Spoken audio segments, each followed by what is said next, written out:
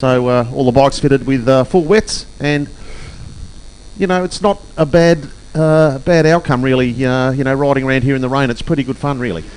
Yeah, look, all week I think people have been watching the weather very, very carefully, because the forecasts were for up to, heavy rain at this stage, 10 to 20 mils, even up to 30 mils, some forecasts were saying. But look, honestly, at the moment we have a very light sprinkle. It looks like we had some heavy rain overnight. There's a lot of water around, but the track itself, I had a drive around this morning. Look, it really isn't too bad. There's a few little light puddles on the back straight. They're only shallow, and it looks to me like bikes on track are navigating it quite well. So hopefully that means we're still in for a good day's racing. As you say, Rod, it's a different set of conditions for riders. Some love it, some hate it, but with modern day wet tyres, it really, once you get out there, it can be actually quite a bit of fun. Yeah, look, absolutely, and you and I have both done plenty of wet riding, and I've always enjoyed it. It's a real leveller, and you've got to ride differently, of course, but smoothness is the key. You can't be too aggressive turning the bike in and out of the corners, and obviously throttle control's paramount as well. But the amount of grip offered with the wet tyres, the braking's still very, very strong, and you still get your knee down in places as well. So it's a good leveller, and you can see people that may not feature at the front of the pack normally, they're having a good crack at it. So I think we're going to have a great day's racing. Yeah, I was just saying to some guys yesterday that the thing about wet riding is that unlike riding in the dry, which is actually quite aggressive, you're putting a lot of physical effort into it. Wet riding, you're a lot more smooth, as you just said, Rod. You're not putting anywhere near as much effort into it. You're trying to be very, very calm and relaxed on the bike, and it actually gives you more time to focus on what sort of feedback you're getting from the bike and what sort of feel you get. Things are a little bit slower, and it can actually improve your riding, I think. Oh, for sure. I think it is. You definitely have to learn to be smooth, and the way you operate the controls. It's definitely not as aggressive. And you're right, Chris. Physically, it's far easier on the body than racing around here in the dry. So we should touch on. We got our first lot of bikes out on track. So we've got the Formula Baskerville Historic up to 500 and Pre-Modern to 500 out having their qualifying session. Yes, P1 so far, or fastest time so far, is Julian Winlow on the big CR 500. He's clocked a time of 1 minute 12.3. Right behind him, Peter McEldowney on the, I think it's a SV 650. Yeah, it is. 1 minute 12.4, so only 1/10 behind him, so already very, very close at the front. Different category, of course. Julian in Pre-Modern up to 500. Peter McEldowney in the Formula Baskerville class. So, but as you say, Rod, it shows the wet is a real leveller. So quite a few times, quite similar there at the moment. Yes, and just saw Peter McEldowney has just nipped ahead of Julian Winlow there to go into first position.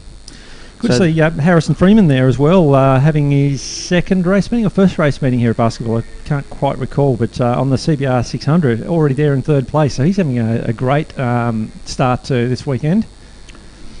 Yeah, look, and that'd be an ideal start for him. There's 1 minute and 50 to go in the session, so time is about now to try and get in that quicker lap for qualifying. Very important to be on those first couple of rows.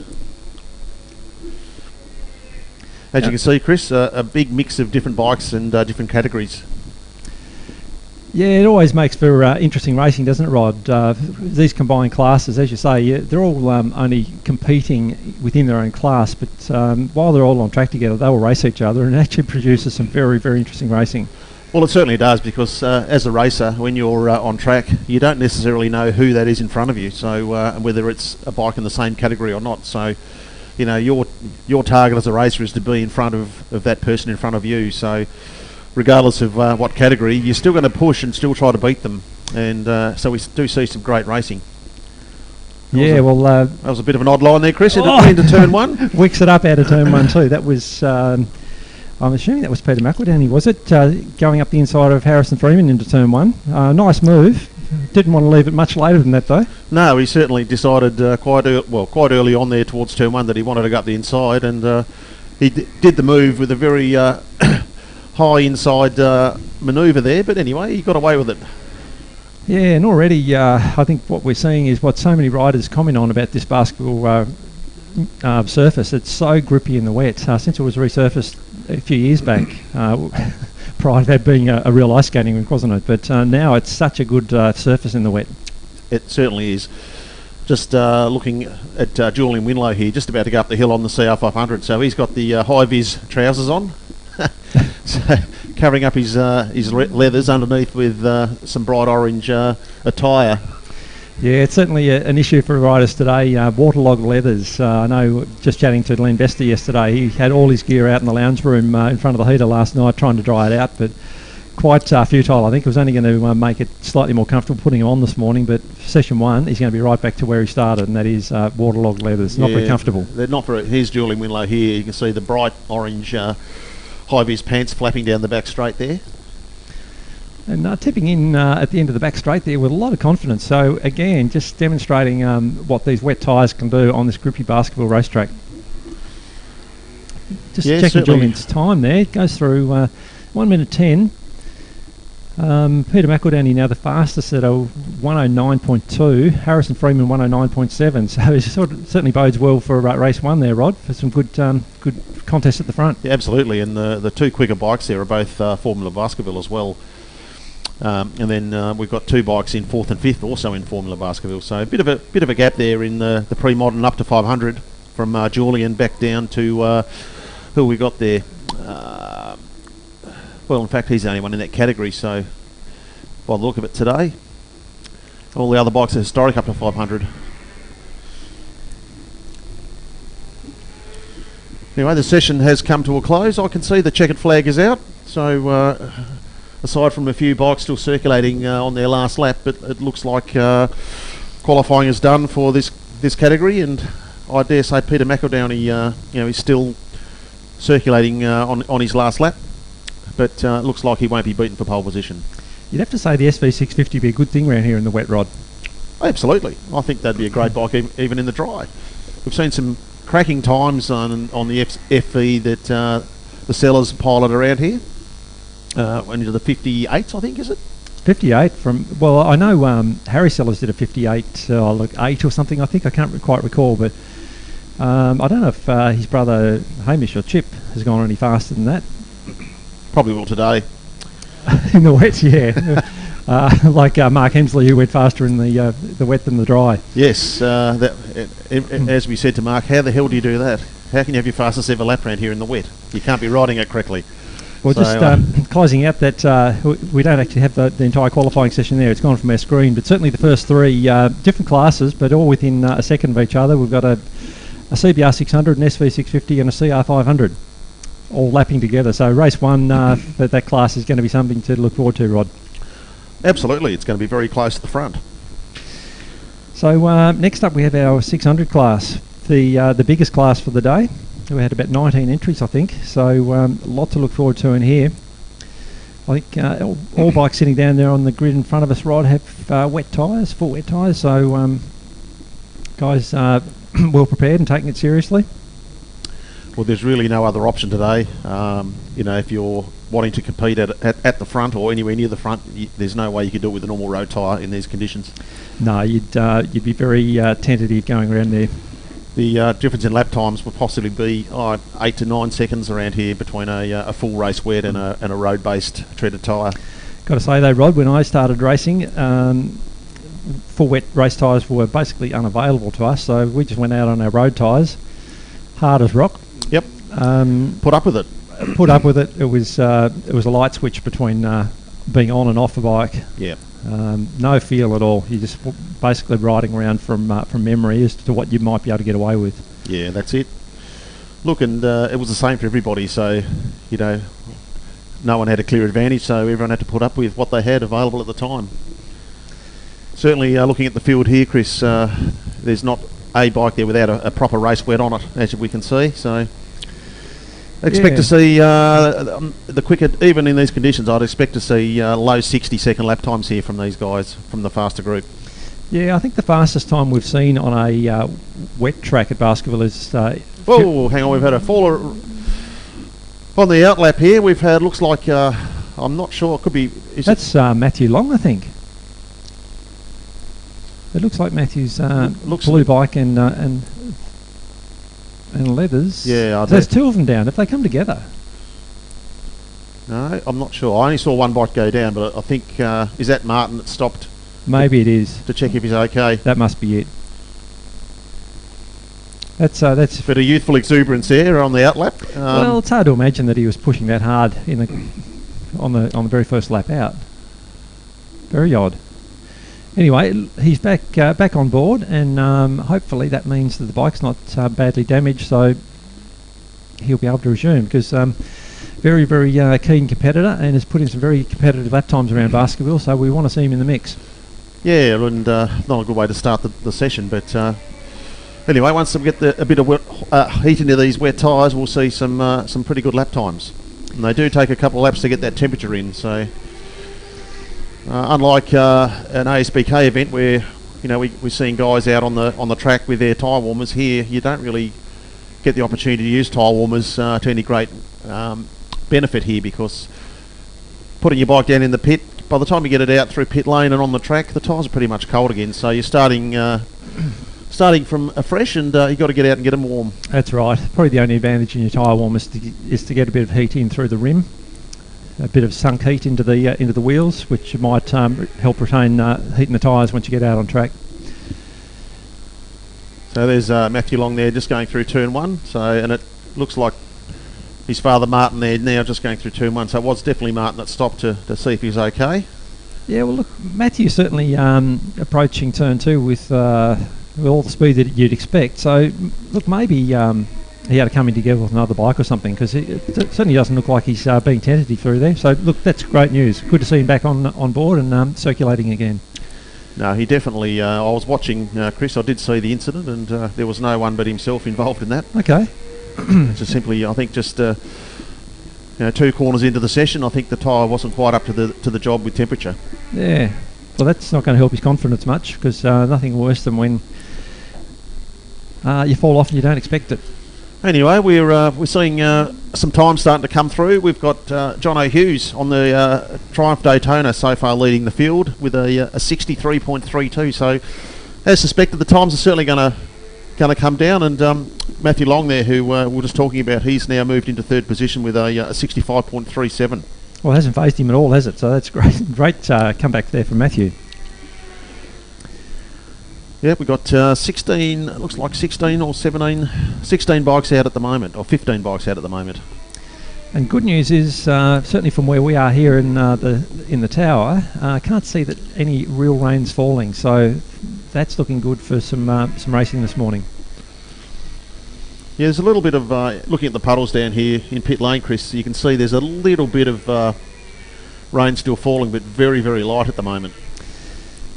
That's right, certainly not enough to be any sort of concern at all. So so once again, that's really good news for hopefully getting through a race day. So starting to see some impressive times already. Jonathan Hughes has now dropped that down to a 62.2. Yeah. So once upon a time that was a very competitive dry time. So yeah, there's quite a few riders here, Chris, that that 62.2 would be a wonderful time for them in the dry. So Jonathan's done a lot of laps around here. I know he can do a 55 in the dry. So we're seeing some pretty competitive times straight up. Yeah, chatting to Jono yesterday, he was feeling pretty confident about today in the wet. He does enjoy getting out there in the wet, and as you say, experienced rider, so that's starting to show. Interesting thing, I guess, is that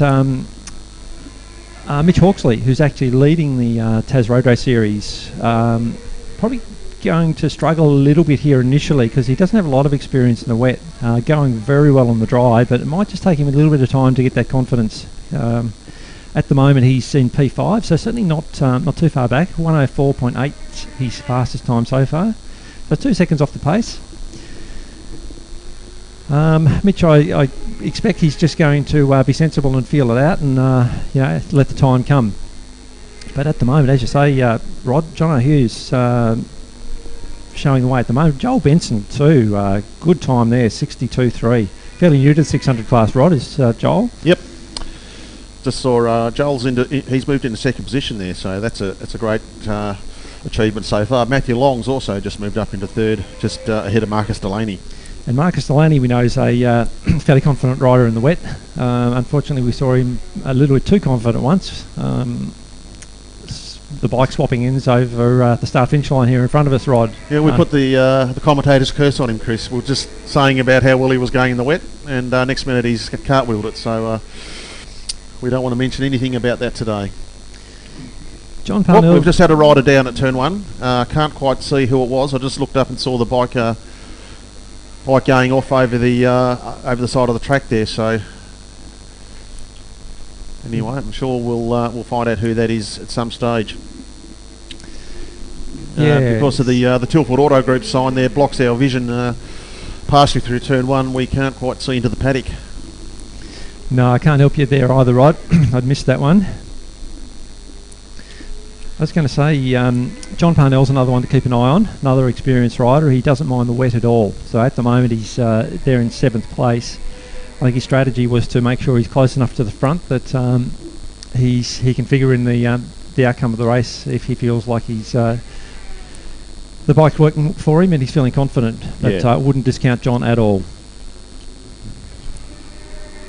Just trying to pick out. We got Brian Smith here. That might be Mitch Hawksley, is it?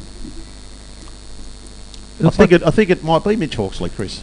So did you see if he actually crashed or ran off? No, crashed. I saw the bike on its side.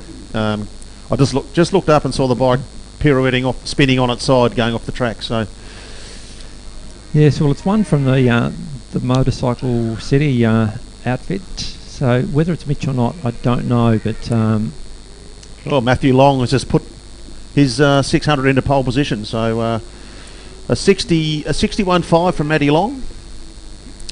It's just put Jonathan Hughes back in at a position 2. So we've got just over 2 minutes and 30 seconds to go on the session. I'll tell you what, that is a very, very impressive comeback from Matthew Long to fall off turn 2 on the siding lap, basically, and then put it on pole. That's a bit Marquez-esque, isn't it? Provisional pole, Chris. We've still got plenty of time in the session for some fast laps. Sure, but regardless, I'm very impressed with that.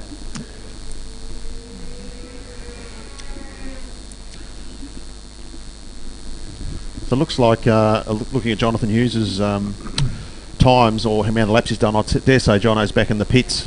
He's put a time down, he's happy with it, and he's only turned 3 laps in this session. So here comes Matthew Long again round the sweeper. He's definitely on it, as you can see, and he's done lowered the time again to a 60.32, so almost into the 59, so definitely having a red hot crack here.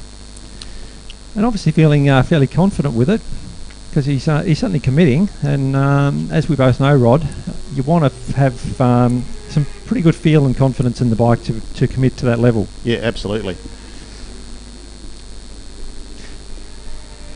Yes, unfortunately that was Mitch, just coming back into the pits now, riding the bike, so certainly looks to be okay. He certainly looks to be okay, and the bike, other than having a bit of mud on it, I think should be absolutely fine to get out there for the race, but unfortunately those sort of things can really hurt your confidence, particularly as we're saying that he's only fairly new to riding in the wet.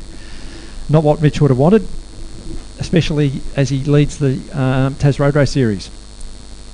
Just looking at Matthew Long here, see if he can. He might get balked by the rider he's coming up on, but no.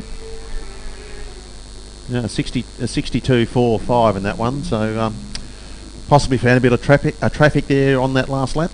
But very impressive, almost a flat 60 in the session so far. Look, it's an absolutely fantastic performance from Matthew. It's, as I say, especially having fallen off lap 1, but right now it almost looks like he's on a dry track, riding very, very nicely.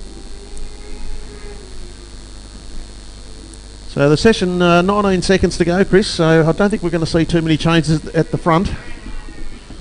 It's nice to see Matt Carey there just move into 5th position on the grid. John O'Hughes just coming back into the pits now, Rod. You thought he may have been back in earlier, but yeah, interesting that it's only saying he turned 3 laps, so he was out there at the start of the session, so whether there's a transponder issue there. But look, right now Matthew Long 2 seconds a lap clear of the rest of the field. So and here he comes again, just about to come over the stripe. So absolutely loving these conditions. And that's his fastest lap of the session. So a flat 60 there, Chris. 60.03, almost a 59.9, but that sees the end of the session. The checkered flag is out. Matthew Long, a convincing pole position with a flat 60 from Jonathan Hughes. Great to see Joel Benson there, Chris. He's gone into third position, so starting from the front row. Rounding it out, Marcus Delaney, Matt Carey and Mitchell Hawksley will be on row 2. John Parnell, Sam Gala, Brian Smith on row 3. Daniel Briggs, David Bartels and Martin Long bringing up row 4. Great ride there from Sam Gala as well. Only new to racing, first time ever in the wet. Didn't know what to expect from it, and already doing putting it in there at P8 with a 64.8.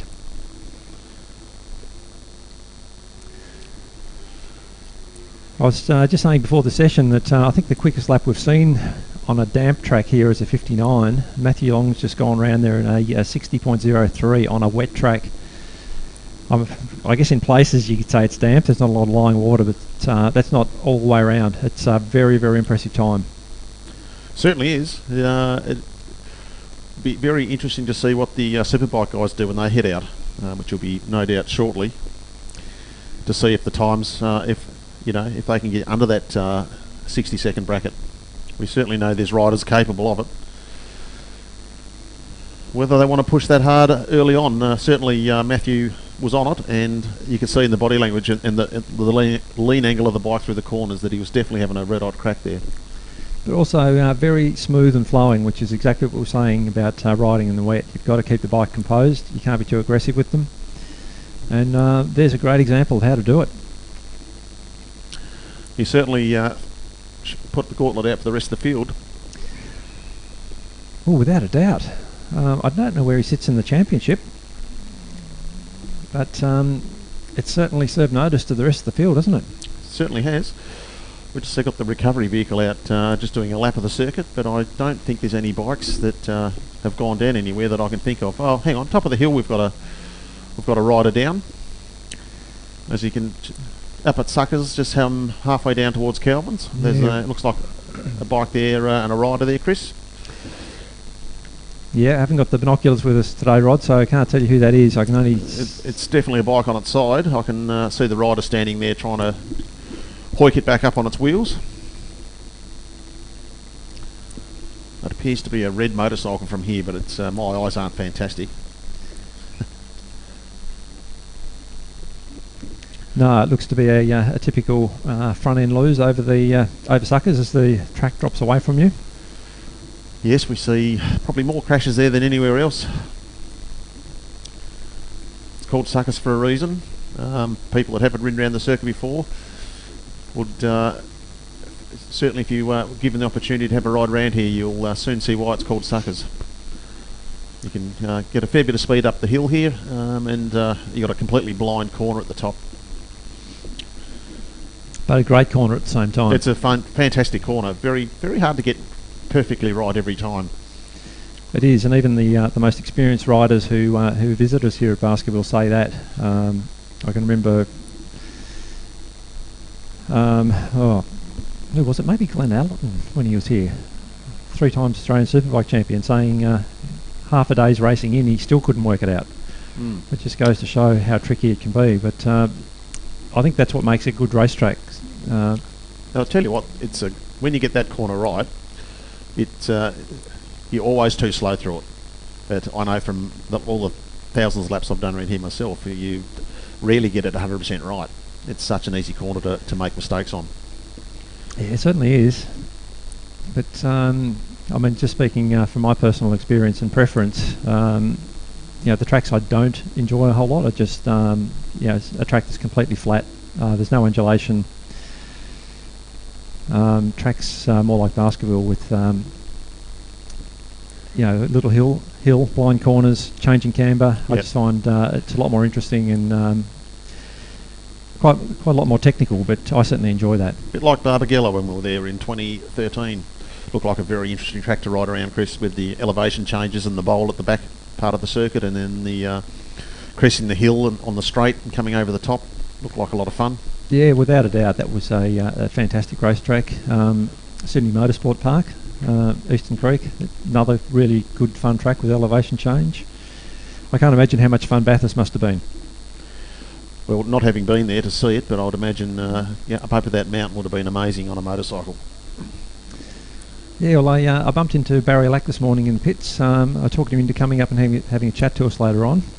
I expect Barry has ridden at Bathurst in the past. I'm not sure about that, but he certainly has a lot of mainland racing experience. Was racing before I was racing, so I'd be interested to have a chat to Barry and get a bit of insight into his career and recount a few stories. Was Barry still racing when you started, or already hung up the leathers by then? I think Barry had just maybe had retirement number 3 or 4. No, that's a bit harsh. I don't know. You can ask him that question. I don't know. I cop the same thing. But he did have has had a few brief comebacks since, but I think the majority of his career was before I started. Oh, we got the next group of riders making their way to pit lane. Looks like we have the junior class, Chris. Yeah, Tassie Juniors, slowly building numbers. It's absolutely fantastic to see the kids getting involved in road racing. It's hasn't always been that way in Tasmania. It's only a new introduction in the last few months, so it's still gaining momentum, but certainly looks like it's heading in the right direction. This will be a interesting experience for these young riders. Probably never, apart from their practice day yesterday, they've possibly never raced on a wet track before. No, I think you'd be right there. And would there be any on full wets? It looks like Oscar may be on a full wet there, is he? Oscar O'Donovan? Yes, definitely. So the other guys, doesn't look like any of them are, so Oscar's going to have a distinct advantage here if he does have full wets. Yeah, the problem is that a lot of the bikes that they're using, Chris, you just can't get full wet tyres for them. So it's definitely the bike, the little Morawaki there that Oscar's on, that runs a 125 style rim or Moto 3 style rim. So definitely tyres readily available for those. But a lot of the other bikes, the sizes are just sort of in between where where they make wet tyres. Yeah, well, that's going to make things a little more challenging for some of these guys. Probably first time in the wet and on a not on a full wet race tyre. So all part of the apprenticeship, Rod. Yeah, absolutely. I think there could be one of the other younger riders. I think Roy Turner. I think his young fella might have some second-hand wets that they dug up out of the pitch yesterday. So anyway, hopefully not literally dug them up. No, not literally dug them up out of the tyre wall. That'd be funny.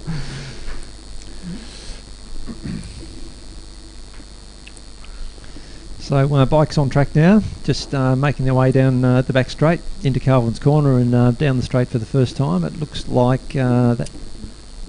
I'm thinking it's. I think it's Ollie Skinner there on the KTM, is it? Who's leading the charge the first time round, and Oscar O'Donovan not far behind him. Just looking at the screen here, Chris, we're only showing one bike on our screen, so I'm not sure what's going on with our timing. Yeah, they'll probably the first lap round start to register a time. About to cross the start finish line now. Sure enough, Ollie Skinner, Oscar O'Donovan, Chad Wiley, Tom Turner, Brodie Curtis, Harley Phipps. Now already Oscar O'Donovan there looking for way up the inside of Ollie Skinner as they go through turns 2 and 3. And in fact does that down the inside of Ollie as they look to drive up the hill towards Suckers. Yeah, this will be interesting to see what times these guys do. I don't think they'll be too dissimilar to their dry times, Chris. They're smaller bikes, not a lot of horsepower, and I think the difference between a dry and wet time for these guys would only be a few seconds. Yeah, I expect you're right, Rod. Although having said that, a few of these guys are probably don't know what to expect from the wet, so they're probably taking it a little bit carefully initially. Yeah, for sure, and look, give them some time in the saddle and build up a bit of confidence and get some heat in the tyres, and I'm sure we'll see some times close to what they normally run in the dry. Interesting. That looks like Chad Wiley there is actually taken onto the back of Oscar O'Donovan. In fact, Chad goes through the fastest time, 1:19.5. So usually he's being left behind in the dry, given he's on the Yamaha R15, the 4-stroke, compared to Oscar. And Oscar has more road racing experience. He's on the Morawaki, I think, isn't he? Yeah, a little 80cc. Certainly, it being it's a 2-stroke, but certainly wouldn't have a lot of power either. No, but Chad doing a great job there, hanging on the 4-stroke road bike.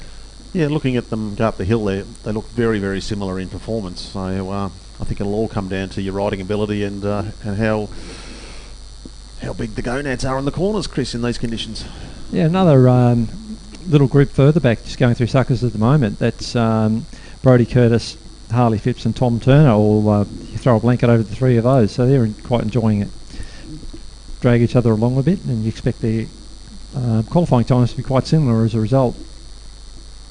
I was going to say before, Rod, first race meeting back here at Basketball after our COVID shutdown. Very, very happy and encouraged to see very strong entry numbers for this weekend. Yes, that's great to see. Road racing still, everybody hungry for it and still alive and strong. I'm just checking. Oscar O'Donovan has now moved ahead of Chad Wiley. Chris, he's a 1:17.7, and Chad on the last lap there, he hasn't gone quicker than his first lap, so a 1:19, so a couple of seconds between them. Harley Phipps is he's come from 5th into 3rd with a 1:23.9. It's very close in that 3rd right through to 6th, separated by 3 seconds. So you got a 1:23. 2 riders in the 1:24, and then Oliver Skinner with a 1:26. Well, that's a great ride from Harley Phipps. He's usually struggling a little bit in the dry, tailing this field, but very, very much enjoying the wet weather conditions. Just excuse me for a minute, Rod. Yep, no problem. So we've got just under 5 minutes to go on the session. So Oscar O'Donovan has got a comfortable 2-second lead over Chad Wiley. I'm not sure we're going to see a huge change in the times here. These bikes are very small capacity, and the top speeds will be the same wet and dry, so it's really just down to corner speed. And as I said to Chris before, there's not going to be a huge difference between their wet and dry times. No, it's certainly looking that way, Rod. I've got to say, this is looking like quite an enjoyable race given the wet conditions. Usually these guys can be spread out a little bit, but at the moment we've got a massive group coming through the chute at the moment. Ollie Skinner, Tom Turner, Harley Phipps and Brodie Curtis. There are 4 bikes all on track together and towing each other along, so I think we could be in for a really, really entertaining race. Certainly in positions 3 through to 6, because they're all within a couple of seconds of each other, and looking at the bunch, how they've definitely, at the moment separated by probably about half a second, if that. Yeah, look, Harley certainly caught them up. He had probably, a good 20 metres. He was 20 metres or so in arrears before, and now he's right on the back of them. So he's loving these conditions. Just looking at the difference in the acceleration up the hill, the dirt bike, Chris, which is I think a little 80cc. Yeah, clear advantage in acceleration, being a 2-stroke. Pulled about 10 or 12 bike lengths on the rest of the field up the hill, but coming into the corners, they're all, whether it's tyre choice or riding ability, but they're certainly catching up on the corners, so the field's bunching up again. And as you can see down the back straight here, the 80cc, the dirt bike, doesn't quite have the aero of the fully fared bikes. So once again, the field's getting right on itself. Here we've got 4 bikes within probably about 0.3 or 0.4 of a second. Looks like Chad Wiley just coming back into the pits. Whether he's just had enough, I assume that probably is it. And we should actually mention that Chad is also on a Yamaha R15 and is 4 seconds a lap faster than the other guys. So that's a really, really impressive qualifying time for Chad, even though he's not P1 outright. He's clearly enjoying the conditions as well. So great work there, Chad. Yeah, they're having a great battle, and just watching here, Chris, at the bottom of the hill, you have a look at the little 80cc two-stroke dirt bike in the lead there. There's definitely got the horsepower in a straight line. Look at the difference. Absolutely, but doesn't this show what junior racing could be? Get a few more guys out there, and this is going to be very, very entertaining. Yeah, I'd say whatever tyres are on the dirt bike, he's very struggling a lot in the grip off the corners. Yeah, well, most likely, but he's probably on the right bike for it. Dirt bikes don't mind getting out of shape a little bit. Yeah, it's probably the bike to be on if you're going to run off the track anywhere. Maybe you've got maybe you got a chance if you go onto the wet grass. But all riders coming down the straight at the moment, tucked in under the fairing, getting as much straight line speed as they can, and they're really getting into this. It's great to see. They'd be having a ball, absolute ball. Look at the difference here with the little fully fared bikes. Obviously, it's tyre choice because the little KTM 80, I think it is really struggling there around the sweeper. There's Brodie Curtis just got past Ollie Skinner, and there's no holding him back. He's actually gapping them. So I don't know if the others are starting to back off a little bit, but they're just they're getting faster and faster, it looks like, and enjoying it more and more. Yeah, certainly seeing the times are coming down. So that group of riders are separated from a 123 to 126, and they've been shaving tenths off here and there. Oscar O'Donovan is clearly out in the lead there. He's dropped his time to 116.9 or 116.4. Yeah, the little 80cc Morawaki bike, Chris, full wets, and you can see the advantage that he has. Yeah, look, Oscar's no slouch either. He's been racing for a little bit longer than the others and doing very, very well with his racing as well. So I think a combination there, good riding, well set up bike and full wets. You're seeing the difference.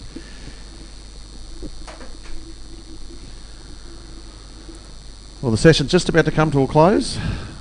Yeah. Checkered flag will be out pretty much now. And these bikes coming around, this will be their last flying lap. So be interested to see if the times change.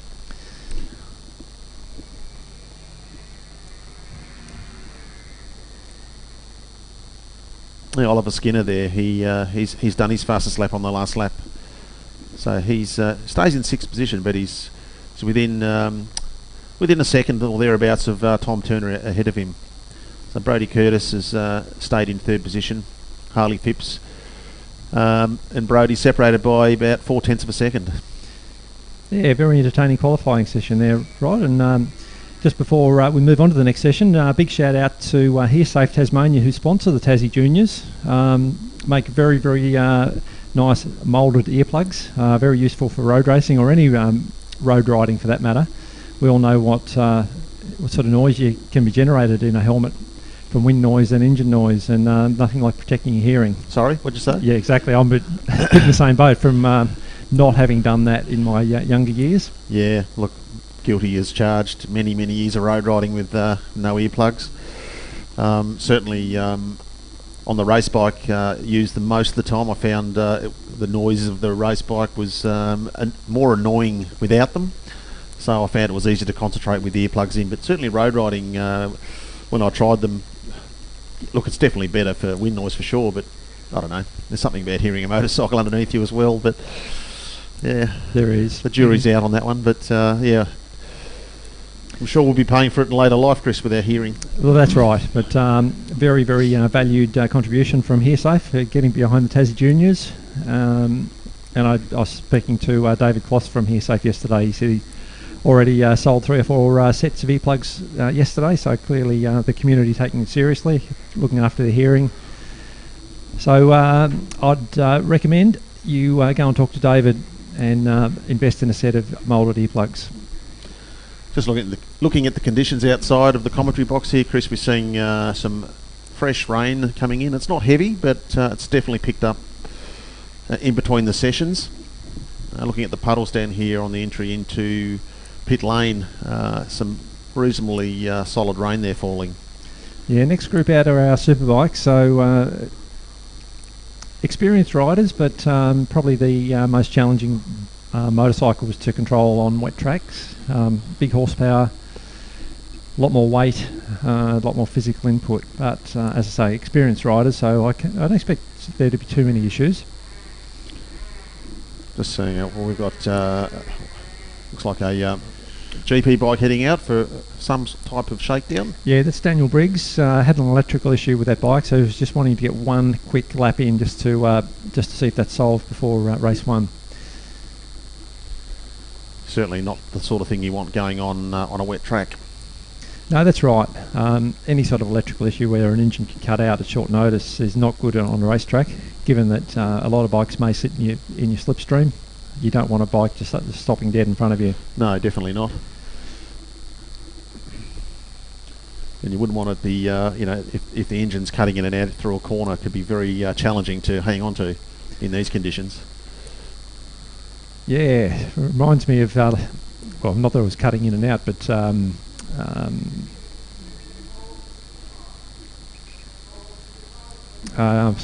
Jack Miller's MotoGP ride a couple of meetings back where he had a tear-off go into his inlet track. Yes. Was losing power. I mean, have you ever heard of that happening before? Never. No, that was... and it was just laying over the air filter and restricting airflow into the engine. And no doubt those engines would suck quite a bit of air with the high horsepower that they're putting out these days, which we don't really know what they put out. They say, you read these days, and they're claiming, or the commentators are certainly claiming, they're up to 300 horsepower. So that's pretty big numbers in a 1 litre engine, but it's massive. I'm pretty confident. I reckon we could bet safely and say they're probably 270 plus horsepower, but whether they're around the 300 mark would be another thing. Certainly a lot of horsepower regardless, and almost unrideable, Chris, without the electronic packages they have. You know, we're seeing some fantastic electronic packages now in modern 1000cc road bikes, and which of course are designed all around the World Superbike or Superbike racing that we see worldwide.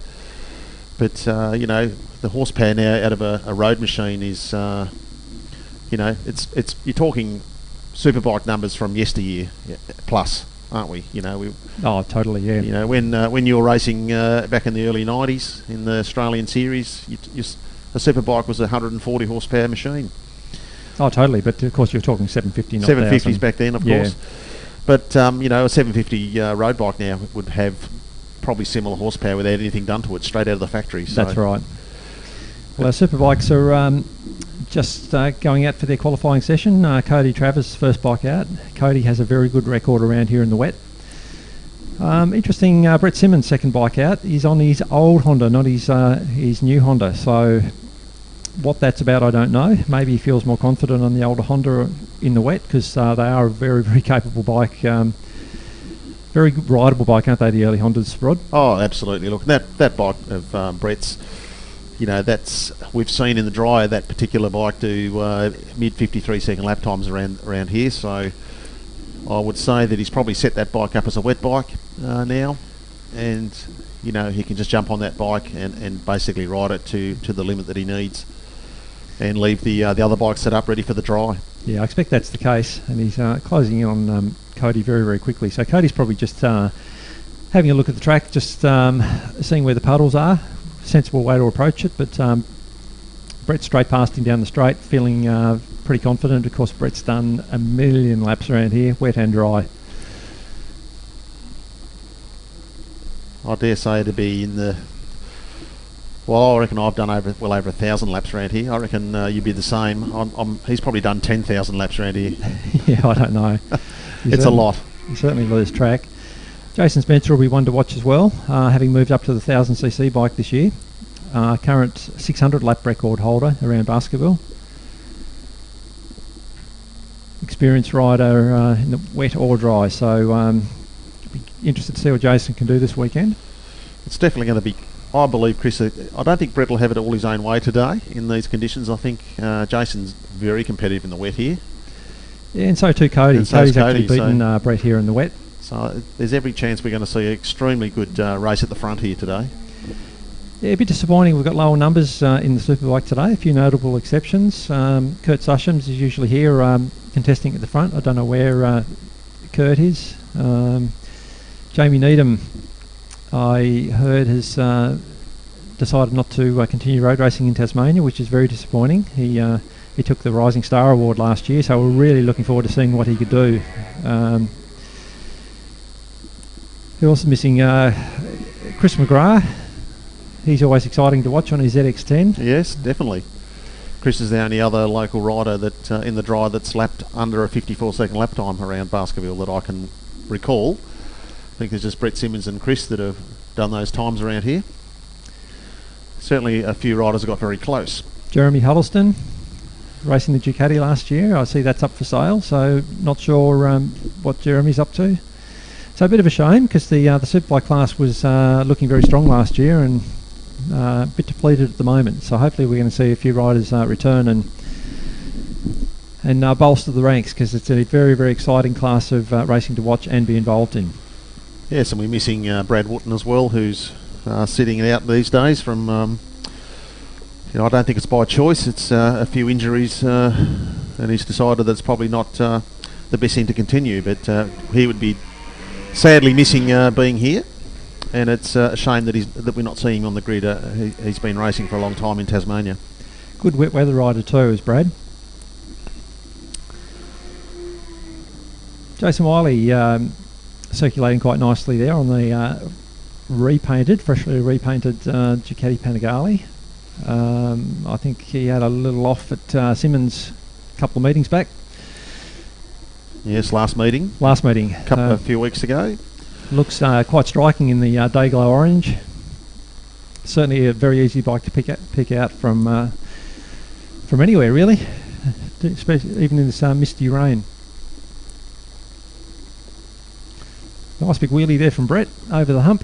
Certainly getting plenty of grip there from the rear tyre. And as we was talking about Brett using his earlier model Honda CBR 1000, I think it's got more than enough horsepower for these conditions, Chris. Yeah, well, Brett just crossing the line at the moment, goes through 61.6, so interesting, still 1.6 off what Matthew Long did in the 600 class, so a little bit up Brett's sleeve, I'd say, at the moment. He'll warm into it. These guys still finding their way around.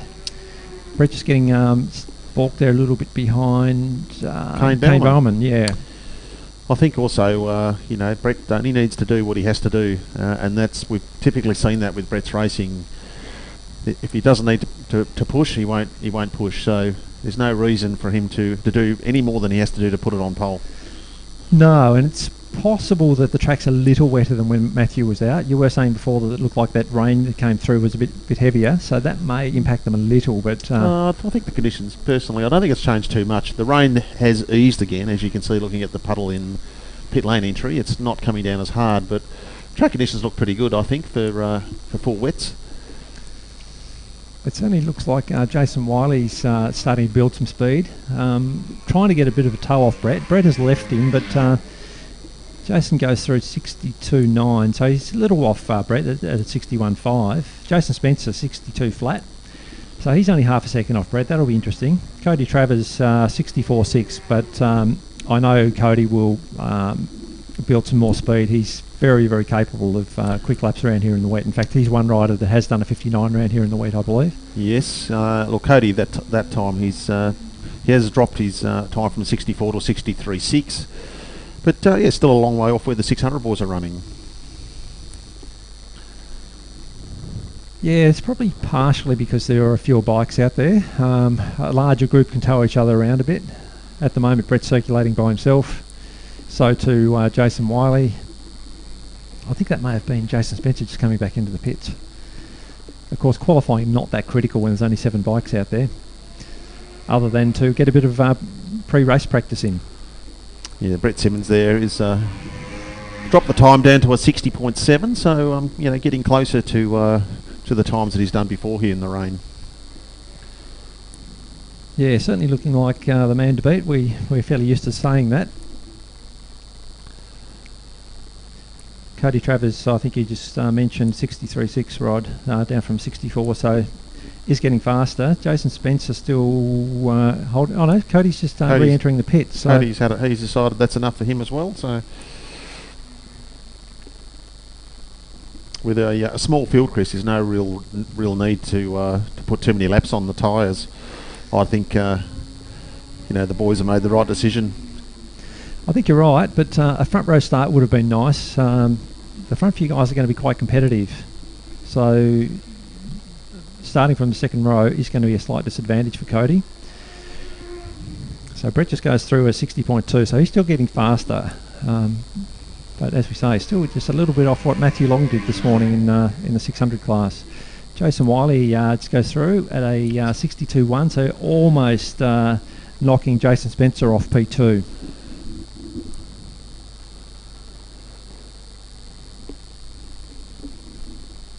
Both riders looking quite comfortable. So I think there's probably a little bit more to come from both of them, Rod. Yeah, look, I think we'll see more in the race. I think once the flag drops and it counts for points, we'll probably see a totally different field or totally different outcome with the riding. But at this stage, Brett Simmons has got a 1.7 second gap over Jason Spencer, and then it's fairly bunched up after that. Just looking at that puddle down there in front of us, I can't see any rain falling on that at all now. So hopefully that means we're going to have another little dry spell for the track to improve again. Yeah, we'll have a slight reprieve there, I think, for the track conditions. Jason Wiley goes P2, 61.8. 61.8, so Brett's coming into the pits. He's decided that's enough for him. Yeah, as we have said many times, Brett's a very experienced campaigner and he'll know what he needs to do. He's already done that, in fact, putting it on P1, but even if it wasn't P1, he knows he'll be where he needs to be for the race. I think he'll be quite relaxed about that. Yes, looking at the numbers, Chris, I wasn't sure the entries for Superbike this weekend, but it's certainly sad to see the numbers down compared to what we've had in the past. Yeah, that's right. And of course, Brad Hughes is another notable exception. He's decided not to see out this year, given the pause we had because of COVID. So I think numbers will be better going into the new year. But as you say, it is still disappointing to see what many regard as the Premier class having a somewhat depleted field this weekend. And it is a state round, so you would have liked to see a few more here.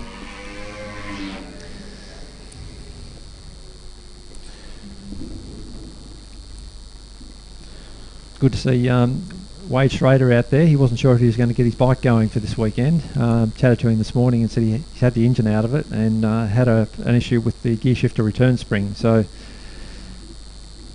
got the engine back in and had a ride yesterday, and he said it felt absolutely beautiful. So he's quite enjoying himself. Didn't mind the wet weather. I was just watching Jason Wiley there just go past the couple of the slower guys out the hill, a large wheelie all the way up the hill there, so no issue with rear traction there in a straight line. No, we've said that a few times this morning. The wet tyres are incredibly grippy, and this basketball bitumen is also very grippy. So it brings the session to an end, Chris. So we won't see a change with the times, but Brett Simmons will be starting from pole. Jason Wiley will be second position on the grid, and Jason Spencer rounding out the front row.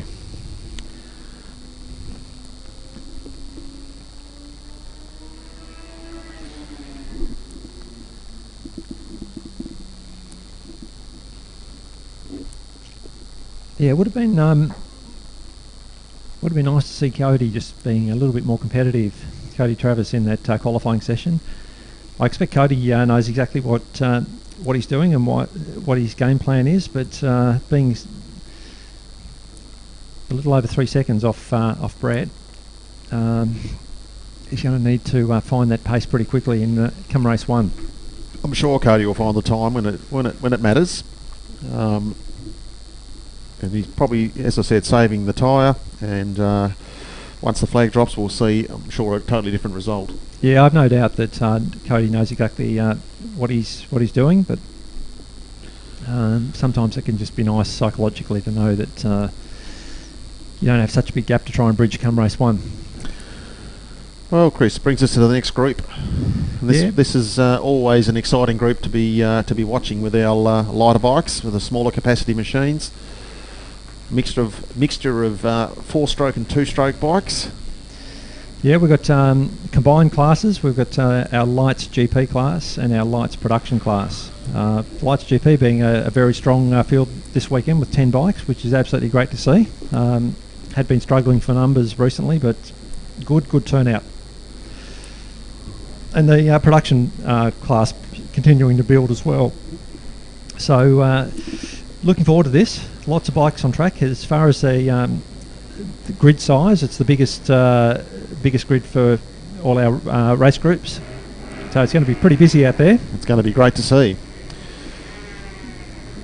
But this will be a tough one to pick. I think I'm going to put my money on Taran Ocean for this one, Chris. Yeah, look, I was talking to Taran this morning, and he was saying he expects to end up in the mud. Well, I have no doubt that that's the case. I think one thing we've learnt watching Taran compete over the years is he's not scared to have a crack anywhere, and we frequently see him. He's a bit like Marquez ish, where he likes to push to the limit, and not scared to have a go. So I think we'll see some very competitive times from. Well, we've got a rider down already. Unfortunately, at the top of the hill, there's a yellow flag there coming out of Suckers. Yeah, rider's up. Can't tell you who it is. The bike's on its side. I'm just trying to see if there's more than one. Is it more than one bike down there? But nah, look, not that I can see. I can see a rider standing on the bank behind one bike. I certainly can't see two. There's if that bike stays where it is, there's a fair. Well, there could be a possible red flag, but they may want to remove the bike from that position. Well, one thing we said before is you cannot qualify with a yellow flag waving.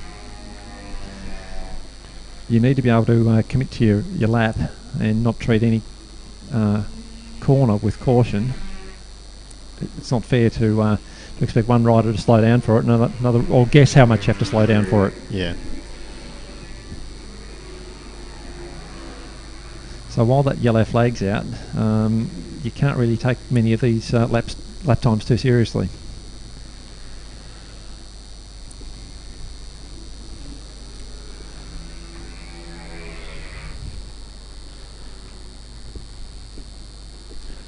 Certainly a mixture of bikes in this field, Chris. Looking at the field, we've got early model Hondas, 89 Honda CBR 250s, right through to late model Yamaha R3s. You've got the GP bikes as well in there, and a mixture of 2-stroke and 4-stroke bikes. Certainly a very, very varied amount of bikes in this one. Well, one of our regular GP campaigners, Jesse Woods, has now transitioned to Lights production. So he's just crossed the line at a 111.3. Would he have 4 wets in that? Yes. Okay, so that's going to be really interesting to see what Jesse can do. Definitely. Compared to the GP bikes. I expect him to be right up there. Definitely 4 wets in Jesse's bike, and also all the bikes I think you'd find here today would be on 4 wets. I don't think there'd be any that aren't.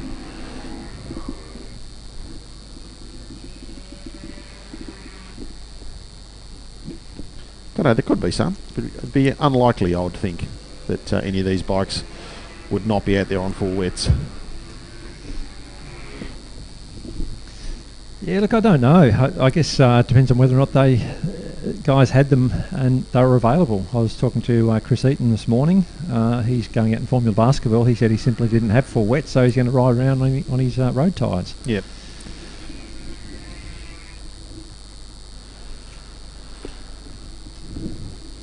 And we've still got the wave yellow at the top of the hill there, and it looks like the rider is attempting to get that bike cleared himself. Yeah, it makes it very, very difficult, as I was saying, for a rider to be able to put in a qualifying lap. In fact, you're right, Rod. The rider has picked the bike up and is moving it further on down the hill. So hopefully that means the yellow flag can be actually withdrawn and allows riders to actually put in a proper qualifying lap. Regardless of that, Chris, the riders are still circulating, and they are pushing as hard as they can in these conditions, and we're seeing a bit of a change at the front. So Daniel Briggs has moved into provisional pole with a 1 minute 10, so there's still a long way to go with lap times, but He's on a little Honda RS125 two-stroke GP bike, and then in P2 is Jesse Woods on that Kawasaki 400, which is a brand new bike as well. Yeah, I was talking to Briggsy about riding in the wet, saying he seems to be enjoying it. A couple of ride days back here at Baskerville, he was the only guy out there on the wet track, and doing the right thing, getting some practice in. I think that's paying off for him. He seems to be very positive about it, and so far, was P1, but now Josh Vanderputten has gone through a 107.5. There's going to be a lot of shuffling, I think we'll see at the front of the field here. So Taron Ocean's moved into second position. Daniel Briggs has now been shuffled back to third. And as we suspected, the GP bikes should be the fastest bikes around here, or GP-based bikes, regardless of whether it's a four-stroke or a two-stroke engine. And that is now showing the way for sure. We've got GP bikes in the first three positions, and Doug Watson has gone P1 in lights production. Doug Watson is fourth outright and P1 on the KTM 390, so fantastic result so far. Just knocked Jesse Woods out of P1 for lights production. What an outstanding result for Doug. That's fantastic. And for those of you who don't know Doug, he's probably one of our more senior riders. Yes, definitely. But certainly not shy on enthusiasm. He's certainly one of our most enthusiastic competitors. But that's super impressive from Doug. Well done. He'll be absolutely stoked with that on the little KTM RC390. Just looking at that, the rider that was down at Suckers, looks like he's got that bike going now, and he's just making his way down on the either the inside or the outside there of the circuit. But that yellow flag, I think we'll see come in shortly, and with just over 3 minutes to go, we've got a green flag now at the top of the hill. Yeah, so good news. Green means go, and I'm sure we'll see a lot of tumbling of the times at the front of the field. As long as that's the only tumbling we see, Rod. Look, I'm sure we'll see more than just the times tumbling, Chris. It's going to be very competitive in this final 3 minutes of qualifying in this group. So we can see that rider is still making his way down the back straight on the inside there. So not the ideal place to be, but he's doing the right thing and trying to get off the circuit. It looks like he's been digging for potatoes, Chris. Hard to say who that is. It's completely brown from mud. The rider and the bike is looks like a fair few potatoes on the side of him. Very, very muddy. Quite a bit of hosing off will be needed for both rider and bike once they get to the pits. Taron Ocean re-entering the pits, currently holding down P2 with a 68.3. In fact, he's not re-entering the pits. He goes through onto pit lane, so he's looking at going back out.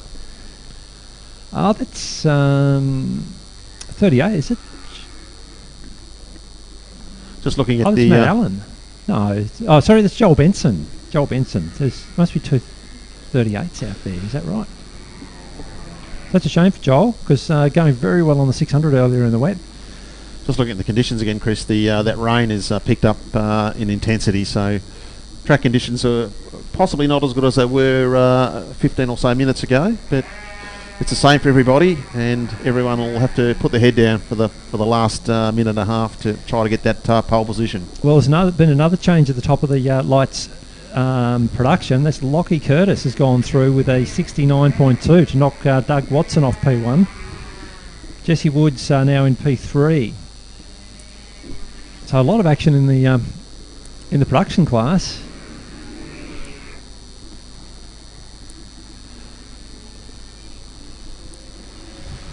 Certainly a lot of changing going on down through the field. I'm looking at the times here. There's riders shuffling up and down all over the 19 bikes on the grid. Wet racing can make for some entertaining, make for some entertainment, I should say. Sometimes, Rod, what you're referring to, it certainly shuffles things around. People are not in their usual positions. No, we've seen that with looking at Doug there. He'd be extremely excited. He's going to be looks like at this stage going to be on the first two rows. Interesting thing is that he's now lapping 4 seconds a lap slower than that, so may have scared himself. I don't know.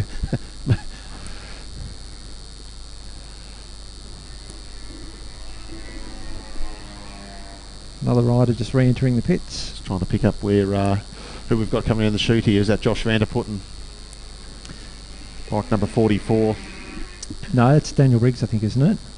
Oh, sorry, Aaron Wade. Looked like Briggs' leathers. So it was Aaron Wade Aaron who's Wade, gone who's P2. Just put himself into second on the grid so far.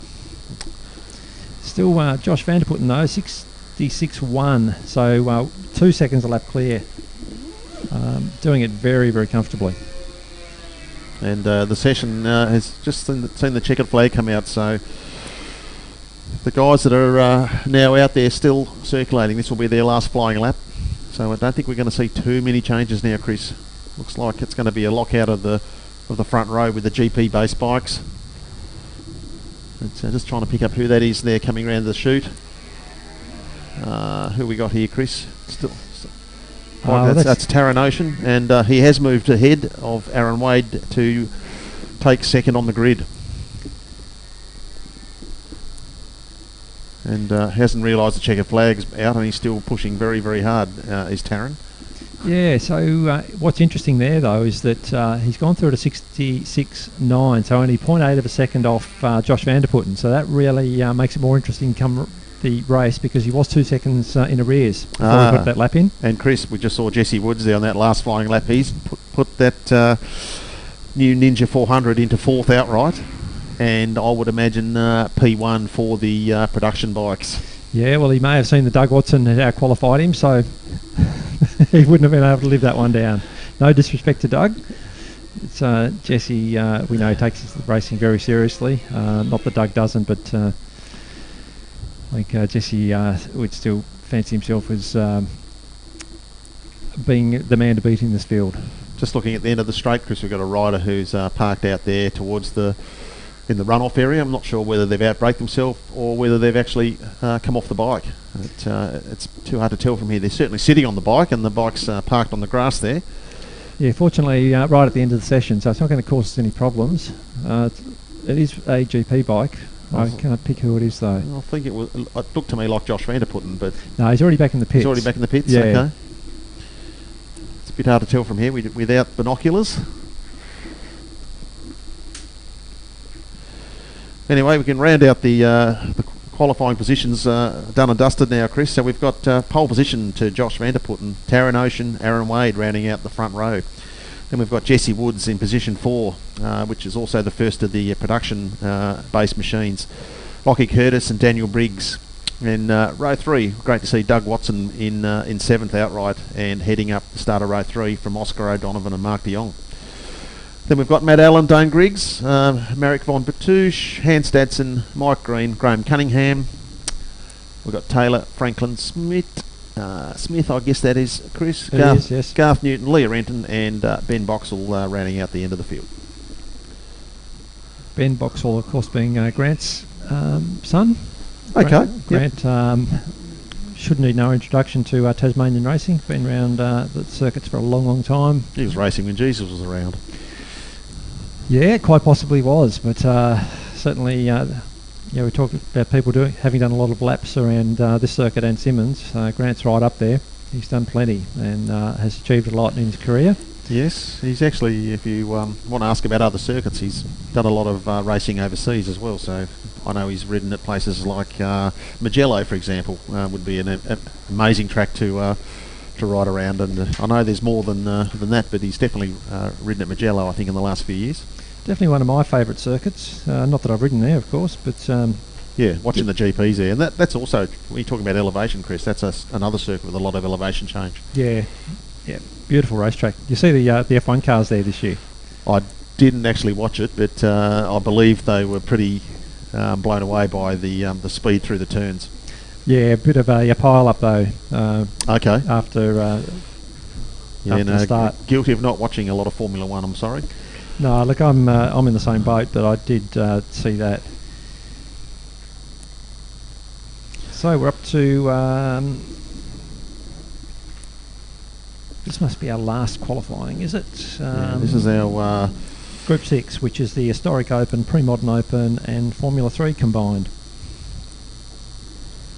So once again, a great mix of bikes here, and with these conditions, a real leveller. So I'm I'm tipping we're going to see the 650 with young Sellers on it, Chris. I think we'll see that towards the front of the field. Well, I'm going to throw one in here, right? I think Trevor Renton's going to figure in the Okay. in the end of this race. I think on the SV650, I think Trevor's proving himself to be a very, very capable rider, and I wouldn't be surprised to see him challenge. Yes, he definitely does have a crack, and I was talking to Len Bester, who, if it was a dry track, would say Len would be probably the favourite to take the win. But Len said he felt genuinely sick this morning. He was very, very nervous, like the butterflies were really getting to him. And that's pretty normal from my experience with even any race meeting. You tend to have a bit of nervous feelings at the start. So I'm sure once you actually get the visor pulled down and you get rolling, it tends to go out the window. But yeah, Len said it seemed worse than normal for today. We'll see how he goes at qualifying. Has been the man to beat.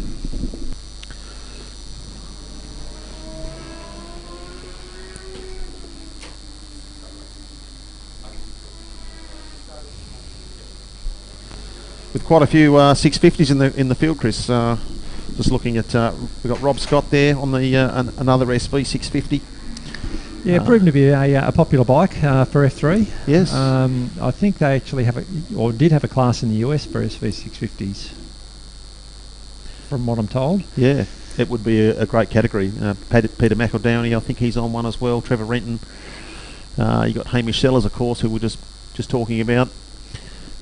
Jeremy Archer, interestingly, we've got a CF Moto machine in there, which has been quite a bit different to how we imagine a CF Moto bike to look, but possibly the only one in Australia being raced.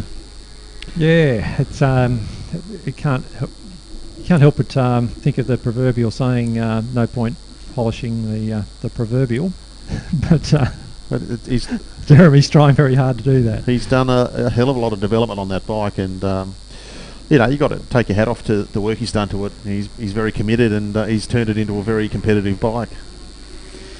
Yes, just going back to what you're saying about Len, I think maybe last wet race meeting here, Len ended up upside down, so that wouldn't have helped with the pre-race nerves. But having said that, Len's still a very capable rider, and he does ride well on the wet. So I think once he relaxes into this a little bit, I still think he can figure quite strongly in the result. Yeah, well, so far we've got, interestingly, leading the pack at this stage. I know it's early in the session, but we've got a VFR 400 with Jonathan Hughes, who's also piloting a Triumph Daytona in the 600 category. So, and we've seen Jonathan racing this bike in the dry and doing sub 60-second lap times. So, what's he done here, Chris? It looks like a 68.6. So. Got about half a second up his sleeve at this stage from Lockie Curtis on another little Formula 3 F3 machine. And there you go, Len's already in P3, so... James Ryan has just jumped ahead, and John Hughes jumped back again. And a lot of shuffling right at the front of the field at the moment, with quite a few bikes all within about a second or so on track. So Jonathan Hughes, Hamish Sellers now jumped up into second, James Ryan into third, and Len Bester has been pushed back down to fourth.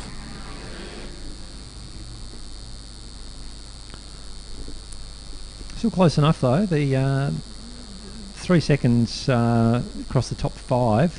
So given that's only the first few laps on a wet track, I think we might see a bit of competition at the front.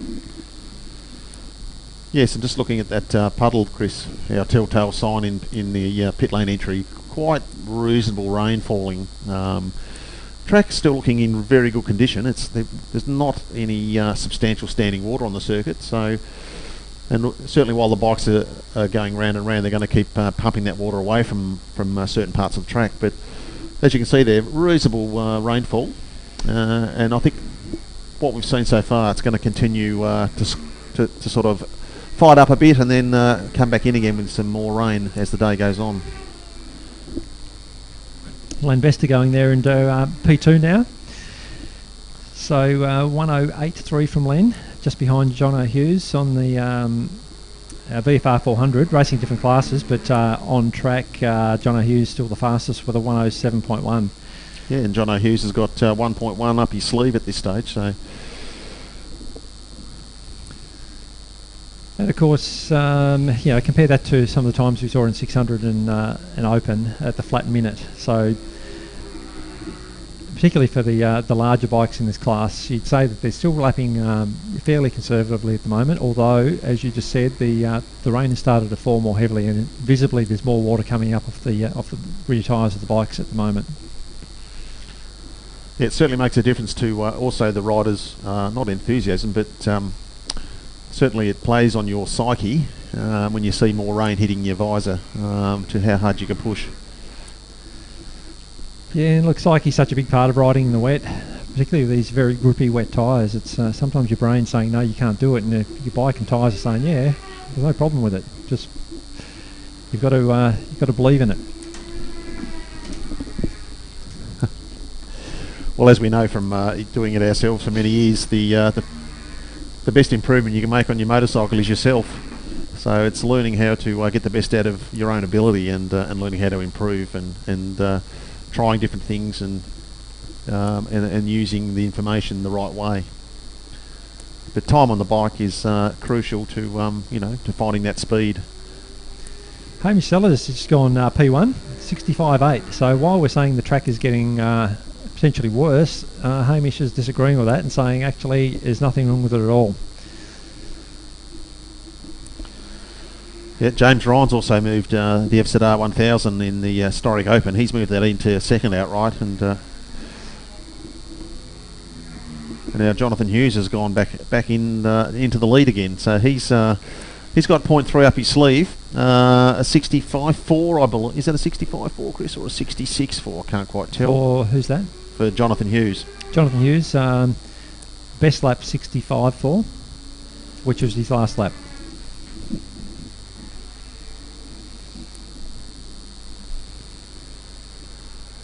So that's going to be interesting between John O'Hughes and Hamish Sellers. Only 0.3 of a second between them. And probably reasonably competitive straight line speed as well between the VFR 400 and the SV 650. Yes, there wouldn't be a lot in it for sure. Matt Coward coming around on the... that's CBR 600, isn't it, in pre-modern? I thought it was a Yamaha, was it? Or not Suzuki? You're right. It is an early R6. 111.5 in P10 outright. Comes James Ryan just heading around, who was... is still sitting in third. And what's interesting is Hamish Sellers and John O'Hughes are together on track. John O'Hughes right behind Hamish Sellers, so it'll be interesting to see who actually manages to get the prize here for P1. John O'Hughes has it at the moment with a 65.4 from Hamish Sellers on a 65.8.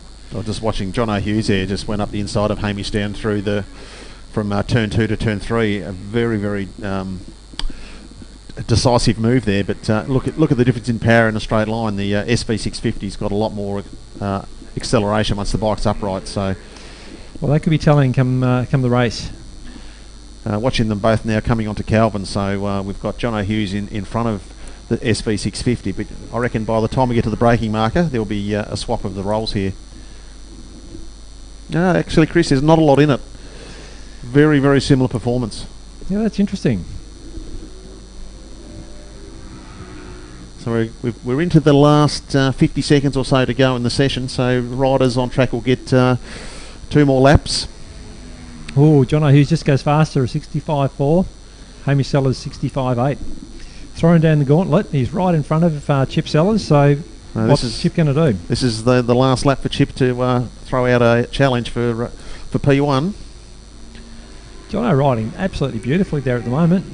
Don't want to put the commentator's curse on him, but at this stage, you'd say the bike's on rails. He's looking beautiful. Yeah, that would be a nice little bike to ride around here, those little 400s. And actually gapping Chip. Yeah, I think the difference, once I get to the back straight here, the SV does have a little bit more straight line speed, so ultimately lap time wise they're almost identical, but definitely a difference in the corners, with the 400 being a lot more nimble.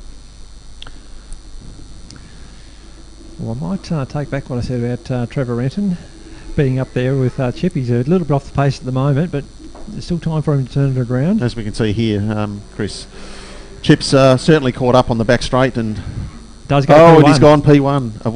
Oh, look at the times. 0:02. 64.9, 64.9, but 0.02 of a second between them. So Chip's used that. He's been shown around beautifully by Jonathan Hughes on that last lap, and he's done what he had to do just to get that pole position. Aren't they in for a bit of fun this afternoon? They're going to have a ripper. So I don't think we're going to see any other riders on this last lap knock them off P1 and P2. James Ryan P1 in Historic Open and holds down P3 outright, and Len Best the P1 Pre-Modern Open and P4 outright.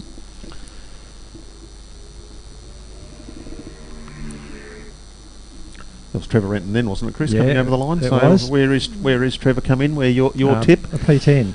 Position 9. He's 9, okay. Position 9. So Yeah, a good 6 seconds back on Chip Sellers though. So as I said, I might have to retract that, but there's still time to turn it around. So we shall see. one thing's for sure with this category, with the mix of bikes we've got here, we're going to see a very entertaining race.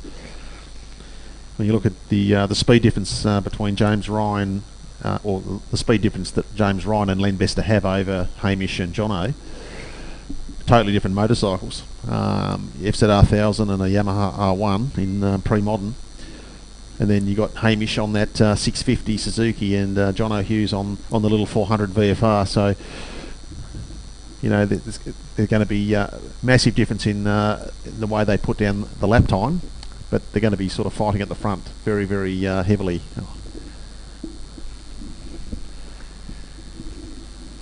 Yeah, look, like I was saying earlier, I think the SV650 would be a great bike around here to ride. Nice and light. The V-twin produces nice power, and we know the twins are always good at getting traction down. Yep. So I think on a wet track around here, it'd be hard to go past an SV650. I think the secret for what has to happen for Jono and Hamish, they need to try to get as much of a gap on the bigger bikes on the twisty part of the circuit, because once we get to the straight or the hill, the FZR and the R1 have a lot more horsepower and a lot more straight line speed. But at the lap time, looking at qualifying, you know they've got a bit of time to find to actually run at the front. So, but if they are ahead of those bikes, they're going to certainly hold them up in the corners. Well, that then concludes our qualifying this morning, Rod. We might take a quick break. I think so. Go and get a drink, and we'll be back up to follow the proceedings as the racing gets underway. See you shortly. Shouldn't be too far away.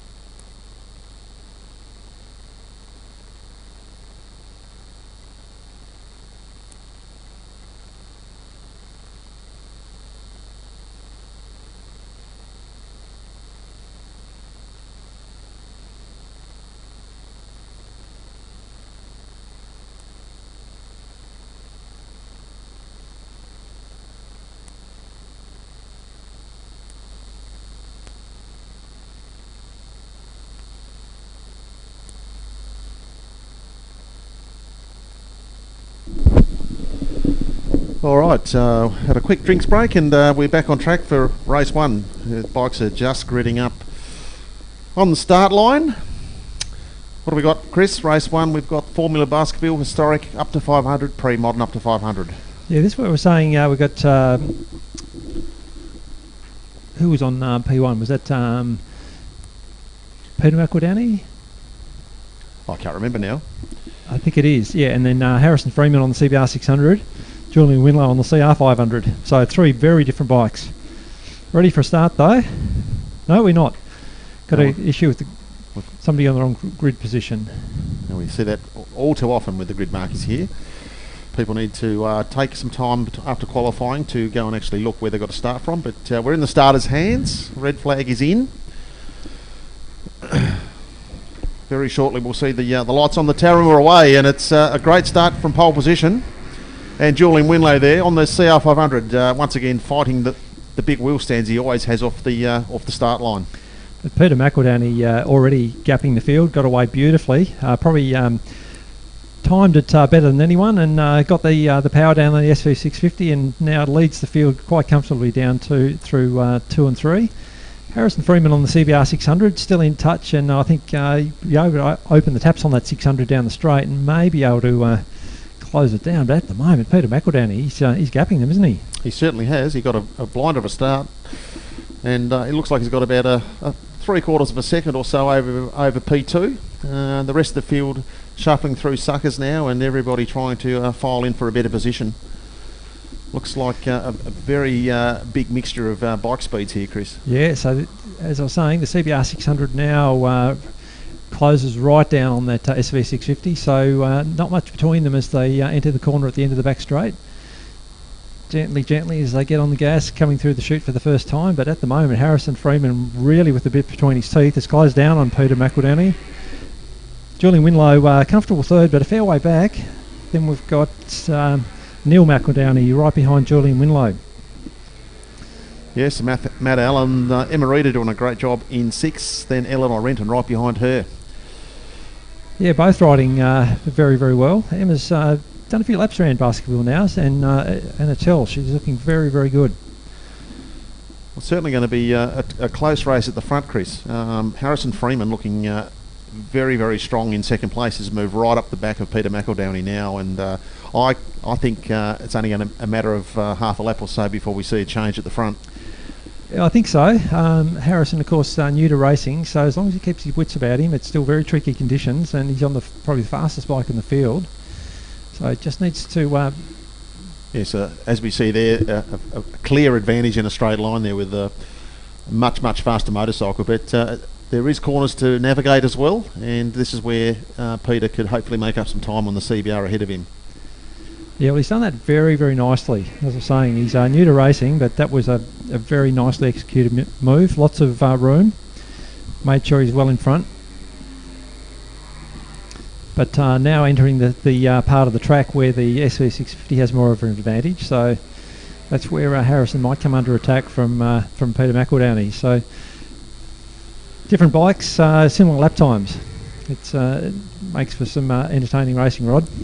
Well, it certainly does, and what's interesting, Chris, Harrison Freeman running in Formula Baskerville, where there's a time penalty, of course, not too far off that. He's lapped that his fastest lap so far at 67.8. So there's still a bit of time to go before you break out, but that's a very competitive time in these conditions. Well, it is. We just saw in the pre-modern Open, historic Open qualifying with some very experienced riders on board, only lapping those sort of times, and this is an introductory class.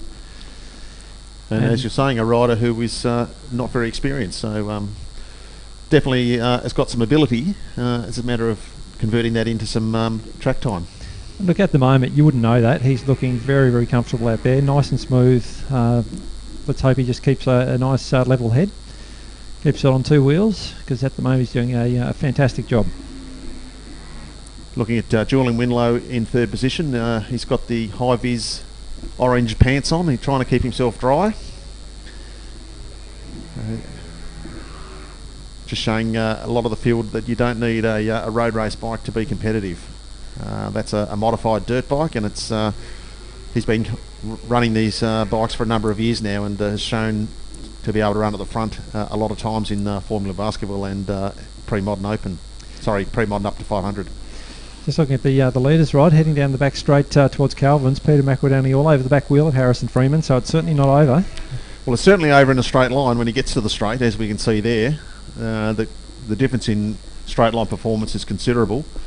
But Peter McEldowney is definitely, as you can see there, he's closed right up on the brakes and has got more corner speed. So you could certainly say Peter's being held up here, and he's going around the outside across the turn one, but once again doesn't have that horsepower in a straight line.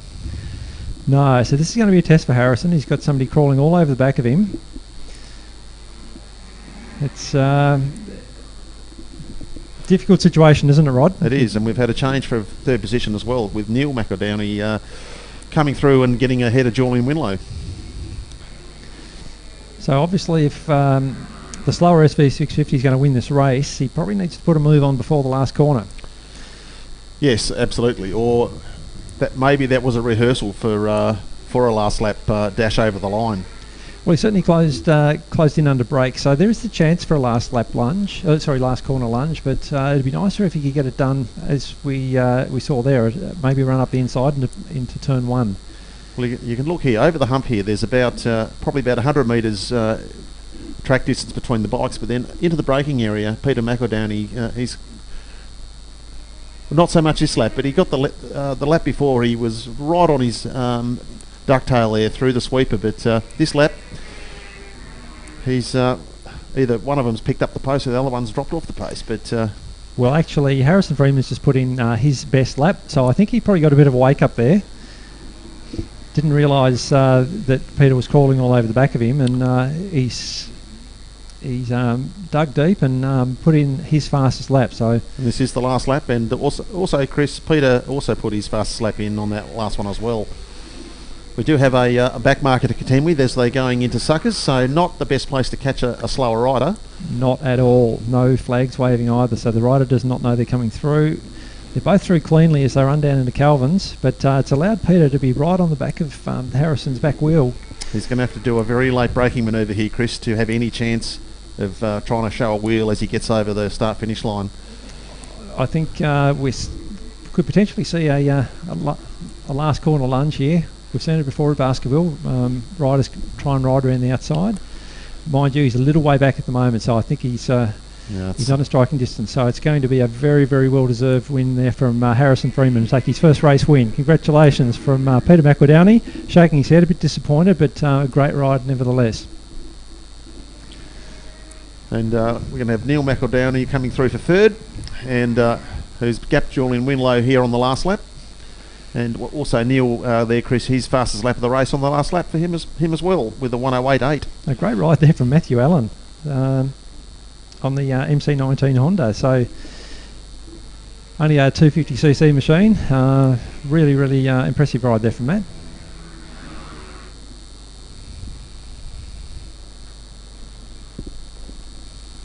Yes, well, some very exciting racing at the front. I know Peter McEldowney is probably going to be disappointed in that, but that's what straight line speed can do to you sometimes. Yeah, it's going to be a tough one to get over the extra horsepower of the CBR 600 that he battled with the whole race. Anyway, we'll see what he can do for race 2 later on in the morning. But certainly a great ride there from Harrison Freeman. Come along in leaps and bounds already, and it can be difficult leading a race, particularly when somebody's right on your back wheel, and he didn't put a foot wrong there. May have just backed it off a little bit and allowed Peter to challenge him again, but he responded well and took the win very comfortably. Yes, and looking at the bikes there, the first 3 bikes over the line were all in the Formula Basketball category, which is interesting, Chris. We quite often see one of the other categories challenging at the front. Yeah, and look, it's not as if capacity is what it's all about today. On a dry track, the little bikes can get around there pretty well, or I should say the lower capacity bikes. So it is interesting that the Formula Basketball class is, as you say, picked up the first 3 positions.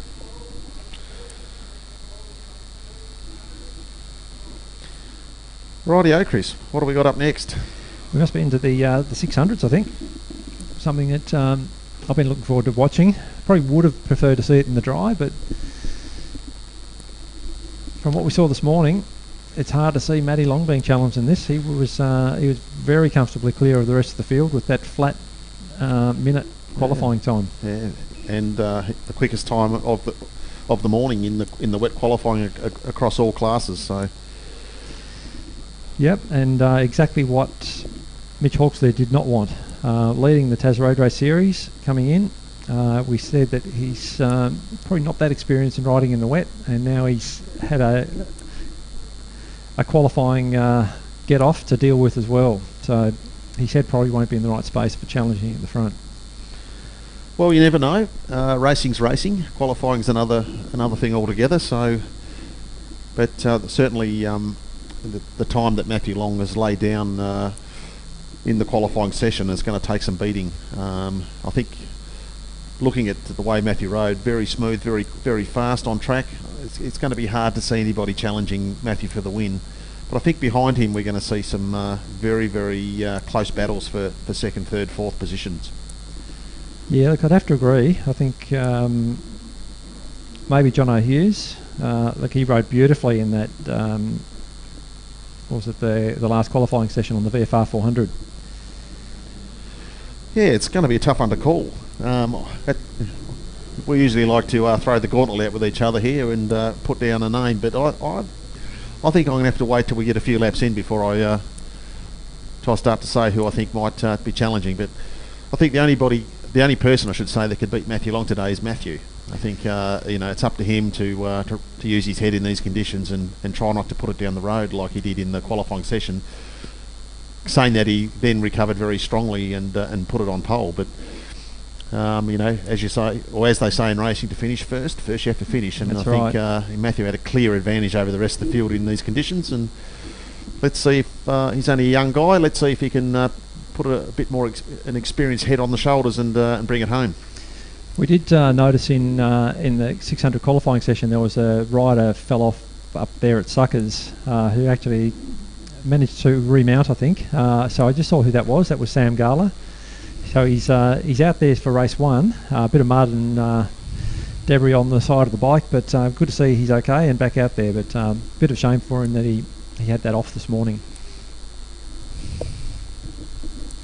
So Matthew Long just rolling around to pick up his position P1. Right behind him, John O'Hughes. So it's going to be very interesting to see what John O can do about Matthew Long. Yeah, and Joel Benson rounding out the position 3, rounding out the front row. Joel, unfortunately, crashing his light spike this morning up there at Suckers as well. So I don't know if that's going to play into his approach to this race. He might have his confidence dented a little. You never know. You never know how riders respond to falling off. Largely comes down to whether or not they understand what happened. Got row 2 headed up by Marcus Delaney on the Yamaha R6. Matt Carey on the CBR Honda starting out of position 5, and then we've got the championship leader Mitchell Hawksley, who had that crash in qualifying this morning. He's in P6, so it looks like we've got some riders shuffling their positions around down the grid again, Chris. A few people not sure where they've got to start from. Yeah, yep, as you say, we see it quite regularly. And John Parnell, who did line up on the wrong hoop, he's now pushing his bike and lining up on the correct position. And we always recommend every rider to after qualifying to go down and look at the start line and work out where you've got to start from, because it's the same for every race, and it saves this sort of confusion at the start of races. So anyway, we're in the starter's hands. The red flag is in, waiting for the lights on in the tower. We have a red light and underway, and a great start from Mitch Hawksley from back in the second row there. But it looks like we're going to see Matthew Long, I think, or was it Jonathan Hughes? No, John Hughes. Matthew Long actually runs wide. Is he going to keep it up? He's out in the grass. He does keep it up. So he's gone out there with somebody else. I can't see who that is. But that's tragedy for Matthew Long. That's thrown a... Well, Chris, there's enough time in the way that he rode this morning. There's enough time for Matthew to recover and still get back to the front of the pack. Yeah, certainly. But John O'Hughes, of course, he won't know what's happened behind him. So he'll think that he may have Matthew Long breathing down his neck. But at the moment, John O'Hughes out there comfortably leading. Looks like Marcus Delaney, I think they're going into second position, going around the outside of somebody there. Inside of Joel Benson, I'd say that is, who got a very, very good start. Is that Joel? I think it is. Definitely looks like Brian Smith there has just gone into third position. Can't work out who's in fourth. John Parnell looks like in fifth. John Hughes at the moment leads the field through to complete lap one. Marcus Delaney, Joel Benson. Oh, that's Matt Carey. Matt Carey, yeah. Wow, what a blinder of a start from Matt. Yep, Matt Carey's in fourth position. John Parnell fifth. Daniel Briggs. Peter Bellchambers doing a great job. His first race on the modern bike. He's also piloting the historic bike as well today. Mitch Hawksley's in eighth. Matthew Long has recovered back to ninth position. But at the moment, no stopping. John Hughes almost got the length of the back straight as a lead over. Is that Marcus Delaney still in P2? Yes, it is. Oh, somebody's down at up there at Suckers. That's not John Hughes, is it? No, he's still okay. No, can't see who that is. It's a white bike. It's not Marcus Delaney, I don't think. I think he's still in second position. Yeah, so look, again, should have brought the binoculars along, but unfortunately, somebody's gone down there up at Suckers. Just trying to find Mitchell Hawksley. Surely it's not Mitch again. I can't see him, Chris. Hang on, I'm just looking, but oh no, Mitchell's there. Oh, Sam Delaney is at the bottom of the timing screen, so maybe it's Sam. Okay. Look at Matthew Long there, storming through the field, coming through very, very competitively. So he's back up. He's up now to 8th position. He just needs some clear track now and just use his head and get some heat in the tyres, and I'm sure we'll see him hopefully back on the podium. But that's racing, as we know, Chris. You qualify on pole doesn't mean that you're going to get the best start or the right position into turn one. But with these conditions, there's a lot of shuffling went on there. Some people got some really good starts, and other people didn't quite get the start they wanted in these conditions.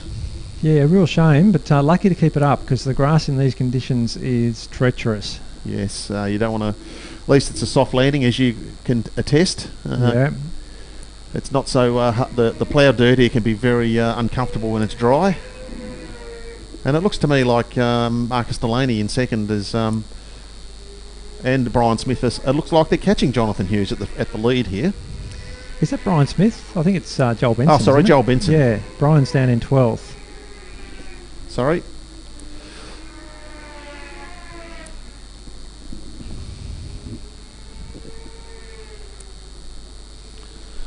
But looks like the camera out off our box here needs a bit of adjustment, Chris.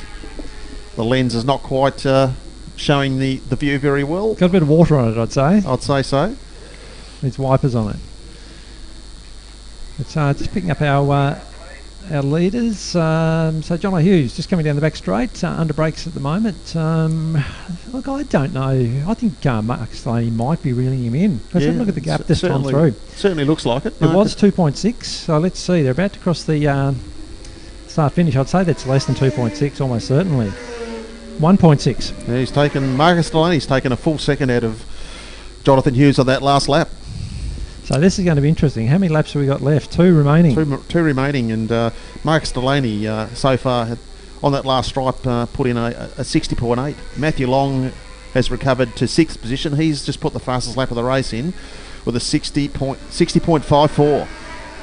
Well, Marcus Delaney promised me he's going to keep it composed over the start-finish line. He's not going to scare us again. Oh, hang on. Is that the same bike that was down at the... Yep. Yep, sorry. Yep, you're doing a Darrell Eastlake on us. Sorry.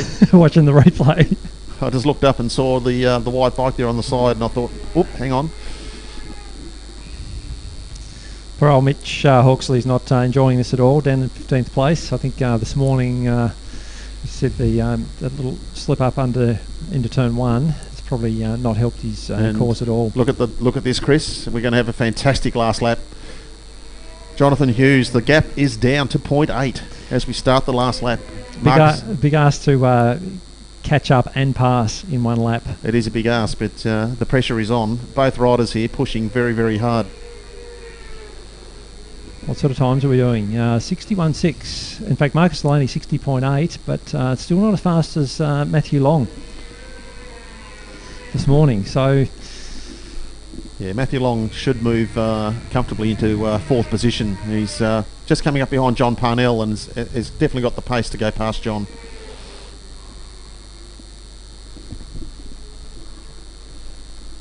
Anyway, we start here's the last run down the back straight, Chris. Yep. We've got about half a second, I guess, between the two riders. It's going to be a tough ask for Marcus Delaney here to get round Jonathan Hughes, but he's closed right up on the brakes. He's going to need a good drive. He needs a very, very good run here around the sweeper.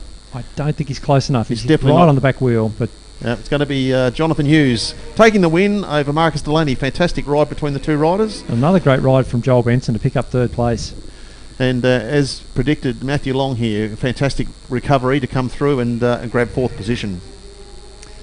From John Parnell and Matt Carey. That's a great ride from Matt Carey.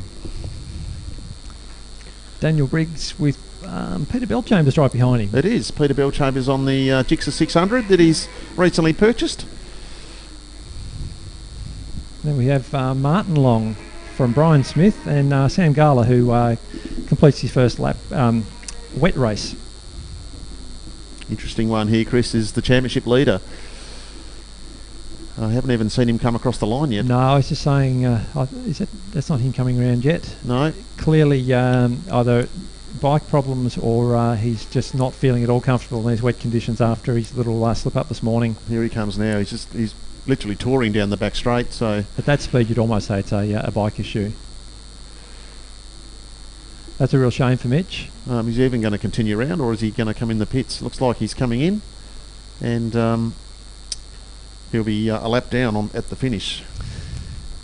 Not that it's probably going to matter, Chris. That's racing, as they say. You never quite know what's going to happen. So he's going to be very, very disappointed with that. Certainly a great race at the front, and some very close racing between Jonathan Hughes and Marcus Delaney. I think another lap could have been either way there.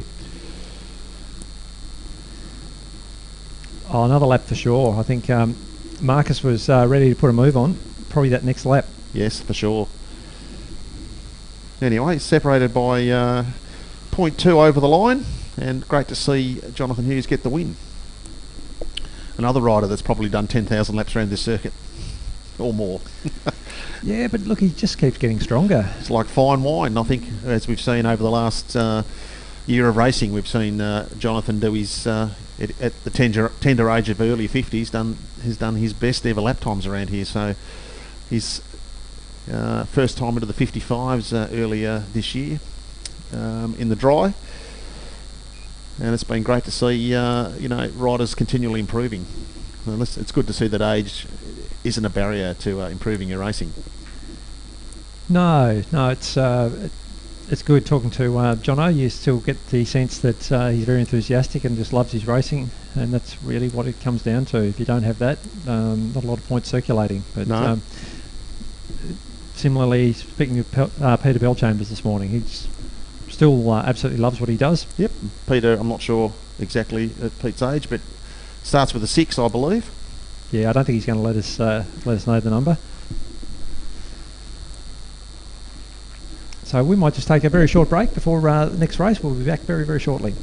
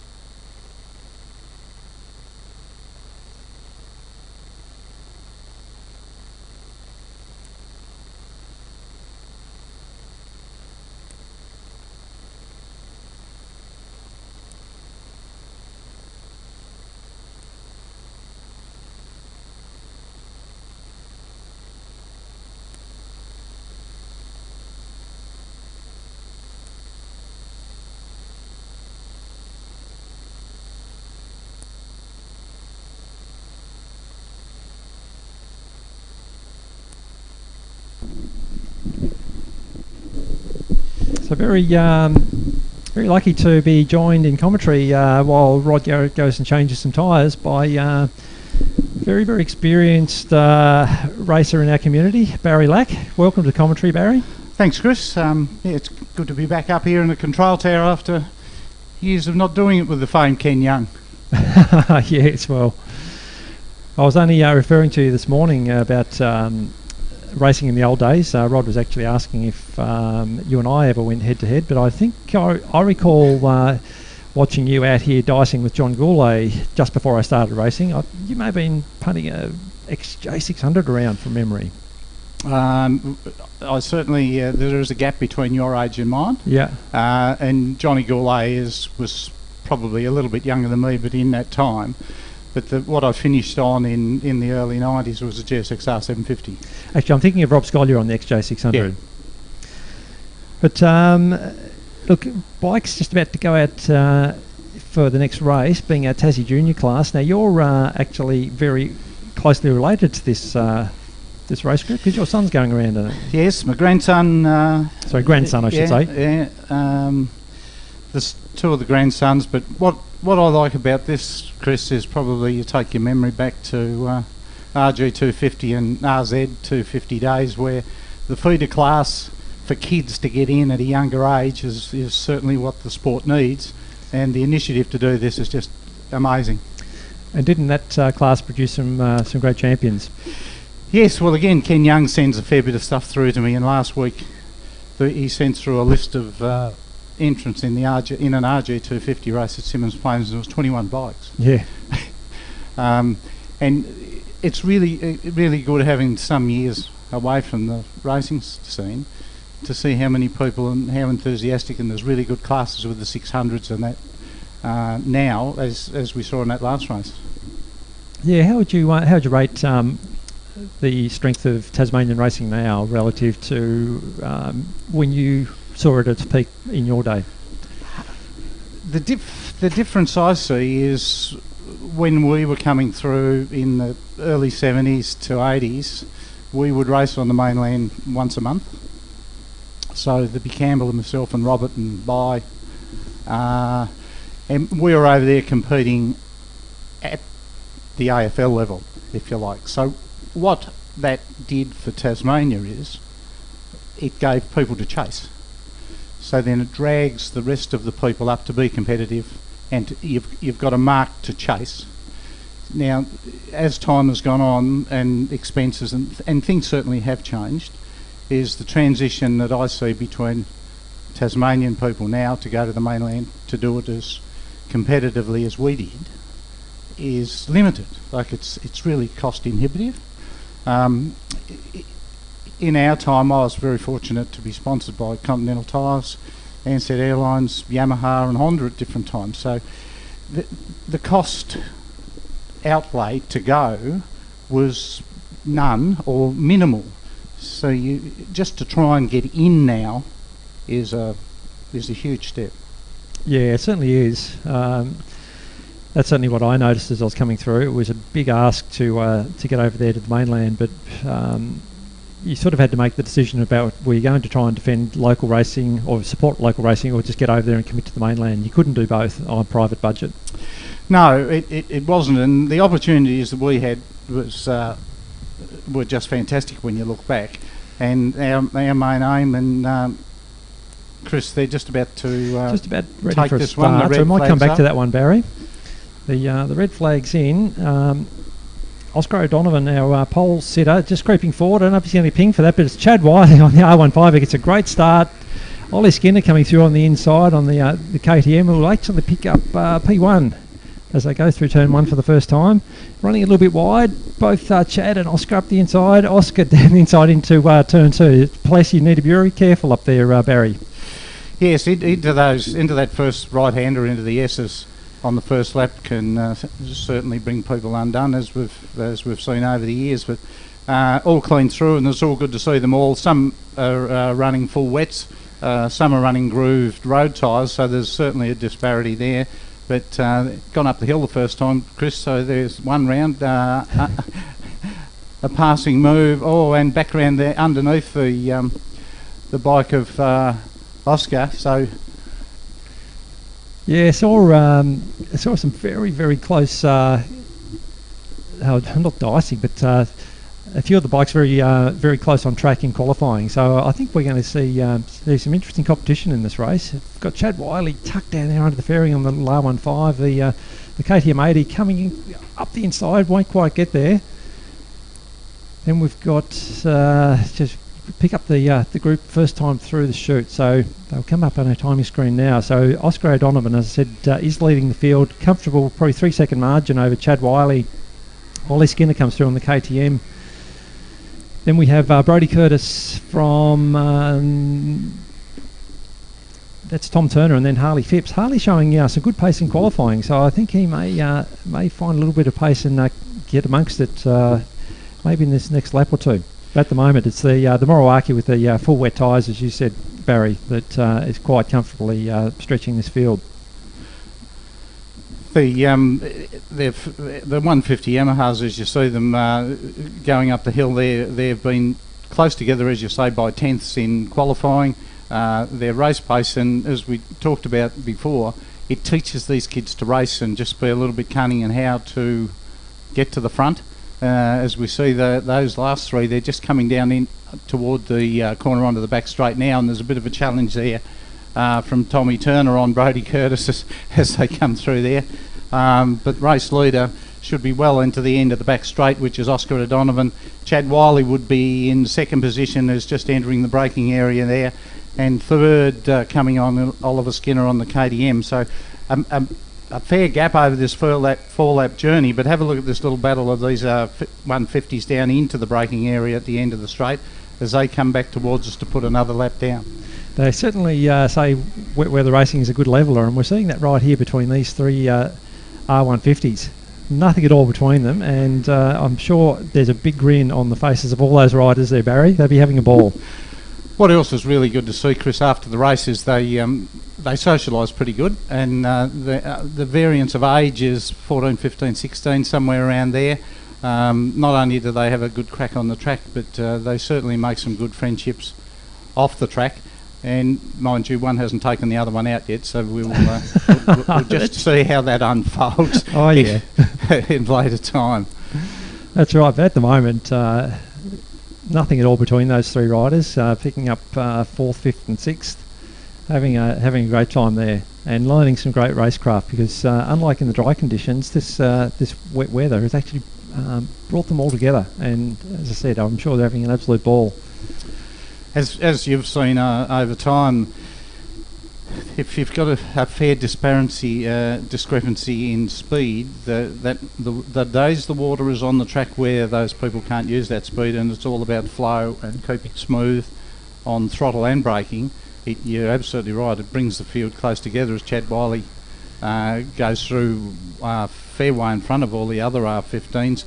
Oliver Skinner just passes through with one and here comes the three 150s all gaggled up, and Harley Phipps has actually made a move on Brodie Curtis and Tommy Turner that time round. So the three of them are still locked together as they go through the right-hander at the end of the start-finish straight, heading up towards that first S. Absolutely fantastic. It's we can't take away from the effort of Oscar O'Donovan out there. On the last lap at the moment, so Oscar looking like he's got this one pretty safe, but that battle back there for 4, 5 and 6, it's still going on there at the bottom of the hill. It looks like Harley Phipps has just pulled a bike length or two, but certainly not over yet. There's a good half a lap left for these guys, and I think there's going to be a bit more overtaking yet. So our race leader, Oscar O'Donovan, just coming round the chute, checkered flag out, so he'll pick up a very, very convincing win. We should see Chad Wiley. That's a great ride on the R15, coming around to pick up second from Ollie Skinner.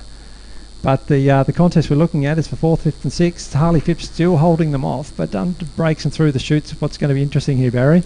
Yes, Harley Phipps is certainly, you'd think, in the box seat right at this minute, but these we've got Tommy Turner's getting a toe off Brodie Curtis. Brodie Curtis is round the outside, and Tommy's coming with him, And so we've got, wouldn't like to call it, but I reckon it's Brodie, Tom, and then Harley by 2 inches in the old language, 50 mil probably. But what a great finish for those three. Absolutely fantastic, and I think they'll be recalling that for some time to come. That's exactly what racing's about, and let's hope for those juniors that's given them a taste of how good racing can be, and they'll definitely have the bug. Yeah, well, as we say, it's the grassroots part of it, isn't it? And while ever there's some older statesmen around that are quite happy to help these kids, which that's just how I think it should be. If somebody gave us a hand once and started us off, and it's our turn really to repay the favour. Without a doubt, it's certainly been my approach to chip in where I can and try and help our community, because really that's what it comes down to, volunteers and the people with some experience to try and help guide other people coming through, because you don't want to have to reinvent the wheel with everything. No, and there's the behind support, whether it be holding a stand or whether it's putting fuel in it or whether it's indicating what they're doing, or what you're trying to do is teaching them a craft, I guess, and have some fun at the same time, as there seems to be the catchword now. You've got to have fun. Well, fun comes with success and not stepping off these things. Well, that's certainly true. But, as I say to Rod, you have to do your apprenticeship and get out there and find your way. But it's always handy to have someone like yourself in your corner, just saying, "Why don't you try this or maybe try that?" Yes, well, to go back to many, many years, 1970 was the first time I came to Baskerville, and at that point you all probably think that you could ride a bit. And the late Laurie O'Shea, who was a multiple Tasmanian championship after the first or second practice session, he came up to me and he said, "What are you doing on that side of the track going into that right-hander at the end of the start-finish straight?" And I said, "Well, that's where you'd be, wouldn't you?" He said, "Not even close, by 3 metres in today's language."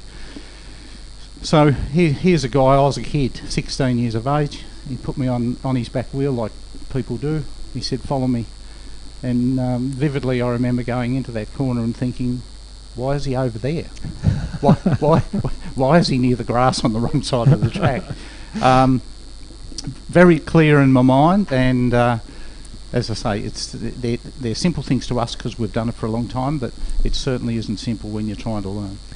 No, that's right. And sometimes you take it for granted, having had quite a few years of racing, what you know and what you don't know, and what other people may not know. So a little gem like that can make the world of difference to somebody. Yes, and as times, even since your time, which was a fair bit later than I, you look at the complexity and the adjustments and the way these new machines can change direction, change load. It's certainly not at a club day level anymore, and you take our guys like Brett Simmons, and he's competitive on the mainland, and when those at the 2 hour last year, I noticed when the mainland guys come here, they were competitive, which is really, really good to see for our state. It's great. I've said for quite a while, the standard of racing in Tasmania is still very, very high, and I think Brett's managed to maintain that for a long time. And to his credit, he's always had that motivation and has set the benchmark here for a long time. But to that, our superbikes are on track right now, completing their sighting lap, so come round to prepare for race 1. Brett's obviously the man to beat, just about always is. We get very used to saying that. But I think in this one, Barry, Jason Spencer, we know he's a very capable rider, holds the 600 lap record here at Baskerville. Jason Wiley going well on the Ducati as well. Cody Travers is always a dark horse, loves riding in the wet here at Baskerville. Maybe not loves, but goes very well. I don't know how you're going to pick this one. I think you've got to go with Brett. He's usually the man who takes the flag, but after that, what are your thoughts? Given I would be probably certainly on Brett. As we've discussed, the water and the slip. You see Matty Long in that 600 race, where he qualified 2 seconds faster than the rest of the field, and just got eased out in that first right hand corner. So absolutely anything can happen as they start to line up, and on the grid, and Jason Wiley on a new machine this weekend after a small incident with his other bike. Yes, but the red flag's in, so ready for a start. Brett usually gets a good start. We'll see if, yes, he's launched that Honda beautifully. I think after that, maybe Jason Wiley, yes, got away on the Ducati. So Brett Simmons typically gaps the field first couple of corners after getting a great start. But Jason not too far behind in striking distance. Then we get Jason Spencer from Cody Travers, Wade Schrader and Kane Bowman. But typically, Brett Simmons fire the Honda up the hill for the first time. Jason Wiley not too far behind. All guys still treading a little bit tentatively, I think, Barry. First lap on a wet race, you've always got to keep it a little bit up your sleeve, I think. Yes, you'd certainly need all the aids of that motorcycle working with you, the traction control and everything else control that it's got. As a beautiful mono come from Brett Simmons as they come down at the end of the back straight for the first time. Interestingly, Barry, that's his older Honda, which doesn't have any aids, so that's 100% rider input. That's I lean that way better than the other way. So it's just some of the things have gone out of racing with the aids. But Jason Wiley, he's still, it's early days, but still starting to certainly not getting away, and the laps being reduced. But they've certainly put a bit of a gap in Jason Spencer. Certainly has. I think you're right. I think Jason Wiley doing a good job there. I don't know if Brett's actually gapped him. The gap's probably the same. It was 1.1 last time through, so we'll keep a close eye on that next time across the line and see if that gap's changed. But at the moment, Jason Wiley doing a great job there. 63.04 really, so 63 flat against a 4.1. You'd have to say amazing times for the grip and the wet track and everything else is working with it. But certainly Jason Wiley catching it, certainly getting onto the back wheel of Brett Simmons under brakes at the end of the main straight that time as they come back towards us and with five left to go. I'd say it's visibly closer, and there you go, 0.4. So Jason all over the back of Brett Simmons. We know that Ducati's probably going to have some more straight line speed. Whether or not he can actually use that on a wet track, we don't know. The older Honda down on power significantly compared to that Ducati Panigale. But as we keep saying, the wet track is a real leveller, and at the moment, Jason Wiley is using that to his advantage. He's right there on the back of Brett Simmons. To take your point, it just pulled probably 2 bike lengths up the hill, as if the hill wasn't there. So he's certainly within striking distance at the end of the straight this time, I'd suggest. So this will be interesting down the straight. Jason right on the back of Brett Simmons, looking to come past him over the hump. Is he going to be able to outbrake? Yes, he is. So interesting to see what Brett Simmons does from here. Jason Wiley has got past. Still looking pretty comfortable there. Certainly neither of them looking like they're out of shape. Well, hearing a bit of spin up there across the start-finish line. That was very timely, just as you mentioned that. There was plenty of sideways and spin up that time from Jason Wiley as he came across the strike. Brett Simmons, though, not certainly won't give this away. He's got right onto the back wheel of the Ducati. Just keep an eye on that going up the hill and see what the drive he gets. A lot tighter line out of the corner, and look at that Duke pull away going up the hill. Makes a big difference, doesn't it? But a 59.5 from Jason, fastest lap time of the day, compared to a 60.2 from Brett. Now, whether or not that's going to inspire Brett to bring his good bike out, I don't know. He doesn't like being beaten. Of course, he doesn't need to be too concerned about points because he is a comfortable leader. But like I say, Brett being Brett is somebody who just doesn't like to come second. But at this stage, Jason Wiley doing a very, very nice job there. It's not easy heading somebody of the calibre of Brett Simmons, and Jason Wiley at the moment is showing you how you can do it.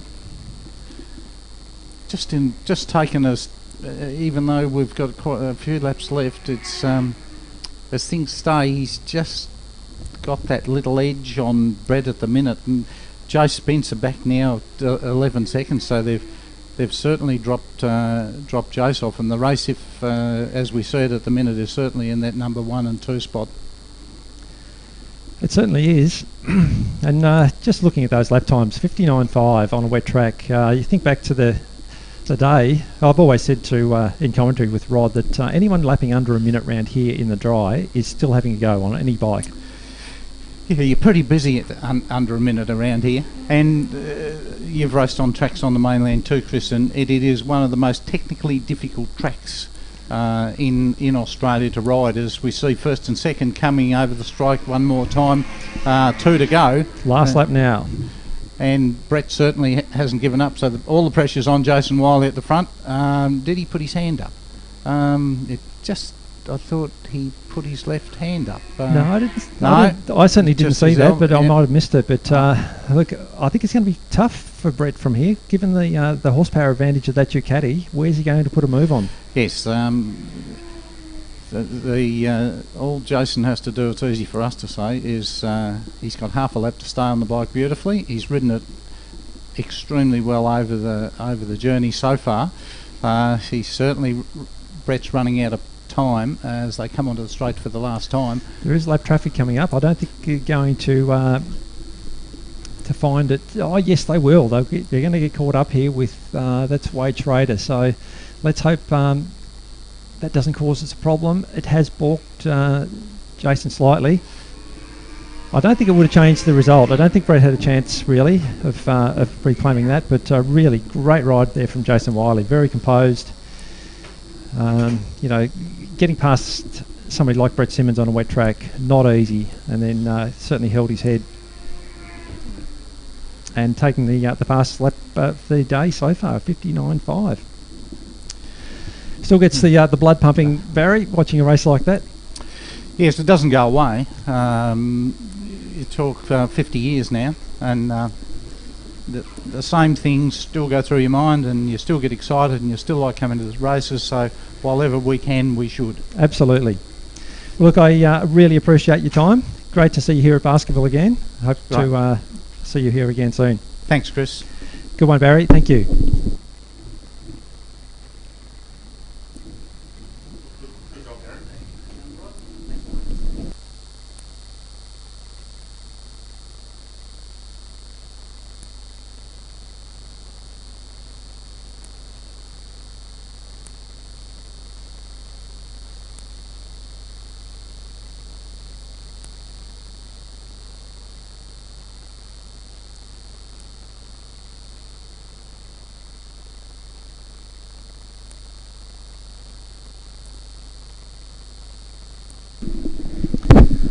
Well, Chris, I did catch the end of that race. I had a couple of errands to attend to, so great to see Barry Lack up here helping with the last race, the last couple of races.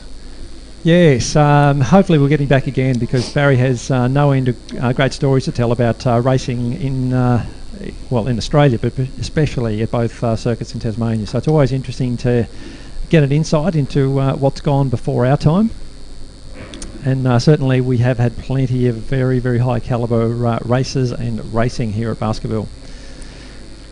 Yes, I finished my errands down in the pits there, and just wandered up to see the last lap or so of the Superbike race, and yeah, it was a bit of a surprise result. Really, we're so used to seeing Brett winning the races, and great to see Jason Wiley taking the challenge to him.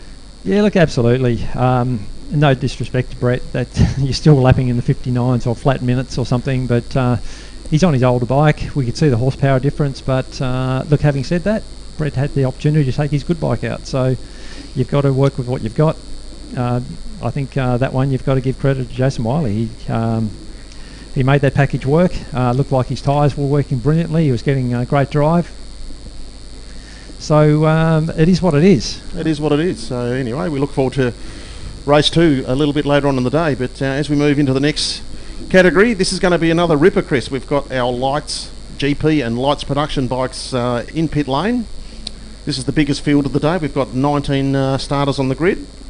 This will be busy. And this is going to be a very busy race. We've got a great mix of GP 125 2-stroke bikes and the Moto 3 style 4-stroke bikes, which are going to be pushing at the front. But with the conditions the way they are, as we've seen all day, that the production bikes as well, they're not really that far outpaced on the wetter track.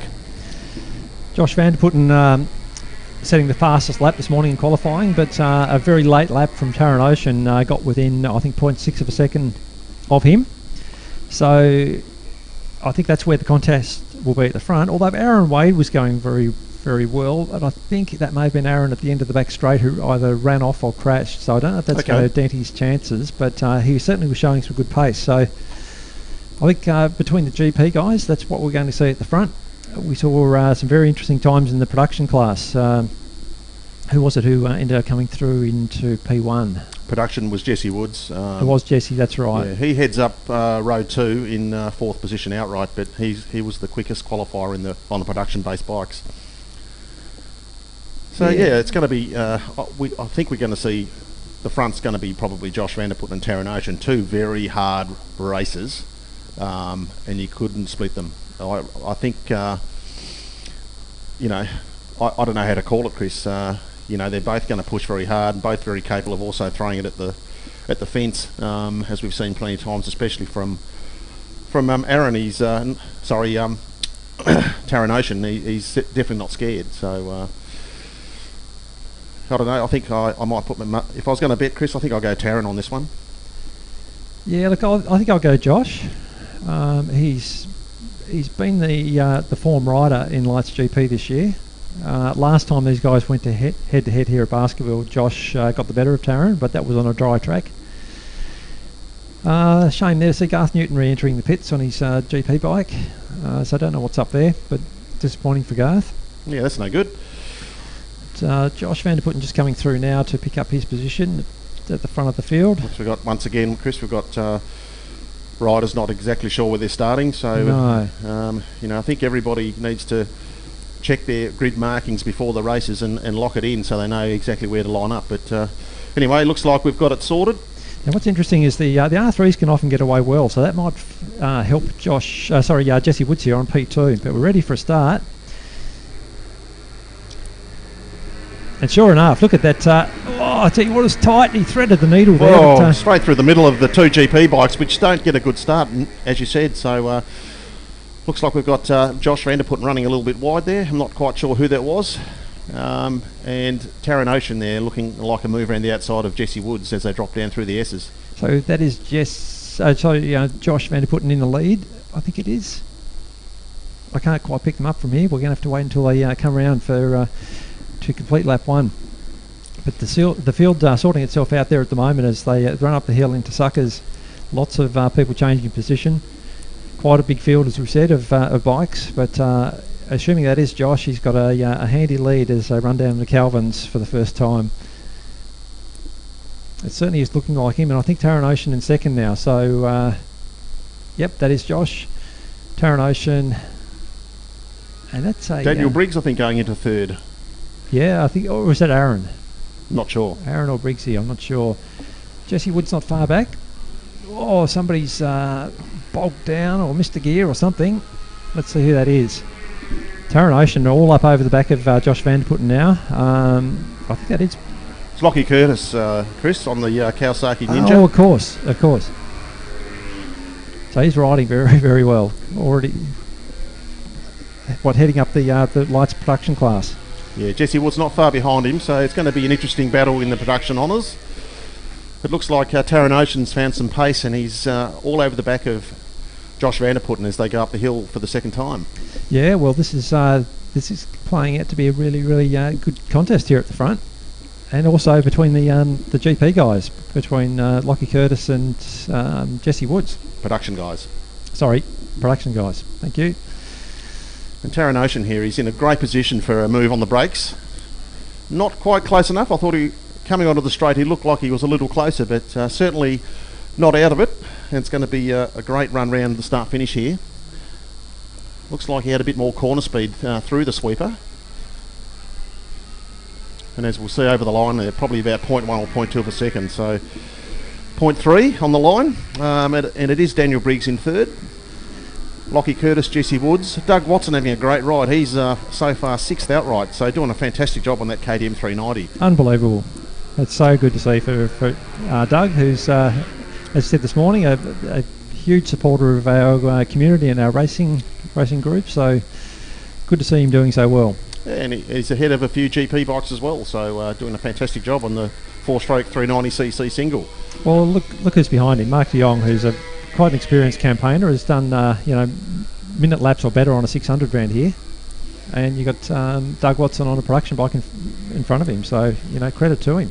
Yeah, just back to the lead now. Taran Ocean, very, very close now in the slipstream on Josh van der Putten. And he's looking like a run up the inside on the brakes, and he's made the move very clean. Can he hold it in tight? Yes, he has. Holding your breath, but he's done it very nicely. He's done it very nicely. Up the inside, a great late braking manoeuvre to move into P1. We'll see how Josh responds as they move into the next few laps. That's right. It's challenge time for Josh. Taran's asking the question of him. Well, since he's moved into the lead, Chris, so far, 3 or 4 corners in, he's probably put about 2 or 3 tenths on Josh. So Josh has got to be careful here that he doesn't let Taran get away. I think the horse may have bolted, mate. He's already got probably 4 or 5 bike lengths and increasing. More than that, I'd say. He's probably got it out to about 120, 130 metres. We'll see as they come around again on the start of lap 4. The lap times will tell us. Big gap already. So, look, it's not over. Josh may be able to dig deep and pull him back in, but I think he may have been surprised by the pace Taran was carrying when he came past him.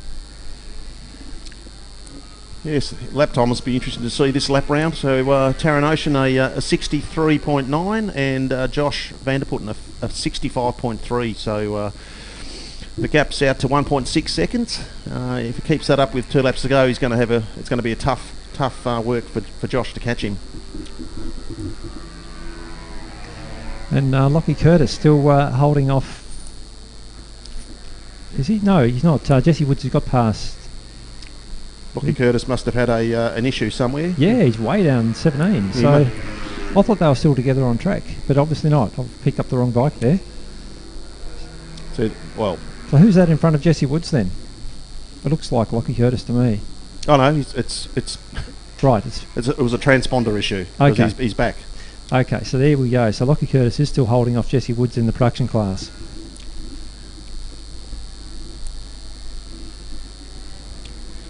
Trying to pick up, we've got our leader, Taran Ocean, on heading around the sweeper. It looks like the gap's out to probably 2.5 seconds now, Chris. Yeah, I think you're right. They're right. It's just about to come up. You're right, 2.49. Getting close. Good guess. But a bit of traffic now for both Taran Ocean and Josh, and Taran's caught 2 riders right as they tip down through turn 2.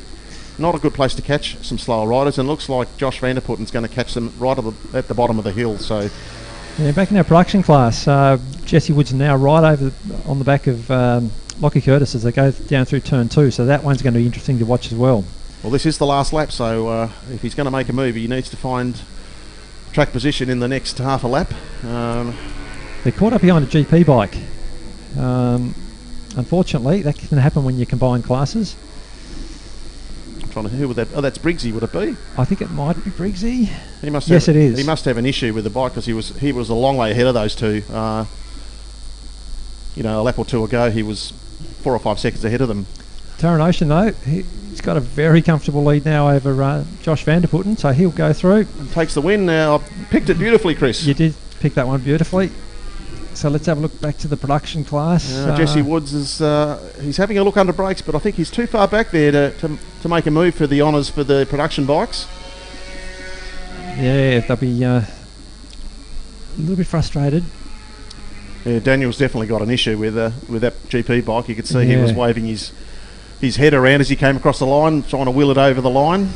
But hey, great ride there from Lockie Curtis. Jesse's done a lot of more laps around here than Lockie has, so for Lockie to claim the Lights production win, that's a great result. And Mark de Jong's got the better of Doug Watson at the line as well, we saw, unfortunately for Doug. Mark found some time and shuffled Doug back to 7th. Different classes, of course. Different classes, but was good seeing the production bike ahead of the GP bike there for a little while.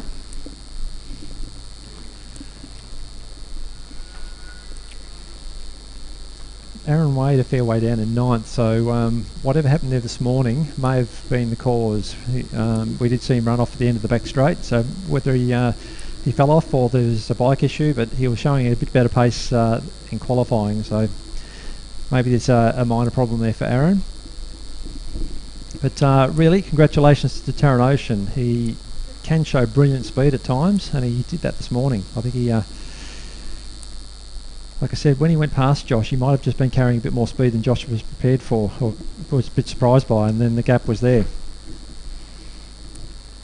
Yeah, no surprise, Chris, seeing the GP bikes on the first, second and third outright. But Lockie Curtis, a fantastic job. The first production bike home in fourth place with another production-based bike, Jesse Woods, in fifth outright and second in his class.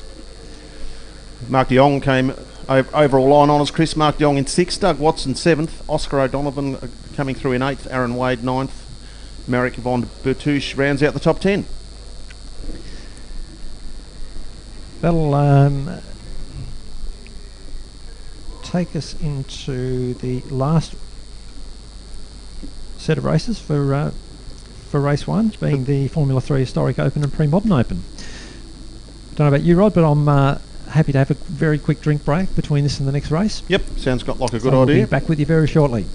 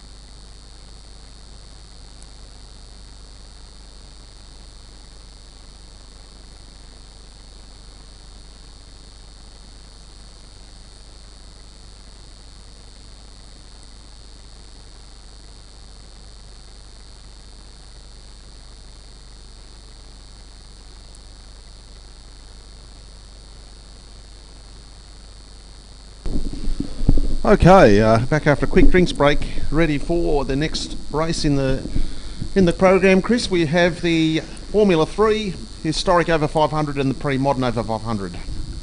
Yeah, So- interesting. Unusually, the Formula 3 bikes are locking out the front row. Locking out, or at least the first two positions. That's what a wet track does for you. Certainly does. Going to be a very interesting race, this one, for line honours, because we've got, you look at James Ryan on the FZR 1000, he's starting from position 3. You've got Len Bester on the R1, who's capable of running 56s in the dry on that bike around here. Len's coming position 4, so those bikes clearly have a horsepower advantage on the SV650 in pole and the little VFR 400. Jonathan Hughes is piloting in second, but in the qualifying this morning we saw how the smaller bikes really kept the corner speed and they made up track time that way. So It's going to be interesting to see what the outcome is here. Yeah, I think the riding the big bikes can stay in touch with the smaller bikes. It gives them a chance to win on the last lap just by overtaking. But look, ready for a start now. Very interesting to see who'll get the jump. James Ryan on the FZR 1000. Looks like he's going to lead them into turn one. Looks like Len Bester has moved into second. So the bigger bikes using that horsepower advantage to get off the line. Yeah, and it's going to be hard for the little bikes to actually get past them. I know John O'Hughes is going around the outside of a couple there around turn two. Yeah, look at the difference in the corner speed on that little VFR. He's gone round Len Bester into second. And as I said after the qualifying, Chris, John O'Hughes needs to make up a lot of track time in this part of the circuit to try to have a gap on the bigger bikes down that back straight. That's exactly right. So it's going to be interesting to see what he can do with James Ryan, because James is about to gap him as they go down the straight. And, John O''s going to have to put in all that work through the corners to... Look, I think... I'm pretty confident that Jono will actually, at some stage, get ahead, but look at the difference there in straight line. Like Len Bester has made up probably about 150 metres in very short space of time to be almost on his back wheel in that back straight. Yeah, and Chip Sellers there in fifth place, right on the back of, that must be Peter McEldowney, I think. Yes, it is. It is? Yeah, okay. But James Ryan still heading the field. John O'Hughes right behind him. Probably look to go around the outside. No, he's not close enough. But you can see the look how nimble the 400 is compared to the FZR. Like the weight difference is probably 100. Up the inside. That's a very brave move in the wet conditions there at the bottom of the hill. But will it all be in vain, Chris, as they go up the hill? Look at the difference in horsepower. But Jonathan Hughes has got... Oh, that's very close. James Ryan's gone up the inside there. That's a bold move. In these conditions, very easy to tuck the front there. Jono's having none of it, back down the inside. Yeah, lead's changed again, so we've had 3 lead changes in 2 corners there, virtually. And about to change again, I'd say. Huge difference in straight line performance. James Ryan there on the FZR 1000. It's put, 150, 200 metres on him? Pretty easily. Yep, racing different classes, of course, but different these classes. guys don't care. They don't care. It's all about track honours here. So, is it Len Bester still third? Chip Sellers right behind him. Yep, and Chip is more than likely going to pass Len here somewhere in the corners, but whether he's got the speed to get away on the straight's another thing as well.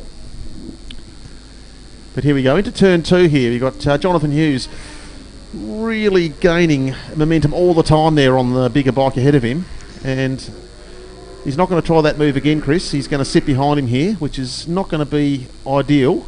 Well, Chip Sellers has got exactly the same problem behind Len Bester. He's got more corner speed, but less straight line speed. So there's the R1 of Len Bester's just... Chip's going up the inside there. He's sat Len up there, so what he needs now is for Len to make a little mistake, but that's not going to happen, I don't think. The question is Len going to overtake him again on the back straight, or is Len going to say, yep, you can have it? We're about to see. I think Len's a fair way back there, but he's definitely got the speed in a straight line. But on the brakes, Chip Sellers should outbrake him and does comfortably. So not much of a change at the front. It's still the same. James Ryan just coming over the line now. A 64.3. Jonathan Hughes is 64.4. Not bad lap times on these older bikes. Or at least, what is it, 189 FZR 1000. Doing 64. It's not a bad time at all. Still, John O'Hughes looking for a way through, but his problem, of course, is overtaking at the bottom of the hill there. He's only going to be overtaken again as they accelerate up the hill. Yeah, it's going to be hiding to nothing for Jonathan. He's clearly faster through turn 1 through to basically coming onto the back straight at Calvin's. He's got the speed everywhere on the circuit here, but he just can't get a clean run at it. And it's all over here, Chris, as we can see. Coming down the back straight, James Ryan, the FZR 1000, pulls a good 150 or more metres straight away. Yeah, that's the problem with Jono. I think it's probably going to have to be a move through turn 1, or... he needs to really get an extremely good run here and outbrake James Ryan into turn 1 to have any chance to get some track position. It's not going to be easy for him. It's not going to be easy, and you can see how hard Jonathan's pushing here. He's come right up there, looking around the outside. He's doing the old switchback. But unfortunately, we've got lap traffic as well. Oh, he's through again. same move. I don't know who the lap traffic traffic is. But once again, James Ryan just opens the taps on the 1,000 and now accelerates to the little 400. But look, it's not for lack of trying from Jono Hughes, is it? He's putting in a great effort there at the front. He's definitely trying, and I think if we could see, if it's possible, if Jonathan could get past James into turn 1, he'd have enough speed through that part of the circuit from 1 through to Calvin's to actually get enough gap, I think. There's no doubt that he's being held up by James Ryan. We saw in the qualifying this morning faster times from Jono, but he's he just can't keep that corner speed up with the bigger bike ahead of him. Anyway, they're just about to start the last lap.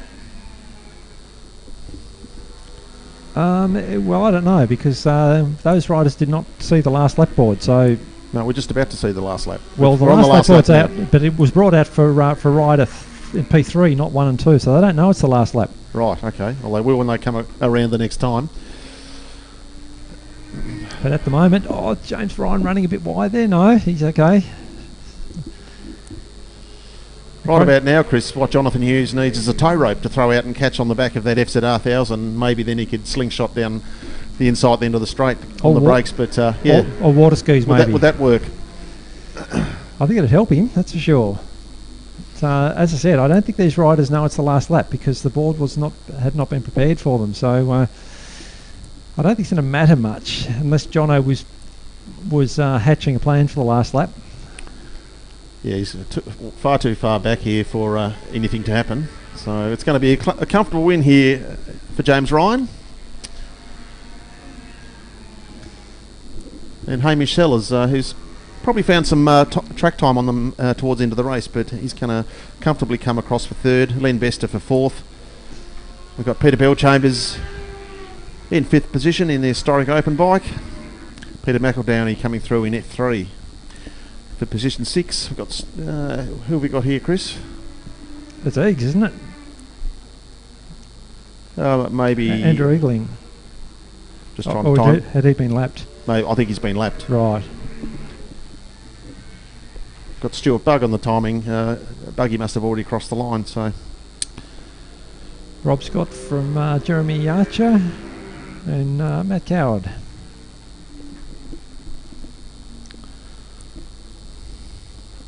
We still have, that must be Ben Lydon, I think, just entering the chute now from Karen Webb. And that'll, I think, round out the field. So that's our first full completion of the categories, Chris. Yeah, a bit of a slow start. The wet weather always does that. But I think the main thing is that we're out here racing. That's always a bit of a question when a lot of rain is forecast. But the main thing is we're going ahead and still seeing some fantastic racing.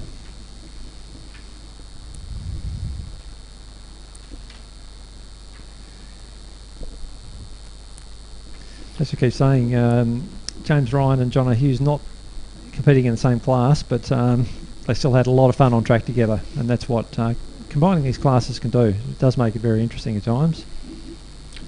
Yes, it certainly does. We've seen that in many of the other categories as well. We saw that in the lights racing, the production bikes versus the GP based bikes, and even back when we used to combine Open and 600, which almost could have been done today too, Chris. Yes, it was certainly close. It would have made it pretty busy out there because it's a big field of 600s. Yeah, it would have been probably 25 bikes on the grid, so it would have been pretty hectic, but we certainly have seen fields that size before with the combined classes in previous years, and it does work. It can work. I think we've got a grid capacity in Open of 28 bikes, roughly? Yeah, look, give or take, I think. Depending on the lap times, of course.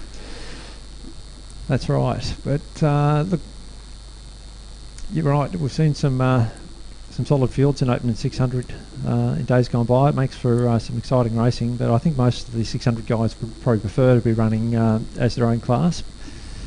I think largely because they do lap well, but if you get a slower rider on 1,000 in front of you, it can be hard to get past, as we just saw in that previous race.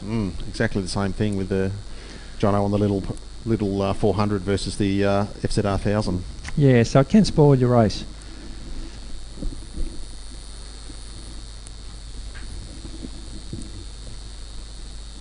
So, Must be back to Formula Baskerville and the pre-modern up to 500 and the historic up to 500. yep, first race 2 for the day.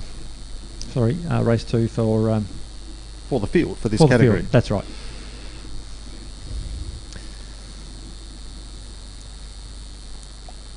Will we see a repeat of race 1? Well, we saw a great ride from Harrison Freeman there to take the win from Peter McEldowney, wasn't it? It was. Yeah, so that was exciting to watch. Great ride there from Harrison, who managed to use the power of the 600 to his advantage. And again, speaks to what we were just saying about the higher horsepower can actually make the difference, even if your lap times are the same. Yes, it certainly does help, especially when the crucial part of getting that gap is down the back straight and you've only got one corner really to get yourself to the finish line. So having that track position is gold. I know we've said it before, but there's no doubt that overtaking in a straight line is a whole lot easier than through corners. Absolutely. Still, there were some good battles through the field in the category, and interestingly, as I said before, we had the Formula Baskerville category in the first 3 outright positions in race 1. We don't often see that, but the conditions are a good leveler. Yeah, and we're definitely seeing some good racing here today. Light rain still falling. Again, looking down at the puddle in front of us, you can see a light sprinkle across the puddle. Yeah, it probably looks worse than it is. I think so. You can't see it in the air. It's not like it's driving rain. I think it's just a light, constant shower, but it's enough to keep the track damp. Certainly on the start-finish line here in front of us, there's no lying water, but there is a bit of a spray going down the back straight. But look, I was talking to Mark de Jong earlier after his race 1, and I was asking him if there were any issues out on the track. He said, no, it's just a wet track.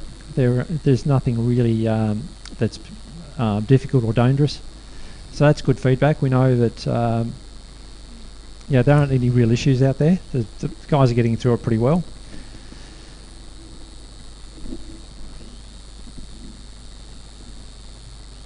So Peter McEldowney just takes up his position at the front of the field. Harrison Freeman, P2. Now Julian Winlow, I didn't see him out there. He should have been in P3, so I don't know. I dare say there's a bike issue, Chris, with the temperamental CR500 can be. Oh, hang on, he's on the bike. He's having issues getting it started. I can see the roller is spinning. He's smoking up the tire on the roller. It's ready for a start. In the starter's hands, and great start from Peter McEldowney from pole. Those SV650 certainly launch very, very well. They do launch very well. He'll lead the field into turn 1. So his challenge now is to try and get enough of a gap that Harrison Freeman's not going to be able to use the 600 to overtake him down the straight.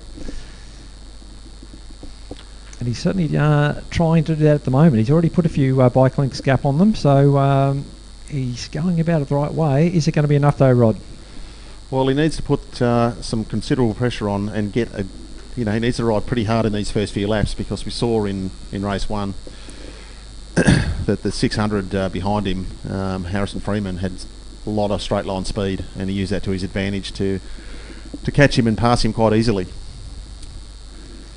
It's going to be a tough ask, but we did see in race 1 that Peter did have a bit more corner speed, with their experience, but he certainly had more corner speed on that bike, and if he's got track position, he can use that to his advantage. Which he still has at the end of the back straight, so he's managed to gap Harrison enough that he's held on to that lead to come around and complete lap 1. So this will be interesting. If he's got the lap times, he's in a position where he can hold down P1.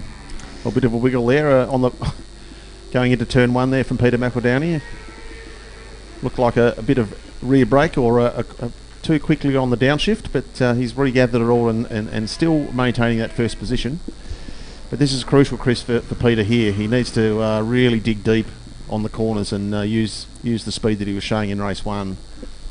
Absolutely, and at the same time asking the question of Harrison Freeman to push it a bit harder outside his comfort zone to try and close that gap down. So it's a big question on both of them at the moment.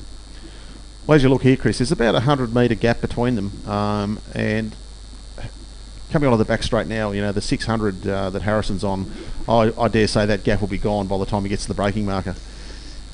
Yes, he looks like he's closing in, so you'd say at this stage it's probably going to lean towards Harrison. I think Peter just needs a tiny bit more track speed to be able to keep Harrison at bay. But look, great riding for both these guys. They are difficult conditions out there, and they're riding like it's almost a dry track. But Harrison Freeman looking a little bit untidy there into turn one, gathers it up. So you can see he's certainly pushing hard. Well, they're certainly pushing. They're a 106.9 from Peter McEldowney and a 106.2 on that last lap from Harrison Freeman is probably the quickest lap he's done today. So the last thing we want to see is a mistake, but he's definitely pushing. I think in race one we saw 67s there. So they've dropped it by about a second or so over the time in race two from what we saw earlier. Great battle further back between everybody. Emma Reeder, Ben Lydon, Eleanor Renton, Garth Newton, Matt Allen. Big group of riders all jostling for position as they go up over Calvin's. But Emma Reeder leading that group. The 600cc machine showing its advantage. But back to the leaders. We've got Peter McEldowney with Harrison Freeman breathing down his throat as they come over the start-finish line. Nothing at all between them. Harrison missed the gear, I think, but looks at that. Jabbing at the gear lever and... yes, he's made a bit of a mistake into turn one, but he's regathered it okay. We've got Neil McEldowney comfortably holding third, Chris, with clear track behind him. Yeah, a bit of a lonely ride there for Neil, unfortunately, but still riding very nicely. But look at this group further back. Emma Reeder, Ben Lydon, Garth Newton, Eleanor Renton, and Matthew Allen. They're having a lot of fun.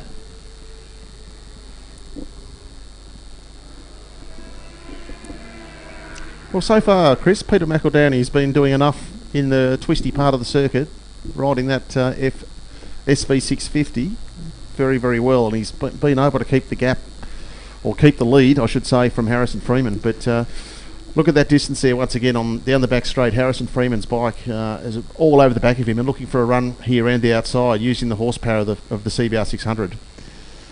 Yeah, I was about to say, I think if Harrison Freeman keeps his head, he should be able to win this, and he's just put on a nice, comfortable move. So going through turn one, yep, he's doing everything right, and I think he's using that bike to his advantage. Yeah, and he's just done his quickest lap. A 66.8 on that last lap. So we'll probably see him put his head down here, and it's up for honours here for Peter McEldowney to try to find something. Clearly doesn't have that straight line speed, but he's got the corner speed on that bike. Yeah, I think it's a long way back for him from there. As I've been seeing in quite a few races today, that extra straight line speed really is playing out to make a difference. And look at that, Harrison Freeman putting what a good 15 metres on him down the back straight. We've still got that gaggle of bikes, Chris, just heading up the hill. 5 of them all within about a second. Last lap board now out for Harrison Freeman, and probably enough gap there, I'd say, barring any mistakes, that he should be pretty safe. He's also dipped into the 65s for the first time today, and in this race, that's his quickest lap today. But to Peter's credit, he's dug deep here, Chris, and he's closed right back up on him. He had just over a second back across the line, and he's challenging for the lead up the hill here, but clearly doesn't have the straight line speed. Yeah, if it wasn't for that back straight, I'd say he's in the box seat to challenge over the line. But he's trying to go around the outside here. It's going to be interesting if he can have a really good run down the back straight. I'm not sure he's going to be able to get a slipstream with a lack of power, but there's a fair chance with his corner speed that he may have enough in it just to get that run around the outside. Well, look, a big lunge under brakes. If he can get onto the back wheel of Harrison, he's a chance. But I don't think he can. Harrison's pretty good at this in this part of the track, and as I say, barring any mistakes, I think it's over. It is certainly over.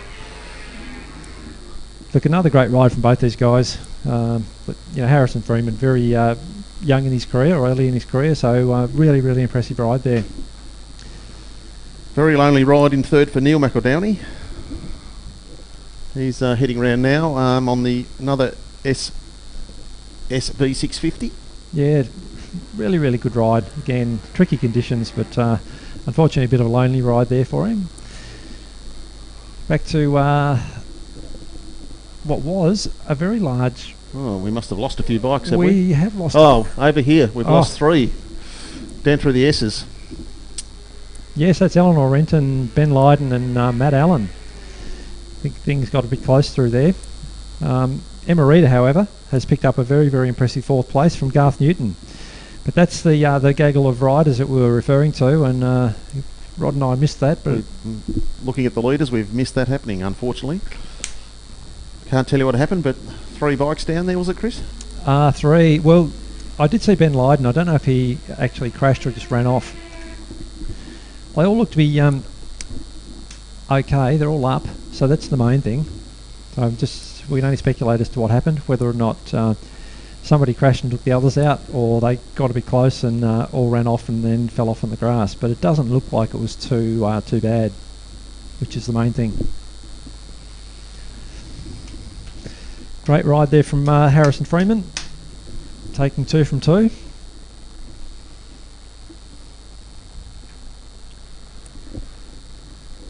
So Ben Lydon is one of the riders involved in that incident. Has actually managed to complete the race. Doesn't look like he's been down, so I think, as I said, Rod, he may have just run off on the grass and got caught up in that. Yeah, look, I can't tell off the timing. It's definitely Eleanor Renton and Matt Allen showing a lap down there. Yeah, and as we said, you get onto this grass in these conditions and it's very hard to keep a bike upright. Very, very greasy.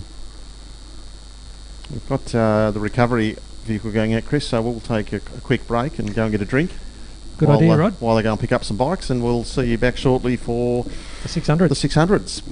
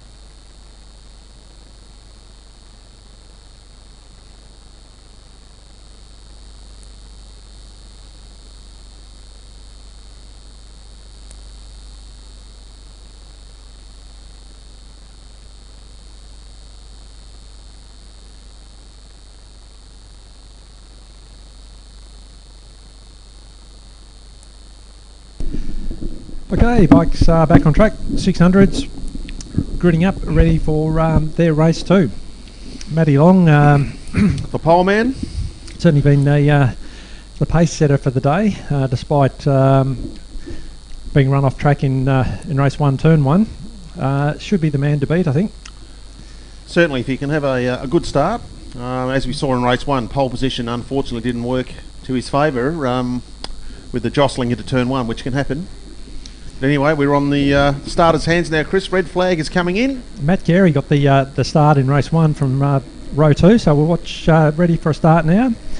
Whoa. Joel Benson jumped it by a mile and has really caused a problem with the rest of the grid, but it looks like Matt Carey will get up the inside. No, Matt Long second. Who's that?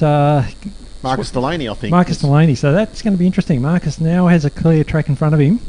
John O'Hughes has managed to get up there into P2 from Matty Long. So I guess the three fast guys all on track together. Yeah, and we saw a great result for Marcus Delaney in race 1. He came through the field very strong towards the end. Let's see if everybody can get over suckers safely. It's caught a few riders out today in these conditions. But looking so far so good. We've got the field piling over suckers, and looks like everybody stayed upright this time, Chris. So far, Rod. But Marcus Delaney heads the field down. Oh, look at Matty Long. Blast past John O'Hughes. Under brakes. Yeah, So- Jonathan sort of having a look at him under brakes there, but Matthew Long definitely got the pace.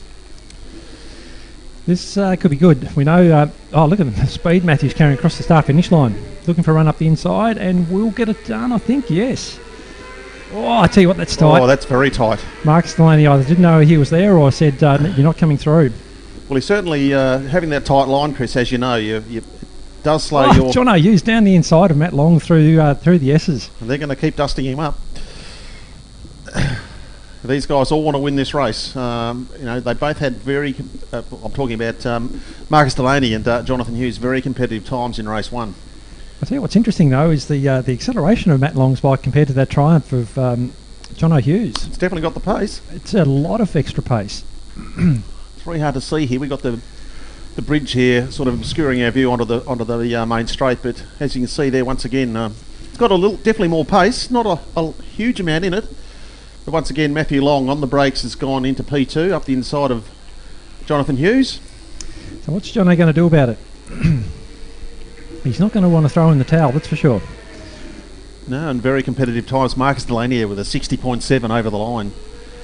Matthew Long with a 61.5 and Jonathan Hughes with a 61.5. Good to see Matt Carey still holding out position 4 from John Parnell. Daniel Briggs and Peter Bellchambers doing very well on the modern bike. Absolutely fantastic ride there from Matt Carey. Doesn't always come out to our race meeting, so given he hasn't been here for a while, that's a super impressive ride. Yeah, he's doing a great job, and he's got a good gap over 5th position. So we're just coming onto the back straight now for the leaders. Chris, we've got Matthew Long in 2nd position. Let's see what sort of run he gets down the back straight on Marcus Delaney. He's very good under brakes down here, Matthew, so he did outbrake John O'Hughes, which is no mean feat. He's certainly having a look here, and wouldn't be surprised if we see a challenge for the lead into turn 1 again, but when we saw that a couple of laps ago, he the line into turn 1 made him run a bit wide, and Marcus Delaney went back around the outside again. Yeah, he carries some nice pace in there, but with a tight entry like that, it's not going to work for him on the exit, and that's where Marcus gaps him a little bit again. But look, at the moment, it still looks to me like Matthew Long's got the pace. If he gets clear of Marcus Delaney, he should be able to get maybe maintain P1. But Marcus doing a great job at the moment. He's certainly pushing, because Matthew Long did a 59.9 on that last lap, so he's Marcus Delaney a 60.5. Nothing in it between the top 3. Jonathan Hughes only a half a second or so back in 3rd position. Yeah, Marcus still holding off Matty, but as I was saying, I think Matthew's probably got that extra little bit of pace if he can find his way through. But Marcus doing a great job at the moment defending that position. Starting to drop John Hughes off just a little bit. Matthew Long, knee on the deck coming through the sweeper. Looking at the spray coming off the back tyre of Marcus Delaney. Trying to get a runner again up the inside into turn 1, but it's a tough way to do it. So it is a tough way to do it. He's going to need to try a different manoeuvre than that, I think, Chris, if he wants to win the race. He's definitely got, looks like his bike's got a little bit more speed than Marcus's, but it could just be that he could be getting a better drive onto the main straight off Calvin's. Yeah, I don't know. It could just be gearing as well. These 600s need to be in the rev range. They certainly do. So it could be that. It looks like Jonathan Hughes has definitely found some time on that last lap, because he was back a little bit further than where he is now. So Jono did a low 60 on that last stripe. And it's fast enough. He set the second fastest lap in the group. So and once again, Matthew Long getting a good run here, looking up the inside through the sweeper. So we're just starting the last lap now. So he's going to have to maybe try something into turn 2 here. I'd be saying a braking move at the end of the main straight rod. He's been strong there throughout the race. Yes, he's going to run out of time. Marcus has been riding very, very well. Well, looking He's for a drive up the inside, I tell you what. That's a fantastic drive off the bottom of the hill there. Seeing Matthew Long move into the lead. So now we need to see whether Marcus Delaney's got big enough brakes at the end of the back straight, and Jonathan Hughes is also right there in case there's a mistake. Fantastic run onto the back straight from Matthew Long. He's got this one in the bag, Chris. He certainly does. But Jono Hughes looking for a run up the inside of Marcus Delaney, and we'll get it. Poor old Marcus got mugged on the last lap. He has. But, look, credit to Matthew Long. He was persistent and timed to perfection. And a sensational lap time there on that last lap, Chris. He was pushing hard, a 59.54. And Jonathan Hughes also in that pursuit, he's done a 59.9 as well. So that's a two sensational times in these conditions. Great finish there from Matt Carey and John Parnell as well. Yeah. John Parnell just getting Matt Carey on the line. Another big group of riders coming through. We've got Peter Bellchambers from Martin Long, Brian Smith and Luke Van Egdom. So again, Rod, despite the conditions, we're seeing some great racing here today.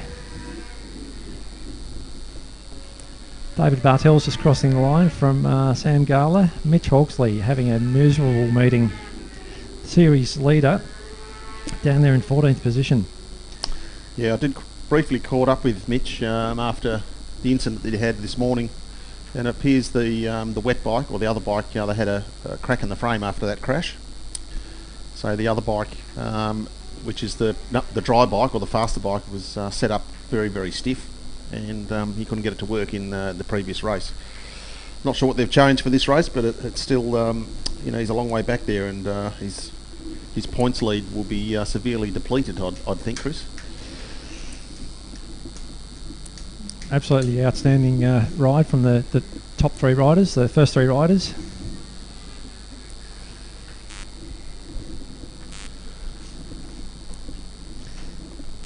Yep, and I don't think we had an incident in that race, Chris. So no, I don't think we did. We've had all the riders find their way home safely back to the Parc Fermé.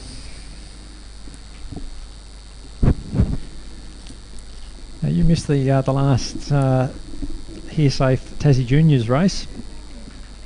It was very entertaining again. It was the battle for 4th, 5th and 6th. Convincing win for Oscar O'Donovan, but that group of R150s at the rear was extremely entertaining.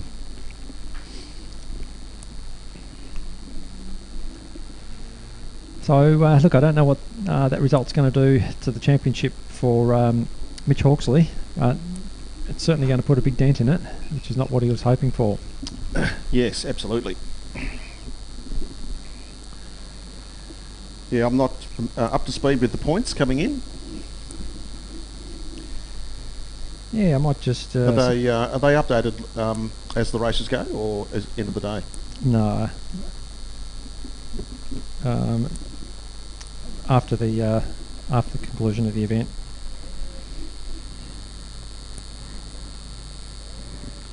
But I'll see if I can find what the point standing was heading into the event, if nothing else.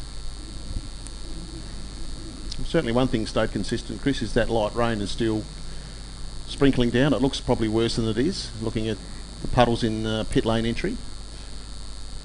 It looks heavy from here, but when you go outside it's not too bad. But track conditions have probably been the same all day, and that's probably a good thing for the riders. They get into a groove on a wet circuit, and a true wet circuit's much easier to ride on than one that's half wet, half dry. Yes, that's for sure. And these wet tyres appreciate a proper wet track as well. They certainly do.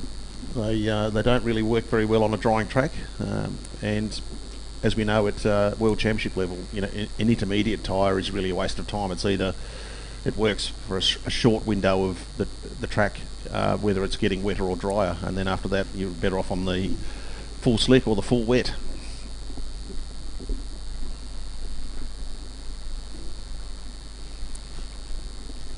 So juniors just making their way around on their siding lap.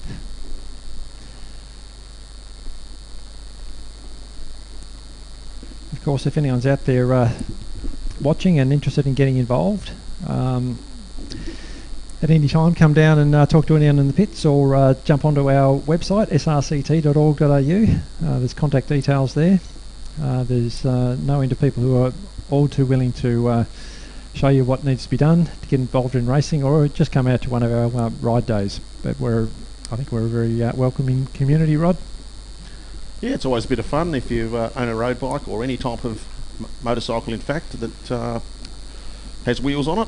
You can bring it out and enjoy yourself on a ride day, and we see a lot of people that come and do that and have a great time, and then we see quite a few that then decide that racing's the way to go after they've done a few ride days. It can be quite addictive, can be quite expensive as well. Just very quickly before this, but it's a lot of fun. Just very quickly before the start of this race, going into this round, Mitch Hawksley was on 200 points from John O'Hughes on 139, from Marcus Delaney on 134, and Matthew Long on 129. Okay. So it really does make it interesting. Rain starting to fall on the commentary box windows. I don't know if that's just the wind's picked up or the rain's picked up, but maybe a little wetter than it was. Just looking at these little bikes, Chris, working out who's got what with tyres. So we know Chad Wiley's on the road-based tyres. We've got Oscar O'Donovan on the little Morawaki. That's got full wets for sure. Yep. Can't quite tell with the rest of the field. Looks like racing though, and Tom Turner's got a brilliant start from row 2. Launched the R150 on the back wheel, but it's actually going to be Ollie Skinner who takes up the lead. Oscar O'Donovan's just got Oscar O'Donovan back in the lead again to lead the field down through turn 2. Can't see that. That's probably Chad Wiley in third, I think, is it? Looks like him. Yes, it is, I think. And I think that's going to be Brodie Curtis third. No, he's fifth. Harley Phipps at the back of the field. Hasn't been getting the best starts, but once he gets going, he's certainly been reeling them in and getting in and putting in a really solid race. Yeah, one of the young lads missed the start completely, so that may have been Harley. But everyone was away and he was still sitting on the grid. Not the ideal way to get off the line. No, he's really impressed me. I should... what am I trying to say? In the dry races, Harley a couple of times has popped the clutch and actually smoked the tyre off the line on an R150. Okay, how do you do that? So when I say impressed, not impressed as in terms of getting an effective start, but an impressive start. Oscar O'Donovan will lead the field. Already have a nice gap coming over the start-finish line. We've got Chad Wiley just on the inside of Ollie Skinner. Chad will hold on to P2. That's Tom Turner then from Brodie Curtis and Harley Phipps. It's still all bikes from P2 back. Still all pretty close together. I think Harley's probably going to catch these guys again as he did in race 1, although his lap time there was a little bit slower. But the guy's looking for a way through on Ollie Skinner through, what's that, turn 4. It's got a fair bit of poke, that little dirt bike. It certainly does. He seems to struggle in the corners a little bit compared to the others, so I don't know if that... It's just the tyre that he doesn't have a... looking at the tyre, I'd say it's very much a road dry-based tyre. Yeah. And on that last lap, if you have a look, Chris, around the sweeper here, when he comes around next time, there's quite a bit of movement from the rear. It's just it's fighting very hard for traction. It's good to see, you know, from these young kids having a red hot crack on these little bikes. So if you watch him here, Chris, he's coming around the sweeper, just starting to head into it now. And on that last lap, the rear was all over the place. A bit smoother this time. It's definitely walking a little bit, but that just could be suspension as well.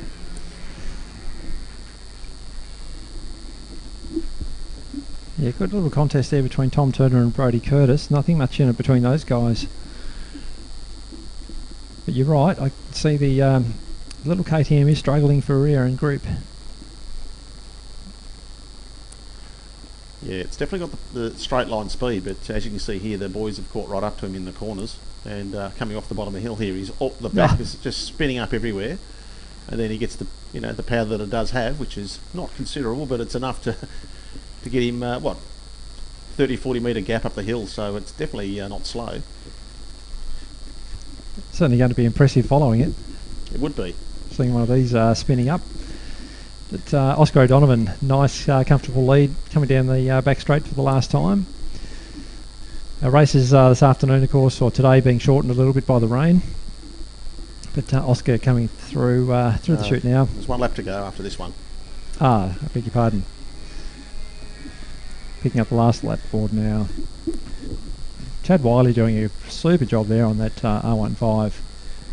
Way clear of the other guys.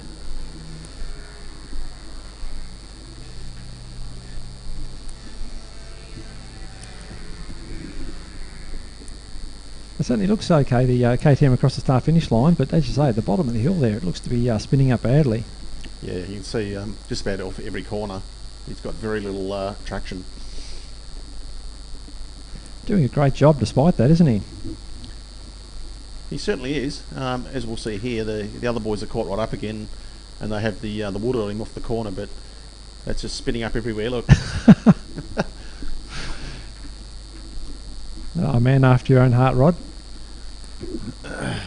It's got a huge horsepower advantage over those little four-strokes.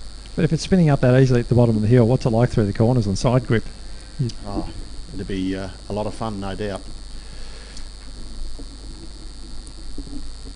Okay, so now Oscar O'Donovan coming through the chute, who will be coming around to meet the checkered flag. So another great ride from Oscar. Looks like a fair bit of visor fogging there. That's never fun. No, it wasn't. Definitely not easy to see where you're going if you have a fogging visor in these conditions. Another great ride from Chad Wiley. Makes a very, very good win. Second place there, I should say. Ollie Skinner's hung on for third place. Tom Turner's got up on Brodie Curtis. So nice ride there from Tom. Unfortunately, they gapped Harley that time round. Previous race, Harley was right in amongst it, so that maybe that bad start he got, was an issue. But his lap times did drop off. He was down in the 125s, where the other guys were doing the 120s. Yep, some good times there for the young fellas. Oscar O'Donovan with a 1:15.9, I think, there, Chris.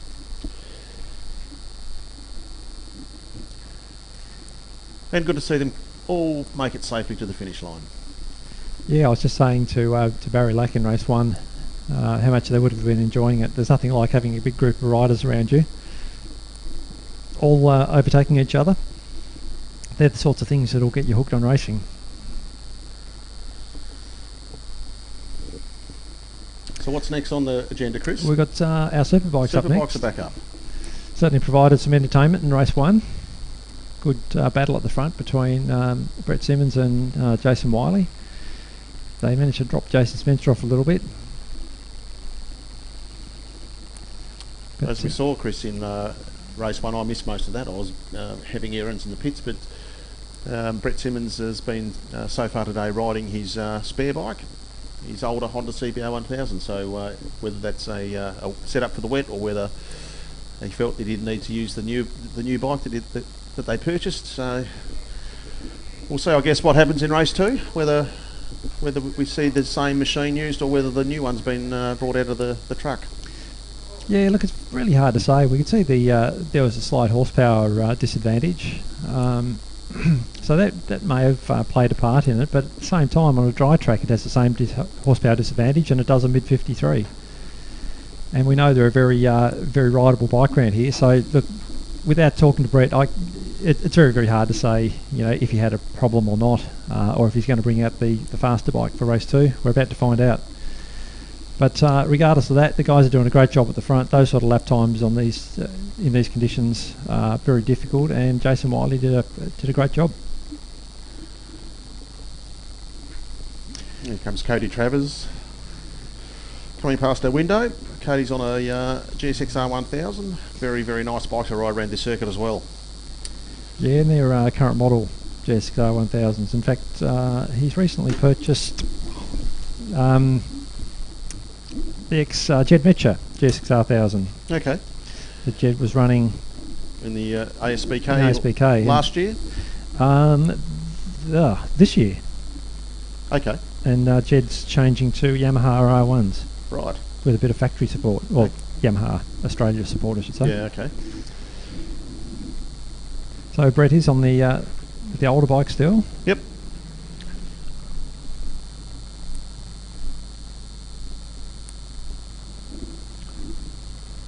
Rightio. Well, will we see a repeat of race 1, or will we see Brett put his head down a bit and ride a bit harder? Well, knowing Brett as we do, I suggest he's going to be putting in, because that's what he is. He's a racer. I don't think he's just going to sit back and let Jason have it. Absolutely. But equally, I don't think Jason's going to, because he's a racer. So they're probably both going out there pretty determined to beat each other in this one. Yeah, it should be a great contest at the front. It'd be nice to see Cody and Jason also run at the front and have a four-way tussle for the lead. Yeah, certainly would. 4 very capable riders, and punting these big thousands around here would be pretty spectacular for us. But I still feel we're going to have a bit of a contest at the front regardless. As you can see there, and plenty of traction on that back straight with large power wheelies from these bikes. They're still getting plenty of traction from the wet tyres in a straight line. No shortage of horsepower being put down onto the road. Not at all. I mean, as we often say, these thousands, when you unleash them down the back, they get it on. Yeah, they certainly do. Even in these conditions, you know, the 1000cc bikes are well over the 200 km/h mark down the back straight, and pulling the front wheel into the air over the hump with the amount of traction they can deliver. So Brett Simmons usually gets the best starts. He does launch all his bikes well. Although Jason Wiley also got a very good start in race 1, so we're about to find out. In the starter's hands, a great start from Brett Simmons. Oh, terrible start from Jason Wiley. Clutched it 4 or 5 times, but Brett's well and truly away. Having said that, Jason Wiley probably only a couple of bike lengths back, and that's Jason Spencer and then Cody Travers from Kane Bowman and Wade Schrader. But bit of a repeat of race 1, I think. Brett did get away well, but Jason got on the back of him again very quickly. So, yeah, I didn't see. I missed the first 4 or 5 laps of race 1. Look, having said that, Brett now knows that Jason's a bit of a threat, so he's probably going to be. He's going to put his head down early on, I think, and try to make that gap, which we've seen Brett do many, many times. That's right. Race 1 for Brett often breaks the others. He's a great first lap rider. And as we can see there, Chris, watching all 4 of those front thousands down the back straight there, large power wheelies in acceleration in these wet conditions. But it is a repeat of race 1. Jason Wiley still right on the back of Brett Simmons, so Brett hasn't managed to gap him. So it's just a matter of who's got the pace and who can keep it together up until the line. They've already gapped Jason Spencer a bit, probably about 3 seconds there, I'd say. Yeah, it certainly is. 3 seconds back to Jason Spencer in 3rd position, and then a further 3 seconds back to Cody Travers, who's not having the best of days. No, not typical of Cody at all. So there's something very, very much amiss with his setup, I'd say. He's a good wet weather rider, as we said. He rides the circuit well, so I can only imagine there's something he's not happy with the bike. But back to the leaders, Brett Simmons still showing Jason Wiley the way around. Jason lunges under brakes. He's still right on the back wheel of Brett Simmons, so it's anyone's race at this stage. Certainly closed right up on the brakes. Interesting to see what's going to happen third lap round. So, first flying lap, 59.5, 59.3 from Jason Wiley. Will we see a 58, Chris, in the wet? Look, quite possibly. And, to underline that effort from Matthew Long and the 600s, his time equivalent to what Brett Simmons has just done. Look at Jason Wiley's bike there, Chris. A big power wheelie once again, hooking up off the bottom of the hill. You've got to say, it can't be easy to get the power down on these bikes. To see that there with a wet track, a large power wheelie just piling on that horsepower heading up the hill. Yeah, Brett's certainly determined, but look at the Ducati looking for a run up the inside under brakes. That's pretty brave. It's a long way back, but he'll do it. He's certainly held him out to dry, and he's gone up into the lead. This is almost a very smooth out-braking manoeuvre there by Jason Wiley to head into the lead. Almost a replay of race one. That's exactly the same move he put on, probably at about the same point in the race. So it's up to Brett Simmons now to show what he can do. Jason Wiley on that last lap, almost into the 58s, a 59.19. So a fantastic lap time on a wet track. It certainly is. And Brett Simmons there had a little look there at the bottom of the hill. He's going to pull everything out of the kit bag here.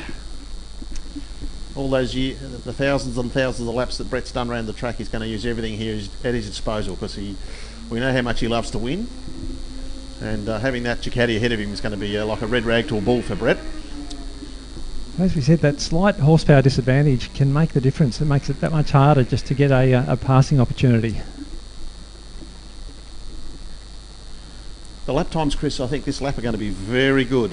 And they're both extremely on it. So Brett looking for a run up the inside, maybe. No, he's not close enough into turn one. Yeah, no, they actually lost some time that one. So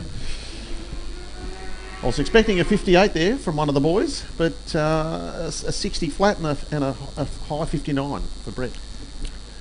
Yeah, so backed it off a little bit. Still, very, very quick times here on a wet racetrack. Jason Spencer, pretty lonely ride back there in third. He's 8 seconds in arrears, and then 21 seconds back to Cody Travers. It's definitely a two-horse race. Brett Simmons there. He's had another look there at the Ducati. He's right on the curtails, but whether he's got enough straight line speed. Oh, Jason Wiley nearly put the bike over on itself down the back straight there. A huge power wheelie. I'm not sure whether you caught that, Chris, but that was nearly vertical. No, I didn't. I thought they had anti-wheelie, so maybe that's turned off. Something clearly didn't work, because it was right up there. I've been noticing too, if you have a look off the bottom of the hill, every lap Jason has fighting that for wheel stands up the hill as well. So looks like the power delivery comes in pretty damn hard on that bike, Chris. Yeah, so Brett Simmons all over the back wheel of Jason Wiley now, so turning the tables a little bit. So you watch here, see if Jason, last lap up the hill here, it pulled a big power wheelie. Yeah, just lifting the wheel, under power as per normal there. Lap traffic, which always can be a problem. Hopefully both guys are through cleanly. They certainly are on Wade Schrader. Now they're up against Kane Bowman. They're on the last lap too, so it's all down to an out-braking manoeuvre at the end of the straight. They should both get past. Brett's got a great run onto the straight. Fantastic run. So it's all down to the hard braking. Who's got the biggest brakes? It's Jason Wiley at the moment. Who's going to get the better drive? Brett Simmons out of the seat, but still. Up the inside of him. Whoa, that's a massive move. Brett Simmons, unbelievable. Fantastic. Wow. Chris, what do you say about that? That's gutsy riding. That is ballsy. That was a fantastic move. Brett showed his class there, and that was just not supposed to happen, Chris. You can't do that. No, well, he just showed you can, but it takes a lot of determination, and that's what Brett had on board then. That was total grit and total dedication. But from both guys, it was a good overtake from Jason Wiley at the end of the straight. It's not easy to outbrake someone like Brett Simmons in the wet, but he did that. No, that was a fantastic last lap. And bear in mind also that Brett was recovering from a spin up and he was out of the seat. So yeah, absolutely. No, that was fantastic. So 1-1. What a great superbike race. Don't think I've seen a move like that before in the wet. No, I sort of wonder if that little spin up he had put him in a better position for that, because he had a very tight run through the inside sweeper and managed to get up the inside of Jason Wiley. Don't know, but it was a great finish. Certainly was. I don't think I've seen anybody, all the laps I've seen around here, I don't think I've seen that before. He's got to be pretty relieved. As we said, he's not the sort of guy who takes being beaten easily, and he's just bounced back in the best way.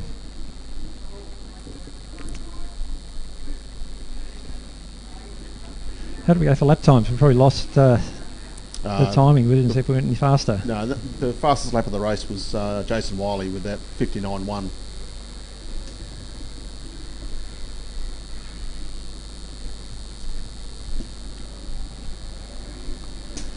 Well, that was a fantastic race at the front, Chris. It certainly was. Not a big field of bikes, but it was a very, very entertaining to watch. Best thing is we've got 2 more to go. Yeah, absolutely, and we had a great the bikes coming out now. We've got the little lightweight bikes, the GP lights, and the production light bikes. So once again, we've seen great racing in this category. And race 1 today was a ripper with Taron Ocean and Josh Vanderputten taking it right down to the wire. Look, I was just talking to Barry Lack here before in commentary about the high level of talent in Tasmania. It's on show here again for us, with what we just saw between Jason Wiley and Brett Simmons, but also Taron Ocean and what these other guys, Josh Vanderputten, doing in the lights race. It really is entertaining. So if you did bother to come out this afternoon to watch the bike racing, I think you'll be very, very pleased with what you're seeing.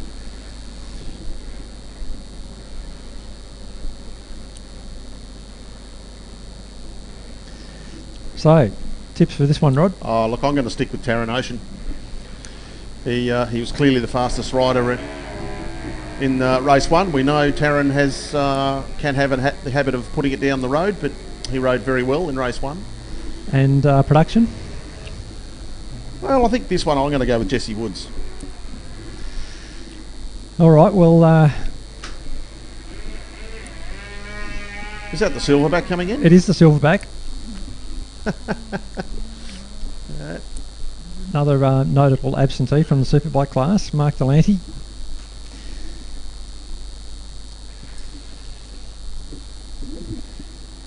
But look, I feel I should go for somebody else, Rod, so we just mix it up a bit. But I think I'm with you. I think Taron Ocean's race 1 was impeccable. Great performance, and I think it's going to be pretty tough for Josh Vanderputten to do much about that. I'd like to see the lead change 3 or 4 times or more, but we'll see. It depends on the start. These races are only short, so a good start is very, very important. The races are only 6 laps today because of the conditions. So a bad start can ruin your race and the chance to get back through the field, even if you've got the pace. But in the lights production, I'm going to back Lockie Curtis again. I thought he was very impressive in race 1. He got a good start. I know he had Jesse right on his heels, so I think it's going to be a great race between the two of them. But I'll go bike 22, Lockie Curtis, for lights production. Okay. Similar machinery. Lockie's on a... is that a Ninja 300, Chris, or a Ninja 400? I don't know. We don't have that information in front of us, do we? Oh, yes, maybe we do. Let me have a look. Certainly going to be a very busy racetrack. We've got, what have we got in the about, I thought there was more than 13, but anyway. It's a 300.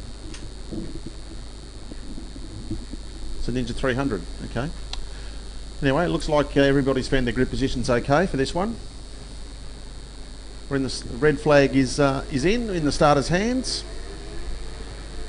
and we're waiting for the red lights are on the tower, and we're away. And Lockie, a huge wheelie on the Ninja 300. That was not the best way to get off the line, but it looks like it's going to be Josh Vanderputten, and who we got into second? It's Taran Ocean into second. Taran Ocean to second. And look at Lockie Curtis up the inside of Jesse Woods. Yeah, Jesse was napping there. I certainly got it wrong with picking Lockie Curtis to start. He got the worst start of everyone, but he's up there into third and heading Jesse Woods. So the right riders are contesting the lead in both GP and production. So this is going to be another good one, Rod. Yeah, looks like we've got... Can't quite see... One of the GP bikes has gone... was in fifths now, gone ahead of Jesse Woods. Whether it's Daniel Briggs or Aaron Wade, I can't quite see. It's probably Briggsy. He was up there in that mix race one, but first time down the back straight, Josh Vanderputten just heads Taran Ocean. Yeah, I think it is Daniel Briggs. He's gone into third using the speed of the GP bike to go ahead of Lockie. Yeah, I hope it doesn't upset the oh yes it does. Gets right in the way of the production bike. He's clearly having some issues, Daniel, with the bike, because it looked like it either missed a gear or there's an electrical issue, but he lost all the drive off the corner. Yeah. Look, it hasn't caused too much problems. I think Lockie Curtis got balked a bit, but he certainly did, and I think Daniel was having some trouble with that bike this morning. Whether some water's got into some electronics or not, I don't know, but he definitely had a rather large issue then. Anyway, we've got in the production side, Jesse Woods is right there. It's whether he can make a challenge for honours in the production class is yet to be seen. Josh Vanderputten though, still holding off Taran Ocean as they come down through Calvin's. Garth Newton re-entering the pits again, as he did in race one.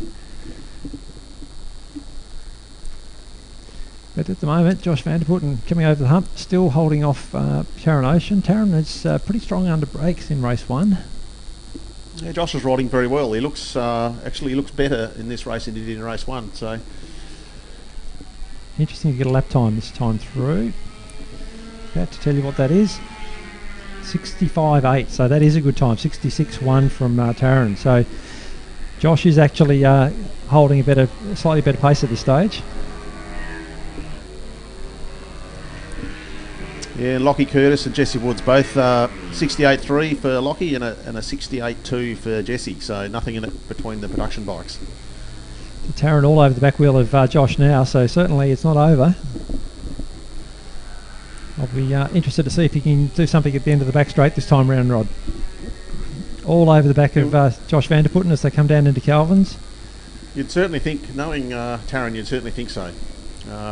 He should get a good slipstream on this lap. He's got off Calvin's very well. He's right on the curtails of Josh Vanderputten. Josh's bike's not slow, Chris. Yeah, Taran's probably a heavier rider than Josh. That's a given, I dare say. There's a considerable difference in stature. Oh, having problems with gear change there. Taran Ocean all over the track, almost ran off. He actually nearly went on the inside of the circuit into the grass, which would not have been a good outcome.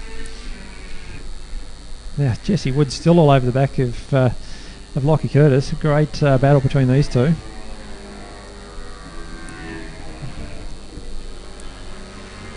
Doug Watson's going well again. Great to see. Outstanding job. Not too far behind Mark de Jong. And Mark's on the GP bike. Well, Doug Watson heading up Oscar O'Donovan, both on Lights production bikes. So we know Oscar's been riding pretty well. So again, it underlines what a great job Doug Watson's doing. Yeah, look. Looks like Taran Ocean's not quite got that straight line speed that we saw in race one. That looked like Taran's bike had the legs on Josh's, but not the case at the moment. No, we've got 3 laps remaining. Josh still holding down just a tiny margin over Taran. Taran was sitting up there too, Chris, through the sweeper, like there's something not quite right with that bike.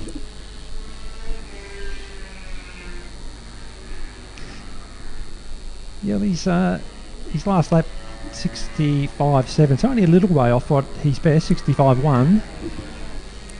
But it's enough because Josh is still holding down those flat 5s. Now Lockie Curtis is still holding off Jesse Woods too, so your prediction so far is holding true? Yeah, not there yet though, Rod. Well, they've been in this position all race, so neither's made a break, and Jesse hasn't been able to bridge that small gap either at all. So he's not too far behind, but it's been like this now for the last 4 laps. Only separated by a tenth of a second.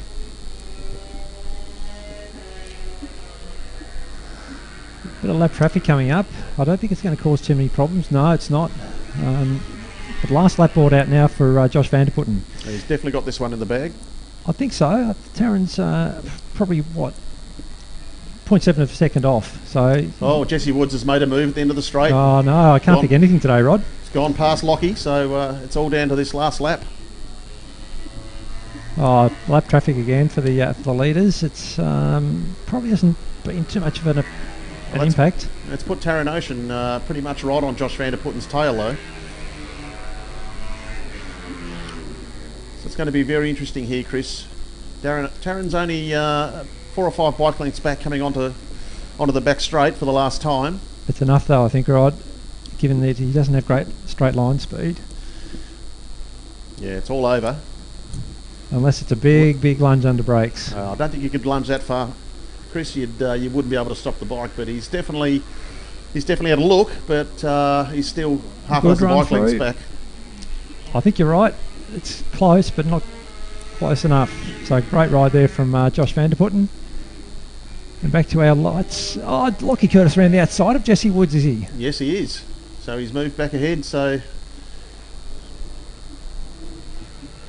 Lockie's going to take the honours here, Chris, for the production bikes. It's a great ride. That is a big move, and a very fogged up visor as well for Lockie. Maybe that helped. Maybe it does. Great ride from Doug Watson too, the senior member of the field, coming home in 7th. Yep, beating Aaron Wade on the GP bike. Wow. It's a great ride from Doug. You sure that's Doug under those leathers, Chris? Well, I don't know. We're going to have to ask him. Is it someone masquerading as Doug? I think he'd be very hurt by that, Rod. Well, I'd love to. I'm happy to say that I'm very, very pleased for Doug. He's having a stellar race meeting.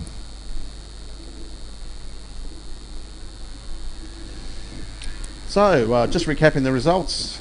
Josh van der Putten from Taran Ocean. Daniel Briggs bringing it home in 3rd for the Lights GP. Lights Production, a great tussle between Lockie Curtis and Jesse Woods, but Lockie Curtis takes the honours for the Lights Production for the win. I'm trying to find out who was. It's Doug Watson takes 3rd for Lights Production, Chris. Fantastic ride for Doug. And got the wood on Dane Griggs too. There'll be bit of bragging rights there. Cut the atmosphere with a knife, I'd say, in the KTM pits.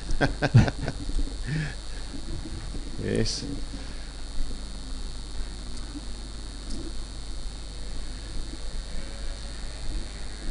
Yeah, certainly seen some great racing here today, Rod. That was no exception. Yeah, Taran Ocean did get the honours for the fastest lap of the race, a 64.3. Just edged out Josh van der Putten, but anyway, great ride from both guys, and good to see Josh get the win. So it's one each moving forward through the day. It's going to be an interesting finish, Chris. Yeah, certainly will. There's, like I say, there's been some really good battles in all the race classes this weekend, or today. I think currently too we've got 0 rain falling, or have we still got some? Oh no, we've still got just that light sprinkle again. I can see in that large puddle in pit entry. It looks worse than what it is, I'm sure. Yeah, I was looking at the forecast this morning. It looked like it was going to lighten off around midday and then maybe come in again this afternoon. But certainly at the moment, as you say, there might be the slightest sprinkle, but really the conditions on track are very constant. I don't think anyone's really having too many problems out there from what I can see, which is very pleasing for everyone. All right, we move to the next group. So we've got our open historic bikes, open pre-modern bikes, and Formula 3. We saw some great racing in race 1 with this category, Chris. I'm tipping it's going to be a similar outcome, but can we see the little 400 maybe get some track position this time? Yeah, well, certainly the problem for Chip Sellers was he just got swamped off the line by the larger capacity bikes. He's got the pace to run at the front, but as you say, you've got the VFR 400 of John O'Hughes, the SV650 of Chip Sellers, up against the R1 of Len Vester and the FZR 1000 of James Ryan, wherever James is. He's at the back there. Yes, he's out. So they're all doing similar lap times, but as we've seen, the leader bikes just have an easier time down the straight and can reclaim that track position so easily. Yeah, it's going to be a tough ask. I think the only way we'd see that little 400, which has clearly got that track speed from turn 1 through to Calvin's, but he's going to have to get a very, very good break on the field and put his head down. But it's very unlikely that's going to happen. Yeah, look, I'd have to go James Ryan again. He's riding very, very nicely this weekend in the wet. We know he's a confident wet weather rider anyway. And with the extra capacity, that makes life just that little bit easier for him. Yeah, I think you're going to. I'll agree with you on that one, Chris. I don't think Len's going to be challenging him today, but it'd be nice to see. I'd love to see Chip Sellers get away a little bit better. It's always exciting watching him race. In fact, it reminds me of one of the most exciting races you and I have seen, where he came through the field on an old R1 and pipped Kurt Sushams, I think, for second in a superbike race. Yeah, that was impressive. I do remember.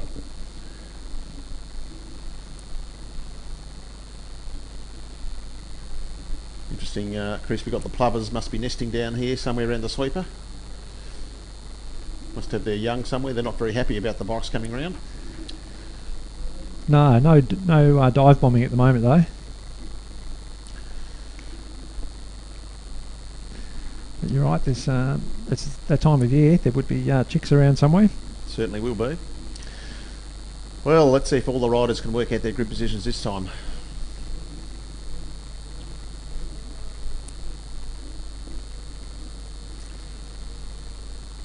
Somebody missing from between Stuart Bugg and Trevor Renton. So I'm not sure who that is, but we are ready for a start. Red flag is in. Lights on the tower, and a much better start that time from Chip Sellers. Yeah, but it's James Ryan, I think, who'll lead the field for the first time through turn 1. Sure enough, it is. He's got a nice start there. And he's that Chip Sellers in P2 it is, so that's great to see Chip up there into second place. John O'Hughes going around the outside again of Trevor Renton, I think. Yeah, Jonathan Hughes, he's got his work cut out for him, but what we're seeing this race that we didn't see in the first one, Chris, is Chip Sellers is right there, and that bike doesn't have as much of a horsepower disadvantage as the 400 that Jonathan Hughes was on. So I think Chip is in a great position to get a good toe down that back straight coming up shortly. Yeah, and he's equally keen to put a move on anywhere he can, just as John O'Hughes is. So I think we're in for another good race, Rod. But James Ryan still holding the lead, as you'd expect, on the 1000cc bike down the straight. Under brakes, Chip Sellers closing right up behind him. John O'Hughes, third place, certainly not out of touch. And then, is that Joel Benson, is it? Look at the run here that young Chip's got. No, it's... He's having a look up into turn 1, but he's pulled out of it. That's going to be... It would have been a bad line choice for trying to get into the lead there, but clearly that bike's got the speed on the corners, and Jonathan Hughes is... Look at how much faster that little 400 is, Chris. He's right there now in third position, but unfortunately the lack of horsepower... up the inside there. I bet Chip didn't expect that one. John, it's all in vain, Jono. Unfortunately, you just don't have the grunt when you get to the hill. As I say, though, not for lack of trying. He's giving it everything today. So poor old James Ryan, he's got the lower capacity bikes all over him at the moment. Both of them nipping at his heels.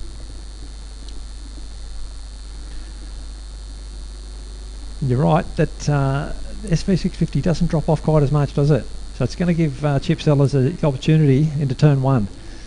Yeah, Chip just needs a really good run around here, around the sweeper, which he's clearly faster than the FZR 1000 in front of him, but he's just got to try to put it up the inside here.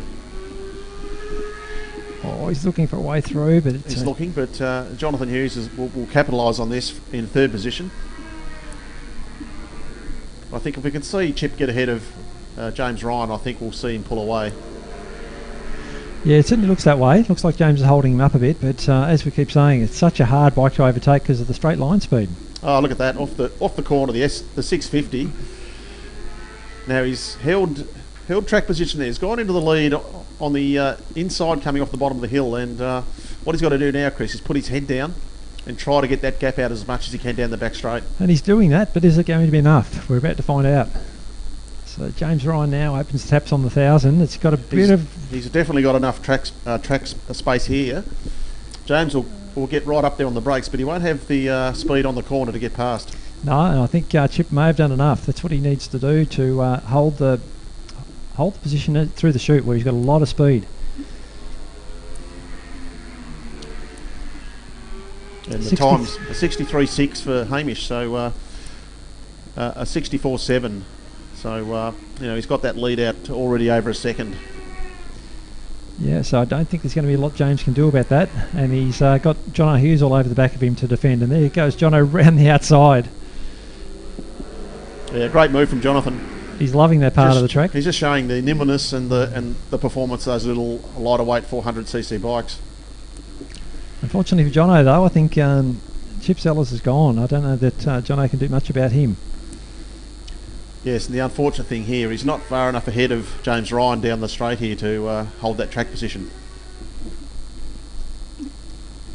But it clearly shows the advantage the little bike's got over the twisty part of the circuit. So James Ryan here, he's looking on the brakes, but this is going to work into Jonathan Hughes beautifully. Because Jonathan will no doubt show us how much faster the little bike is from turn 1 through to Calvin's on this lap. He's certainly riding it well. What are lap times? 63.2 for Hamish and 63.5 for Jono Hughes. 64.7 for James Ryan. Peter Bellchambers, good ride. 64.5 into P4. So as we can see, as we talked about earlier, the difference in the speed on the windy part of the circuit, Jonathan Hughes has definitely got enough space now to break James Ryan. And he's actually catching P1, Chris. He's for sure catching the 650 ahead of him, but I don't think he'll have enough time with 2 laps to go to challenge for the lead. It'll be very interesting to see what the lap times are this time around then, Rod, because Hamish was a little bit quicker at the previous lap. But I think that's probably because Jono was getting past James Ryan. Jono got his foot off the peg going down the straight. I don't know if there's a bit of a problem there. Slower rider, not going to cause a problem. That's good. But I don't think he's close enough, Rod. No, definitely not. And a flat 63 and a 63.6 for Jono. So, well, I tell you what, Jono Hughes looking for a way through on Andrew Eagling there and had the door closed. Got a little bit tight. Yeah, that's good ride from Hamish Sellers. He's got that lead out now to close to 3 seconds. Yeah, very impressive. Making up for his race 1 where he got shuffled back off the line. That can certainly be frustrating where you've got the pace but you just can't find your way through the traffic.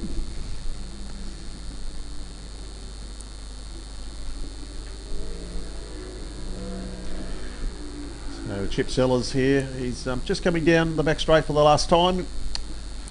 Got a very comfortable lead. It's got to say, a very, very mature ride from the young man. Yeah, very impressive. Up the inside of Ben Lydon there, I think it is, coming through the chute for the last time to meet the checkered flag, and a great ride from Chip Sellers. Also Jono Hughes, a little way back, but another superb ride. Oh, I'll tell you what, Peter Bellchambers right on the back of James Ryan. Yeah, where did Peter come from? Well, a long way back. Wow. Yeah, separated over the line by what? 0.1 or 0.2 of a second, so we didn't see that coming. Not at all. And Peter got obviously got the better of Len Bester. So James Ryan, last lap 106, so he was 2 seconds off what he'd been doing earlier in the race. Peter Bellchambers, on the other hand, 105.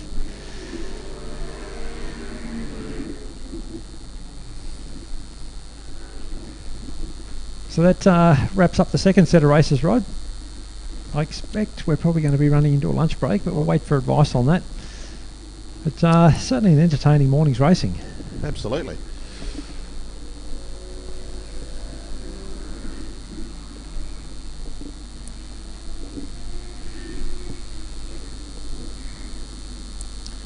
just try to quickly recap the results, Chris. We've got in the Formula 3, Hamish Sellers, Jonathan Hughes, looks like Peter McEldowney for third in F3. Historic Open, James Ryan from Peterbell Chambers. Karen Webb must be coming through in third in Historic Open, and in Pre-Modern Open, Len Bester, Stuart Bugg and Matty Coward in third.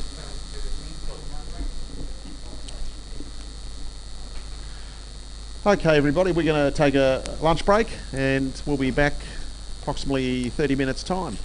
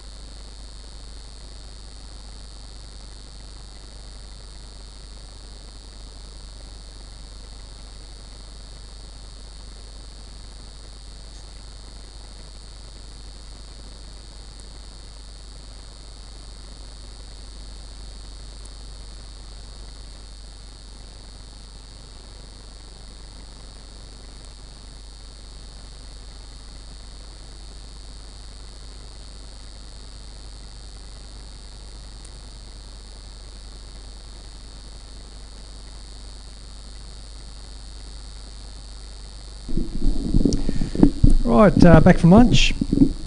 Hope everyone had a nice break, something to eat. Ready for the first race of Group 3, Rod? Yes, and conditions looks like they have deteriorated a little bit, Chris, with a bit more rain coming down. Track's certainly looking a bit wetter than it was an hour ago. Yeah, definitely. You can see the puddle we keep referring to looks like it's got quite a lot of rain falling on it now, and you can actually see it in the air, unlike the light shower we had before. So, things are deteriorating a little bit. Good thing is, of course, that everyone's had a good feel of the wet conditions this morning, so it won't be too unfamiliar to people, but we'll just have to keep monitoring it and seeing if it becomes a little bit too risky for people to go racing on.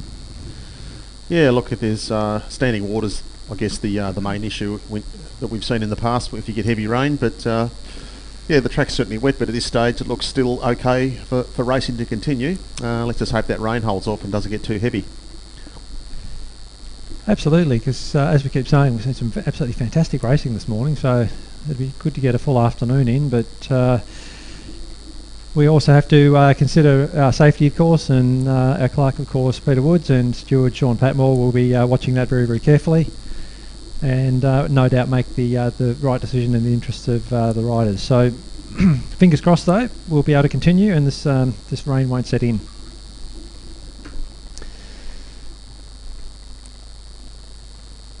So Peter McEldowney sitting there P1 on the SV650, Harrison Freeman P2. Harrison picking up both the wins earlier in the day, Rod. Yep, and we're missing Julian Winlow again. Looks like Julian may have gone home for the day, but anyway, we're in the starter's hands. Red flag is in. And we're away. And a great start from Peter McEldowney again. And looks like he may hold... No, it looks like the CBR 600 is going to get the line into turn one. He does. Peter runs a very wide line through there, so it's opened the door very much so for Harrison Freeman to go through. But look, from here you can definitely see more water coming up off the bike, so it's definitely a wetter track, maybe the wettest we've seen all day, Rod. Yeah, I'd say right at the moment you're right. Definitely the wettest we've seen all day. But I think the riders have had a good feel for the conditions, having now this is their third race. Of course, most riders probably only running the one set of tyres for the meeting, and they've already got two races on them, so probably are past their best. Yes, I'd say you're right there too. Traditionally, normally we find with the wet tyres, the wetter the track, the better to a point, and they like to be kept cool. But Harrison Freeman still holding the lead as they come down the back straight from Peter McEldowney.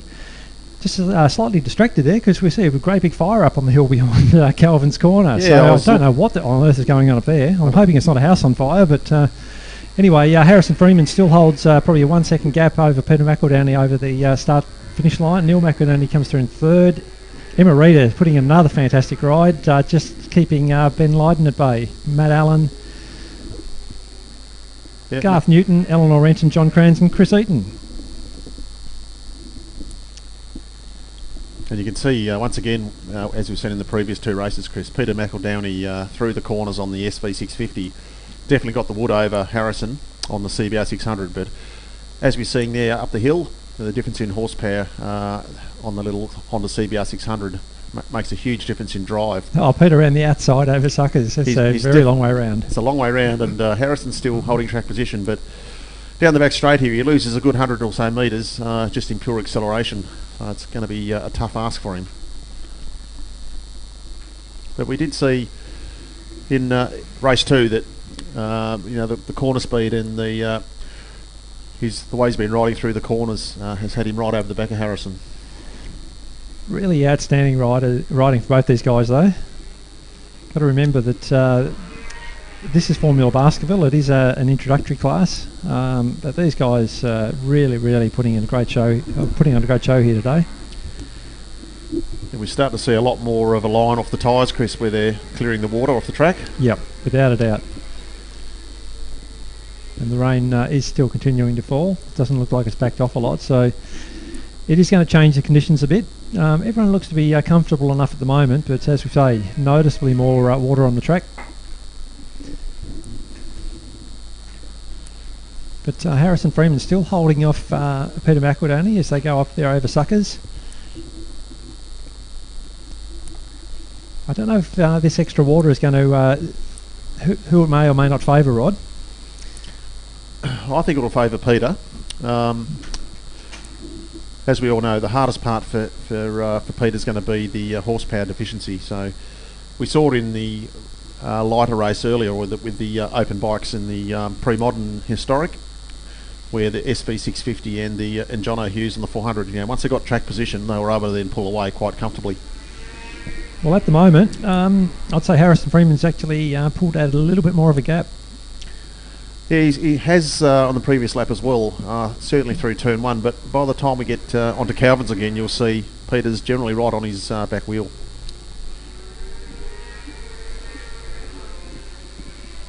Emma Reid is still holding off Ben Lydon from Garth Newton, Matt Allen and Eleanor Renton. Not much between those 5 riders. No, and hopefully we won't have a repeat of race 2 where we didn't see what actually happened, but I think 3 of them went down on the last lap. Yeah, they're not as congested as they were, but they're certainly close enough to get into a bit of a battle towards the end of the race. Looking at the times so far, Chris, Harrison Freeman is the quickest on track with a 1 minute 10. So definitely track conditions have changed, because he did a 1:05 in race 2. So it's a full 5 seconds slower than what he previously did. Yeah, well, there you go. It's proof of what we're saying. There's obviously more water out there, but look, again, both these guys just riding beautifully at the moment. Yep, 110s again, so they're obviously feeling their way around, and that's the pace that they're feeling comfortable with. And it's getting the job done. You only need to do what you need to do. So at this stage, Harrison's doing exactly that.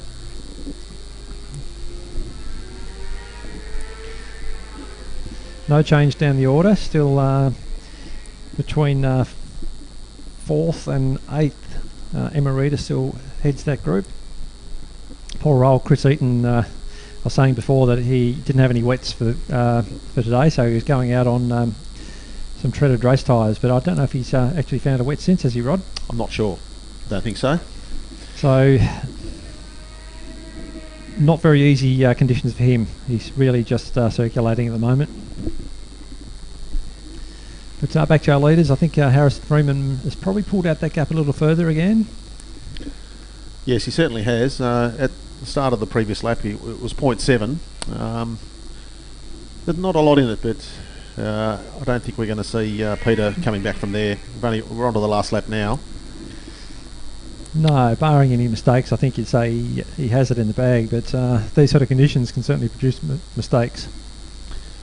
Yeah, well, it's gone from 0.7, Chris, on the last lap to now 3 seconds, so there's definitely, he's backed off considerably somewhere. Peter's previous lap was a 1:10, and the last lap he did was a 1:13.2. Yeah. So that rain obviously continuing, and the track conditions must be, maybe getting some deeper sections in certain places, but still looks pretty good from up here. Hasn't changed now in our commentary box, Rod. No, looks pretty good from where I'm standing. Yep. So down the straight for the last time.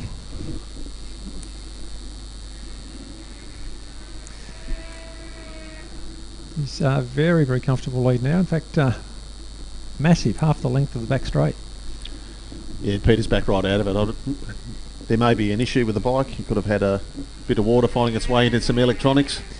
But another very well-deserved win there for Harrison Freeman. That's 3 from 3. And the fastest lap of the race on his last lap, so... very impressive. Yeah, Peter's back right off there. So, being a unfair bike, Chris, there's every chance of water finding its way into somewhere. That's very true, Rod. Neil McEldowney coming around now to pick up a great 3rd place, and Emma Reid will pick up that 4th place from Ben Lydon. Garth Newton, Matt Allen looking for a way through. Eleanor Renton, fantastic ride from Eleanor, right on the back of Matt Allen. So they've had a lot of fun. Yeah, look at the lap times. So we had Emma Reid, for example, a 1:13.7, Ben Lydon a 1:14.6, Garth Newton at 1:14.3, Matt Allen at 1:14.0, Emma Eleanor Renton at 1:14.1. So what have we got there? 5 or 6 riders, and also Neil McAdowney at 1:14.3. So all running about the same pace. Yep, John Cran's coming in a little way further back, and Chris Eaton just rounding out the field. As we're saying, poor old Chris running around on street tyres, so not ideal for these conditions, but at least he's out there. Especially now. That's right. Street-based tyre is going to be even worse with the track getting wetter.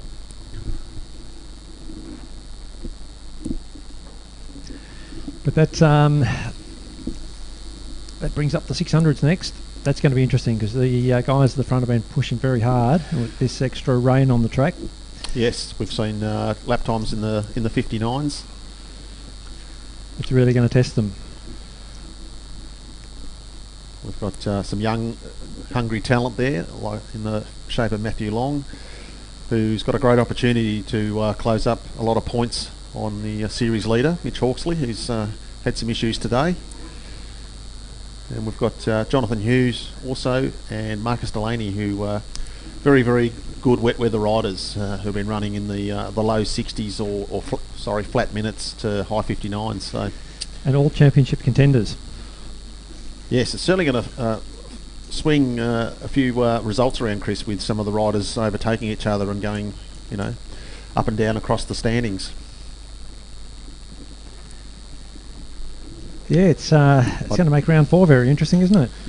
It certainly will. I think the interesting thing right now with this race is the conditions have changed since race 2, with a lot more water on the track. So whether that's going to catch anyone out or not, the boys at the front have been pushing themselves very hard, and I don't think we'll see the same lap times as we did in race 2.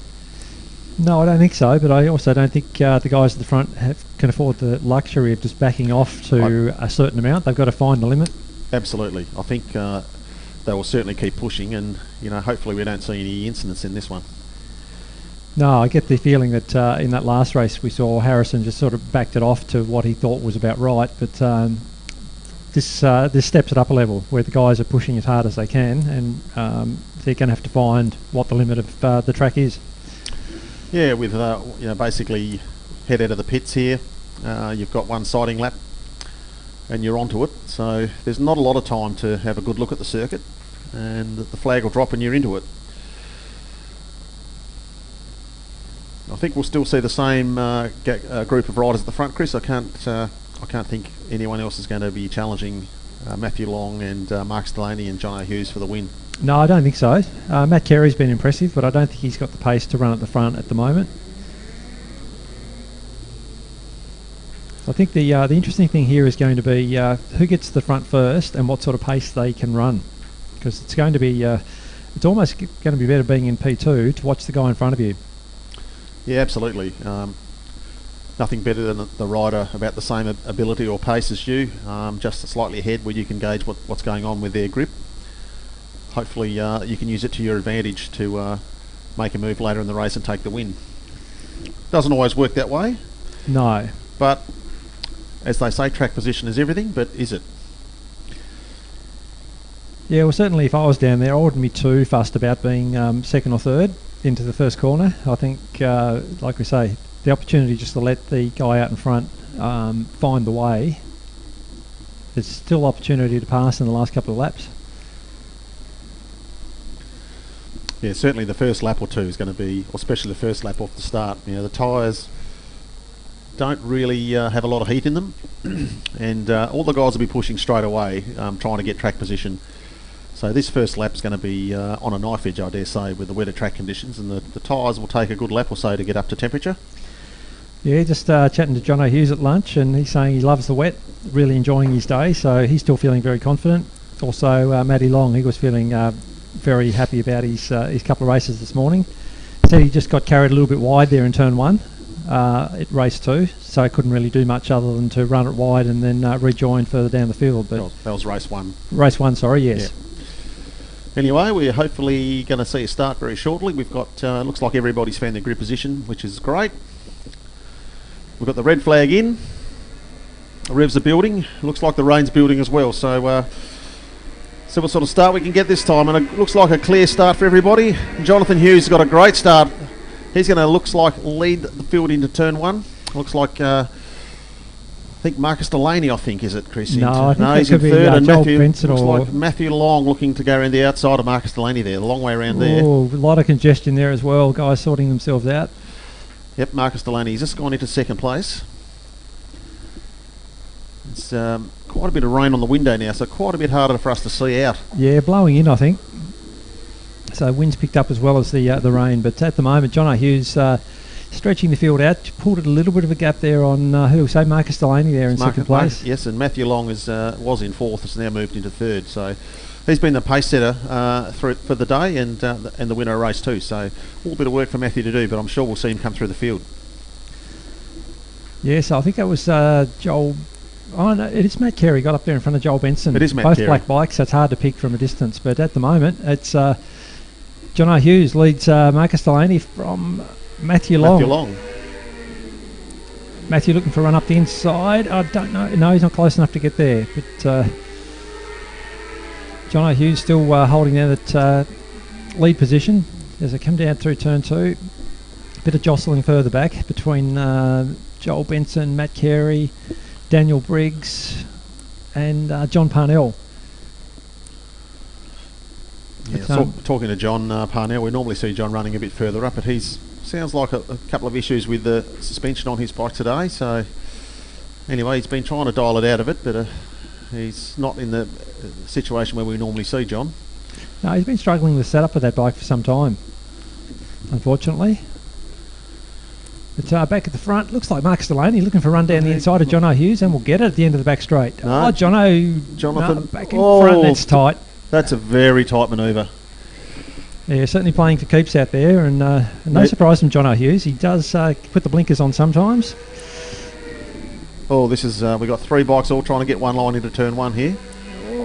Gee, I tell you what, they're certainly having a bit of fun out there at the moment. No room for error there, Chris. We've got 3 bikes all on the one line almost, going through turn 1, 3 abreast. Great racing we're seeing at the front of the 600 field today. So a 61.7, 61.6 is the quickest lap so far, so not really very far off what they were doing in race 1 and 2. And we've still got, it's Joel Benson who's he's got a nice gap in 4th over Matt Carey, John Parnell and Daniel Briggs. He's doing a great job. And certainly this extra rain has not really slowed them up much. As we said, they'd have to push harder and find the limits, unlike in the Formula Basketball race. But look at Marcus Delaney. He's going to have a crack down the inside of John Hughes. John, close the door on him again. He's going to want bigger brakes than that, Marcus. Oh, that's very close. And Matthew Long's he's capitalised with a great run up the inside there. Nice racing. Fantastic. And look at Matthew Long up the inside into turn 1. Is he on Jono? Jono will not take a bar of that and doesn't. Closes the door. And Marcus Delaney around the outside of Matthew Long in turn 1. That's the long way round, but he's pulled it off. Seriously, That's guys. a fantastic manoeuvre. How good is this racing at basketball? This is unbelievable in these conditions. All 3 guys at the front, they want to win this race. And they are riding extremely well and extremely hard. If you're in the pits and not watching this, you're really missing out. It's some of the best racing you'll ever see in the wet at basketball. Look at Marcus this. Delaney up the inside into suckers in the wet. A great move. And he's held the line and he's going to lead him into Calvin's. So great move, Marcus. Very, very smooth. It's not an easy place to do that manoeuvre, Chris, even in the dry. Unbelievable. I don't know what's got into Marcus Delaney, but he's determined. He must have had a good lunch. Must have had a good lunch, but at the moment he's put a tiny gap on Jono. Jono's got Matthew Long to contend with now, so Yep. can't rest for a moment. Matthew's got a great run round the outside here on the sweeper, but neither want to give up track position into turn 1. I tell you what, it's tight because Jono does not give an inch. But at the moment, 60.6 from Marcus Delaney. Looks like he set the fastest lap so far, and you can tell because he's stretching them out. Yeah, he's out to 0.08 of a second, so last time around Jonathan Hughes and Matthew Long, 61.7s respectively for each rider. So Marcus Delaney, is this the break that he needs, Chris? I think it could well be. So at this stage, Jono's struggling to keep up. Matthew Long looking for a way past. Matthew's looking for a way past, and look, there's only 2 laps. We're going to be starting the last lap very shortly, and we could we could be seeing it would be a first race victory in 600 for Marcus Delaney if he continues in this position. It'd be great to see for Marcus. Yeah, seriously impressive riding. Now, what's Matthew Long going to do? He really can't find a way through. He's quicker through the chute than Jono, but putting a move on in turn one is proving difficult. Yeah, that the line at Matthew Long, he's looking up the inside every lap, but he's even if he goes through there, he's going to run wide on the exit, and Jonathan will be back round him. So I think the only way he's going to do it, Chris, if he wants second place, is the end of the straight. He needs a good run down that back straight, and he'll need very big brakes, because we know Jonathan Hughes has very big brakes in all conditions. He certainly does. But look at Marcus Delaney. He's just... Yeah, he's got it out to 2 seconds, Chris. He's bolted. He's doing what you got to do to win a race. He's put his head down. He's rode so far flawlessly. He'll have we've got 1 quarter to go for Marcus, and he'll have a smile as wide as wide. So Matthew Long challenging. Inside. Jonathan Hughes is not... Oh, I tell you what, that's close by crikey, and Jono Hughes is not going to relent. But Marcus Delaney, great win for Marcus. His first victory in the 600. Matthew Long looking to get past on Jono Hughes, but doesn't quite get there. Jono holds on for second. Just holds him for second. That's probably the race of the day so far, Chris. Well, to beat that last Superbike race was going to have to be good, but I'd agree. I think that was one of the most spectacular races I've seen here at Baskerville. Considering the track conditions right now, that was just great racing, great watching. Absolutely unbelievable. So, hats off to those guys. Just looking at the top three there, Marcus Delaney, 60.2 in these conditions, and Jonathan and Matthew, 60.9 and 60.8 as their fastest lap. So certainly not hanging around the boys. No, absolutely. I know we keep saying it, but those lap times in the dry are impressive. Mitch Hawksley's not having the best of days, Chris, unfortunately, in these conditions, and I think maybe some bike issues. So back in 14th. It's not going to be looking good for his championship hopes at this stage. No, whatever the problem is, it's really hurt his charge for this year's title. But I think people should stand and applaud these lead three riders, because that was some of the best racing you'll ever see here at Baskerville. Absolutely brilliant. Yeah, I'll agree, Chris. That was a fantastic race, and the good, clean, hard riding from the three front runners. Didn't look like anyone had a moment either. No one was up out of the seat, so it was all very tidy. I think things got pretty tight there a few times under brakes. They certainly did, and we sort of lose, of course, the way the shed is there. We're from the commentary box looking at the back of the end of the main straight. We lose probably about 10 or 15 metres of the corner we can't see, right in that crucial tip-in point. No, that's right. So it's that's where it's going to happen. It looked like it was very tight in there a few times. Well, how do we top this one? What have we got up next? I think we're into the Tassie Juniors now, aren't we? We've seen some great racing in that today. We are. We're into the Here Safe Tassie Juniors. They've had a lot of fun today. Hopefully get a slightly better start for Harley Phipps this time, because in race one he got right amongst it, but seemed to miss the jump in race two, and for some reason lost the toe. But it'd be good to see him back up there, because that battle between 4th, 5th and 6th has been a lot of fun. Yes, he certainly did miss the start on the second race. I think he was looking not at the lights, looking at the flag. I'm not sure what he was looking at, but everyone was gone, and he realised it was underway. Looks like that rain we're having before Chris has ebbed off again. It does a bit. It's probably going to be the nature of the day. The shower's just coming through and clear up a little, but I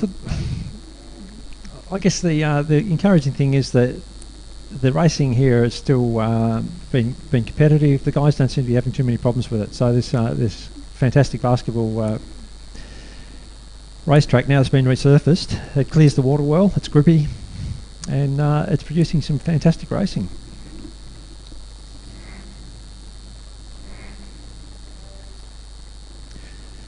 Yeah, just looking down there at Ollie Skinner's rear tyre, there's not a lot of grooves in that. That's the one that we were talking about before, spinning up at the bottom of the hill.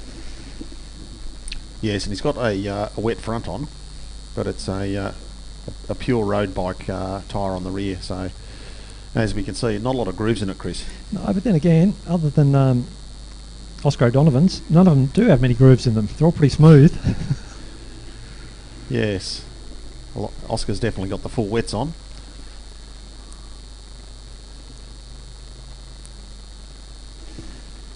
Yes, anyway, we'll have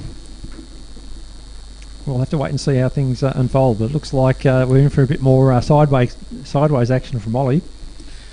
Oh, for sure, and probably worse than race 2 because there's a lot more standing water now than there was. And he was nearly, or especially where he is now off the bottom of the hill here, where on their warm-up lap, he was having the rear step out considerably there every time he went up the hill. I know we've covered it before, Rod, but wet weather tyres, or full wet weather racing tyres compared to a road-based race tyre. You're in the game. How much difference is there? Oh, tenfold. There's nothing. I don't think any tyre compares to a wet race tyre. The difference between a road tyre or a road-based tyre with grooves in it and a full racing wet is tenfold. It's not even remotely close. The lap time, you could take the same bike, same rider, and swap out the tyres and put on a road-based tyre, and around here they'd be probably 7 or 8 seconds slower. I'm talking, say, a 600. You would be unable to lap anywhere near 65 seconds, I guess. The guys that are running 59, 60s, you'd be 7 or 8 seconds a lap or more slower on a road-based tyre for sure. But the trade-off, of course, is they wear out very quickly.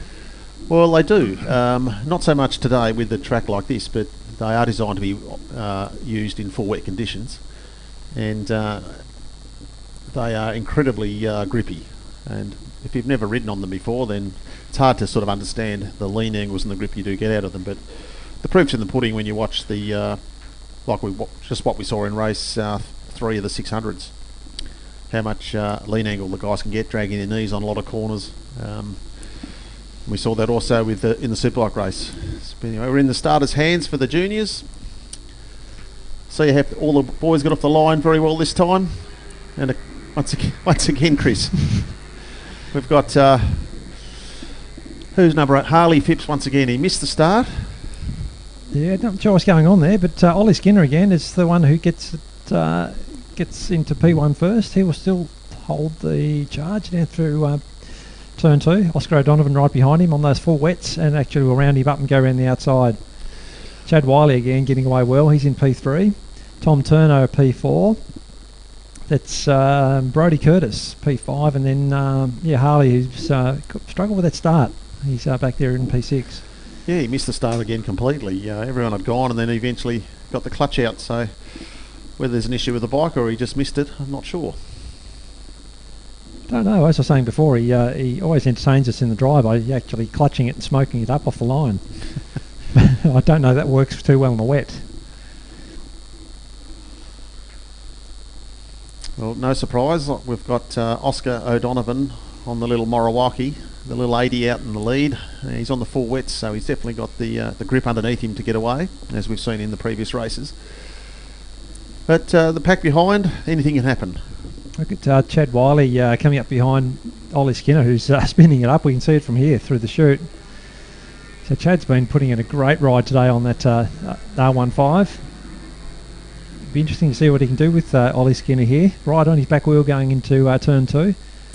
Yeah, he's got a lot more, as you can see, grip off the corner. Yeah, actually gets down the inside of Ollie into turn 2. Yeah, and you'll see bottom of the hill here is where the telltale sign is. Yeah, that's where he certainly seems to struggle on that little KTM. Yeah, you see he's right out on the shoulder of the track there, virtually searching for grip.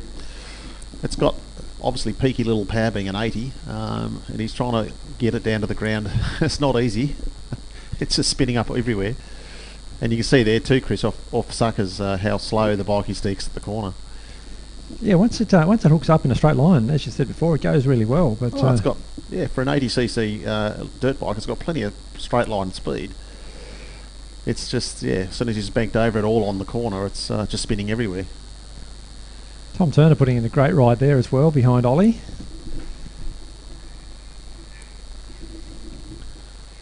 Brodie Curtis is a little way further back, and yeah, as I said, poor old Harley Phipps missed the start and now languishing again down there in P6, so he's lost the toe from this lead group.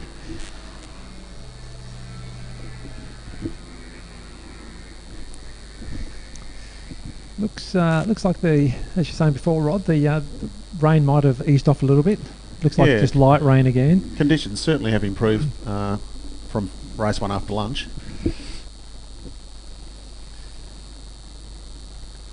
I think one of the standout rides in this group today for me is Chad Wiley. You know, he's riding the same bike as the guys in 4th, 5th and 6th, but way clear of them, 3 seconds a lap faster. Yeah, and that's all down to, you know, the rider. So the riders on these bike, or riding the bike, is the biggest difference. So, or the rider on the bike, I should say. It's the same across all categories, but because someone's got to pilot it. But yeah, it's a great result from Chad. A 119 in these conditions on those little things can't be sneezed at. Not at all. And Ollie Skinner's been impressive, battling that wheel spin. And of course, nothing to take away from our leader, Oscar O'Donovan, who's coming around now to pick up the last lap board. Whether you're on full wets or a GP bike or not, you've still got to get the job done, and he's done that very impressively today. From where we stand, doesn't appear to have put a foot wrong, so a great ride from Oscar. Yes, exactly right. You know, you still got to ride the motorcycle, and regardless of how fast it is, you've got to get it around without putting it down. And these conditions can catch you out. That's right, and these guys wouldn't have a lot of experience in these sort of conditions, so... No, and I'm sure all of them will have would have learned a lot today. And you'll probably find, Chris, it'll help their dry times as well. They'll realise, you know, that they can actually push a bit more even in the dry.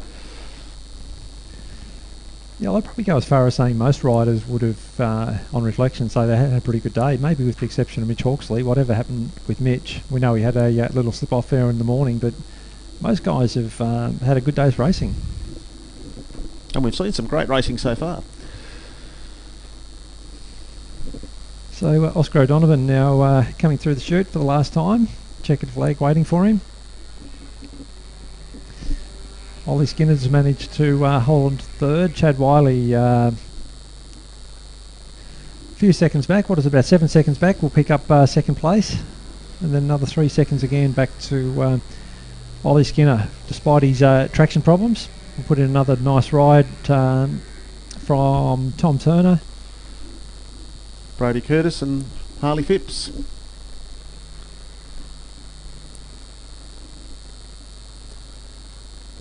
Looking at their times, Chris, pretty much identical times to the previous race, 1 minute 20s.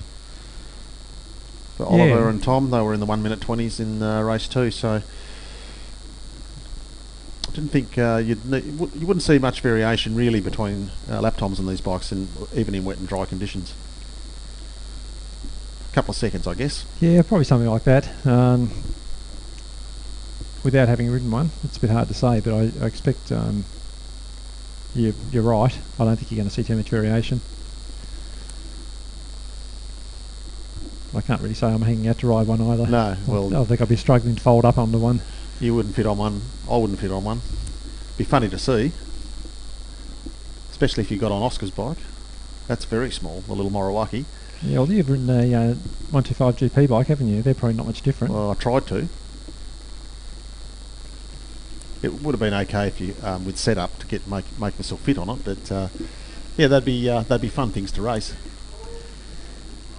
Mark de Jong does a great job to mould himself into a Moto3 bike. Yeah, certainly does. So obviously you can definitely set them up to suit your build. But that concludes our race 3 for Here Safe Tassie Juniors. I'm sure they're all having a lot of fun out there today. That brings us back to the Superbike guys for race 3. Will we see a repeat of the previous race, Chris? That was an absolute ripper between Brett Simmons and Jason Wiley. I don't know that you can expect it to be any better than the last one, because you don't see that happen very often. But I think what we can expect is that it's going to be hard fought again. Who's likely to win it? I wouldn't like to hazard a guess, but all I can say is it's respect to both the guys at the front. They're putting on a great show for us and showing us what top level superbike racing can be. Also, nearly a 58, a high 58 was almost achieved there in that last race. A time that cannot be sneezed at even in the dry. So no, as we've seen, we probably expect these times to be off that a little bit, maybe a second or two because of the extra standing water. But yeah, I think the track's actually it has dried out considerably since lunch. It was quite wet when we first got going again, and looking down into turn one here now, Chris, you can see that it's improved a lot compared to what it was. Now we don't have that gleam that was on the start finish straight. He's gone. It's now just looking like black tarmac again. That's right. Yes. So to me, I think the track conditions are probably as good as they were in race 2. And looking at the pit lane entry, it's still sprinkling down, but I guess the conditions haven't really changed too much. We shall see very shortly, Rod.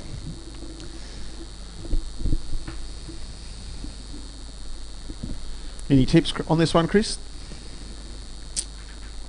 Oh, look, if you put me on the spot, I'd have to back Brett, because I think when the chips are down, Brett can often turn the tables and find what it takes to get over the line first. But you know, Jason Wiley's been super impressive here today.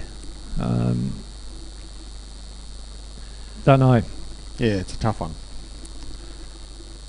You know, and it's so easy to when you're pushing that hard too for either rider to make, or any of the riders to make a mistake when you're really pushing at the front. So that was such a clean race, that last one, and they pushed each other right to the very last corner over that 6 laps. I'd love to have seen Cody Travers in the mix. I'm not sure what's up with Cody this weekend, but like I keep saying, we know he's certainly capable of running the pace of the front guys. It would have been super exciting to see a 3-way battle at the front, and Jason Spencer for that matter. Jason being more of a recent arrival in Superbike, so you can probably expect to see him take a bit more time to come up to speed. But anyway, we're in the starter's hands. Starts very, very critical for this one. Racing, and Brett Simmons again gets a beautiful launch on that CBR 1000, but Jason Wiley right behind him into turn 1. So pretty much a repeat again of races 1 and 2. Jason Spencer behind him and Cody Travers, back to Kane Bowman and Wade Schrader, but it's Brett Simmons in his usual position, P1.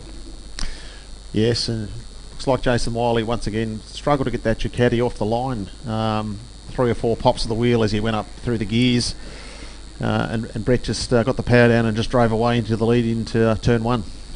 He doesn't appear to have the launch down pat on that Ducati yet. He's certainly racing it well, but starts are so critical, especially against somebody like Brett who does start so well. Certainly not slow though. Either bike down the back straight. Oh, look at Jason Wiley, deep under brakes. Right up on the back wheel of Brett Simmons, so it looks like we're in for a repeat once again of race 1 and 2. And to me, Chris, it almost looks, well, I think also the rain has probably increased from just at the start of the race, so we're getting quite a bit of rain on our window again looking out the front. Yeah, we're certainly seeing the bikes go through leaving a dry line. That you can see that there is quite a lot of water on the track, but it doesn't seem to be affecting guys at the front. They're still pushing very hard. But Brett Simmons still holding off Jason Wiley. Not as if he's leaving Jason Wiley behind. There's nothing at all in it. No, lap time's almost identical on that first flying lap, so I think we'll see probably a repeat of the previous 2 races. In fact, I'd say Brett's just gapped Jason a little bit this time around. Jason is good under brakes down here at the end of the straight. Not... Oh, maybe like it's half a second in it. There's yeah, there's nothing in it. Lap time wise, 59.6, 59.9. So they're certainly not backing off much. Not much slower than before, where there was less water on the track. Yeah, they're within 0.8 of a second of the fastest lap of the day. So interesting if the conditions stay the same, how they go. Certainly, Jason swings and roundabouts, Chris, with the different bikes, but as we've seen in the past, different riders have seemed to like different parts of the circuit. And Jason was on Brett's back wheel up the hill, but Brett's quick off suckers into Calvin's, and on the back straight here, looks like the Ducati's got a little bit more top speed. It does, and as I say, he is strong under brakes. Brett looks equally as strong in this race so far. So we're not seeing any change at the lead. It's and even the gap from the previous lap. 59.3, 59.5. Yeah, Brett's slowly breaking Jason a little bit here. It was 0.04 on the previous lap, and now it's out to 0.08. But there's still very little in it. Yeah, what I'm I might be wrong in saying this, but I was going to say that what I'm enjoying about watching Brett race of late is how he responds to pressure. We often see him out in front by himself, but a couple of times when he's been challenged recently, I've seen Brett dig deep and really produce the goods, and I think that's just so impressive. It shows where he's at in his racing. Yeah, he's definitely got his head down in this one, and different to race 1 and 2, where Jason was right on his back wheel, or in fact in the lead of the race. We're seeing at the moment the gap staying status quo, and Brett really putting the work in to try to pull away. Well, lap times are still basically the same, but Brett's just eked out a couple of tenths, and that's giving him that breathing room. Yeah, it's going to be tough for Jason from here. It's virtually running the same lap times, and Brett's got that lead out to 0.9. Unless there's a mistake from Brett, I can't see Jason catching him in this one. No, I don't think so. They're still running very similar times, so any little error from Brett is going to have Jason right on his back wheel again. But look, at this stage, the way it is, I think it's going to be a big ask for Jason to get back onto the back wheel with Brett and challenge.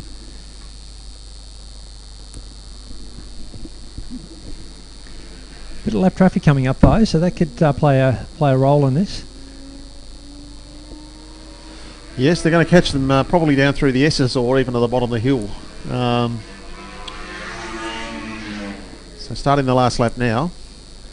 The gap's down. Oh, Jason Wiley very wide there into turn 1. Yeah, that's going to... I was about to say Jason's the lead has gone from 0.9 to 0.6, but running wide there into turn 1. That looks back out to about a second again now. Look, all we can hope for here is that the back markers hold Brett up for a moment, but I think Brett's going to get a nice clean run through there. In fact, it's probably going to only impact on Jason Wiley, if anyone. Yeah, Jason's going to be... no, he's through. He's through. So it hasn't really hurt either of them, but I think the point being, Brett's got enough of a lead. Barring mistakes, he should be pretty safe. Yeah, no, Jason's not going to be able to challenge from there. He's a little bit too far back to make a move under brakes. He's definitely trying. Well, he's certainly still pretty close, but it's going to be a big ask from there. Yeah, no, Too big a ask. Too big a ask. Good ride from Brett Simmons. Equally as good a ride from Jason Wiley, but over the line, separated by 0.7. So a good win to Brett Simmons. 59.2, best lap time. So we didn't quite see that 58, but I think given the track conditions are a little worse, it's almost as good as a 58 on a slightly dry track. Oh, there you go, 58.8 from Jason Wiley, last lap. Best lap. Best lap. So we did see 58. 58.86. Wow. On lap 5. That's phenomenal. So that's where he did overcook it a little bit into turn 1.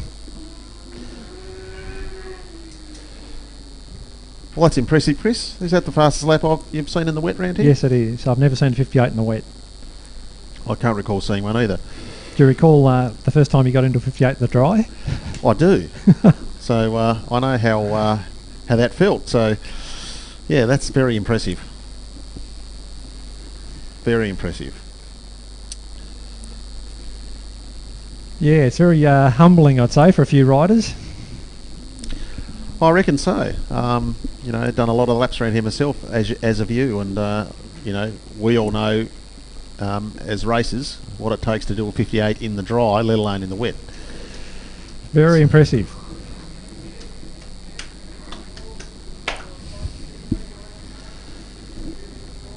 Especially in the conditions, looking at from the naked eye, the track you'd say would have had to have been wetter, or the wettest it's been for those guys in the 3 races so far.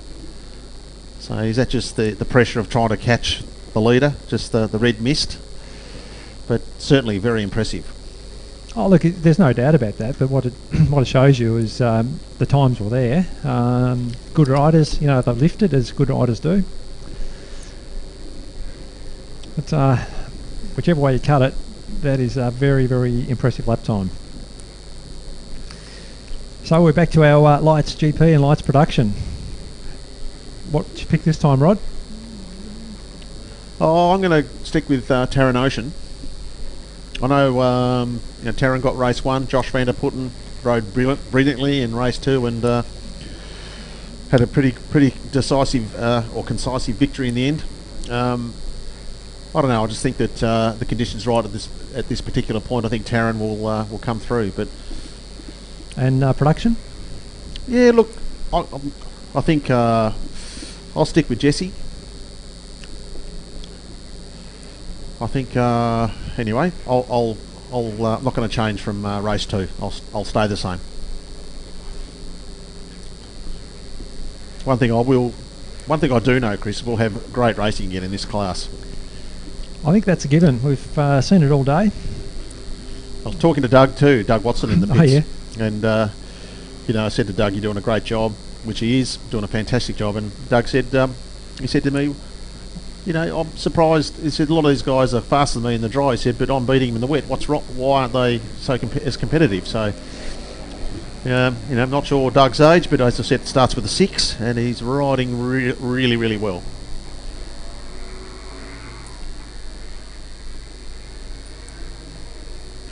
There's no doubt about that. He certainly impressed me today.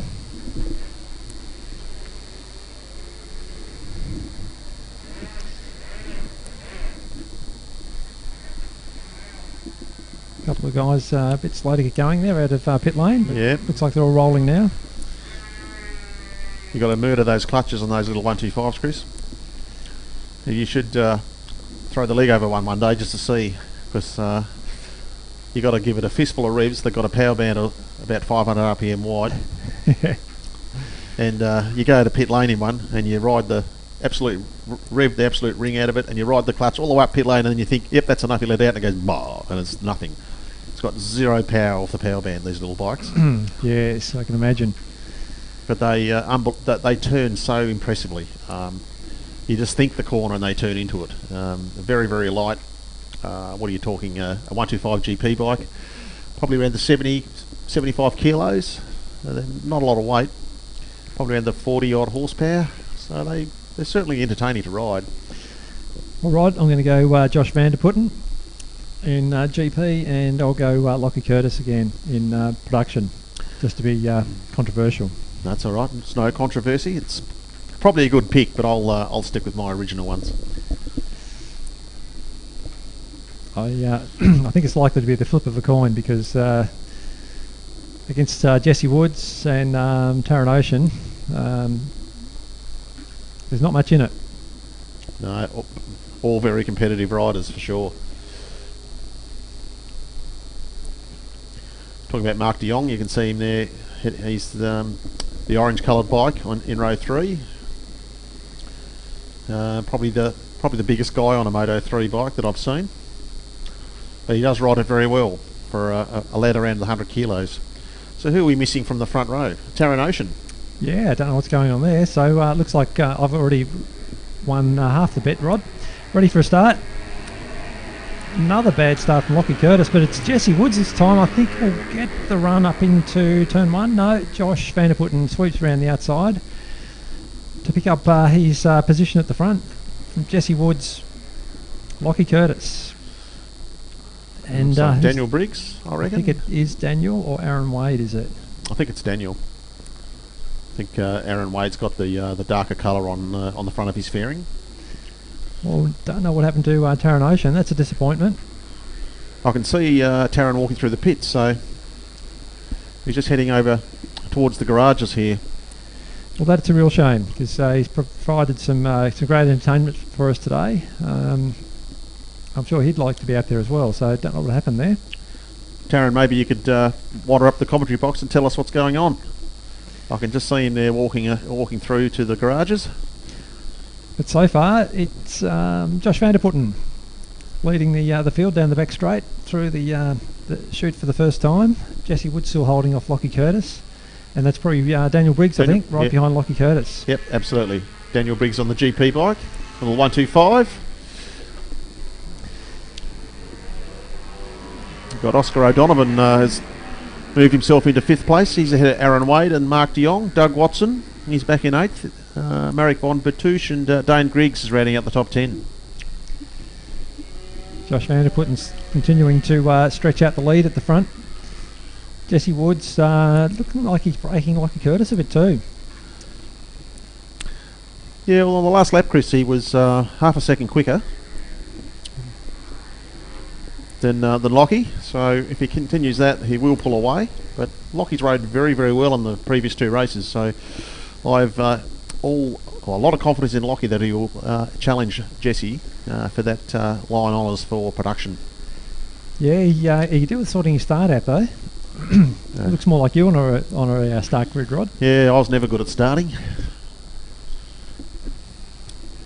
Oh, looks like Daniel Briggs had some sort of bike issue there and sat Lockie up as they're coming through the chute. So yeah, he's doing these production guys no favours at all. It's obviously, I'd say, an electronic issue, but it could be fueling. But you never know with these GP bikes; it can be a little bit touchy in the way that they operate.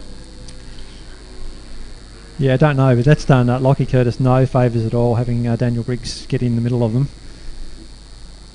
There's definitely a huge difference in straight line performance. Good contest further back there between Aaron Wade and Mark de Jong. Yes, I can see Mark de Jong all over the back of Aaron there. How he tucks in on that bike, I don't know, Chris, but he seems to manage it. Well, he's looking for a run up the inside of Aaron, down inside and outside, inside. Can't quite tell, but he's definitely looking for a way around. He is. But back to our leaders, Josh Vanderputten through the chute.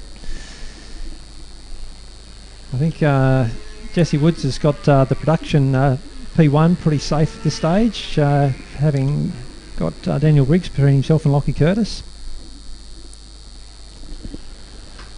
Yeah, Oscar O'Donovan, he's coming through in 5th position. A good ride from Oscar. Here's our contest between... yes, Mark de Jong's gone ahead of Aaron Wade into 6th position, so definitely some bragging rights between those two. I think so, but hey, it's not over yet.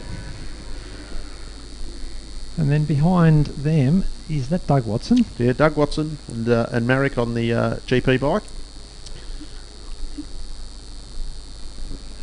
And again, Doug Watson getting the bragging rights between the 2 KTM RC390s. Yeah, he's shown Dane Griggs a clean set of heels today. Yeah, Dane's going to be very sheepish in the pits and at the presentation. Looks like we've just got Daniel Briggs, even though it's a different class, but he's moving ahead of Jesse Woods at the end of the main straight. Well, I'll tell you what, Briggs is not that far behind Josh Vanderputten. It's a shame he didn't get away to a better start because he's just put in the fastest lap of the race, 65.9 compared to Josh Vanderputten 66.1. Look, there's still time, Chris. Anything can happen in racing. We've seen it before. 2 laps to go. You'd need Josh Vanderputten to make a mistake somewhere for Daniel to have a chance, but anything can happen in racing. We've seen that before. Yes, that's certainly the truth. So Mark de Jong now gapping Aaron Wade, so he looks like he's got that battle pretty well won. But Aaron Wade now with Doug Watson ranging up behind him, so we want to be careful. Doug's on a mission today. Yeah, I'd have to say that there's probably once again some type of bike gremlin with the GP bike with Aaron's on, because he was a full 2 seconds slower on that last lap than Mark de Jong. Yeah, well, he might have got a bit of buffeting off Mark. Yeah, that certainly would happen.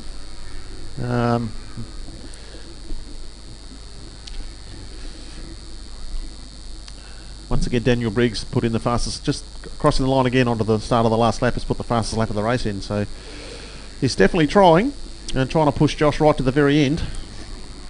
Yeah, well, the last race could be very interesting. Briggs is coming on strong at the end of the day. And look at Doug Watson, not far at all off the back of Aaron Wade. I'd say there's a fair chance Doug might catch him. He's actually all over the back of him.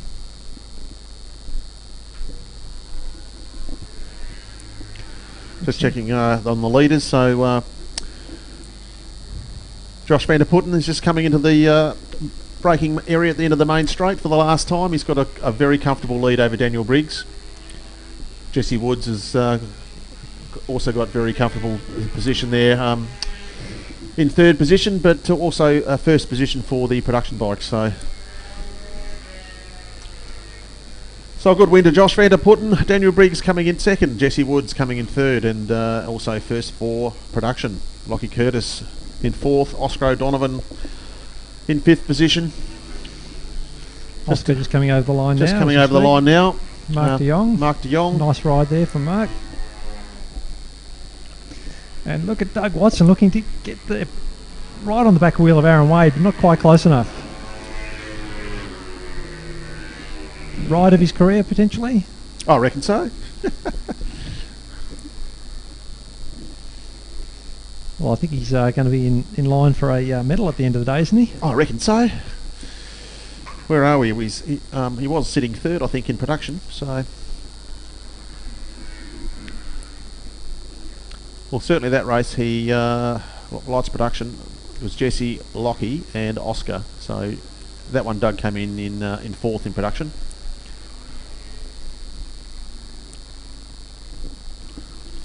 Looks like the rain's almost stopped again, Chris. Our telltale puddle down here doesn't look like it has any rain falling in it at the moment. No, it's good to see. So I think there's no risk at all that we won't get through the day. And as we said, despite the conditions, we've seen some of the best racing we've had in some time. Yeah, look, and people that don't really understand motorcycle racing, when they see this sort of weather, they just assume that everyone's going to fall off, but that's not the case. You ride to the conditions, and the bikes are all equipped with the right tyres for the day, and as we were talking about before, the modern wet tyres are amazing and translate some fantastic grip. Seeing a 58 in the Superbike class in the last race is testament to how much grip these tyres do have. And a 59.5 in the 600s.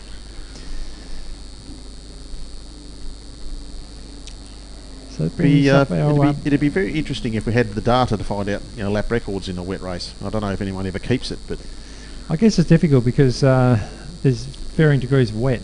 Yeah, that's right. So what determines wet? Damp's different to wet. I guess you've got to say a race with wet tyres on. Don't know, but Formula 3, Pre-Modern Open and Historic Open up next, Rod. Yeah, we've had some cracking racing in this so far today as well. Start's absolutely critical for these smaller bikes. We saw that with Chip Sellers getting away at the front last time, and in doing so managed to stretch it out and win the race. But yep, and we saw he had an issue in race one where he didn't get a good start, and that was it for him. As well as he rode, because couldn't get back through the field. So, starts in any category really are very, very important. You see it at world level, and any national level, or any type of level really. It's crucial to get that start and get a good position into turn one. That's right, but especially in these shorter sprint races, and when you're on a smaller bike, you need to get that track position very early on.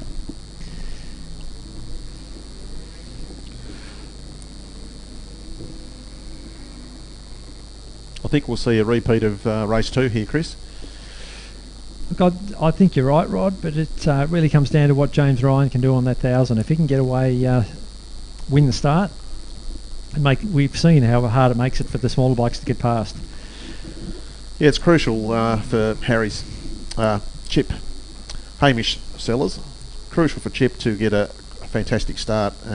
If he does that, we'll surely see a repeat of race 2.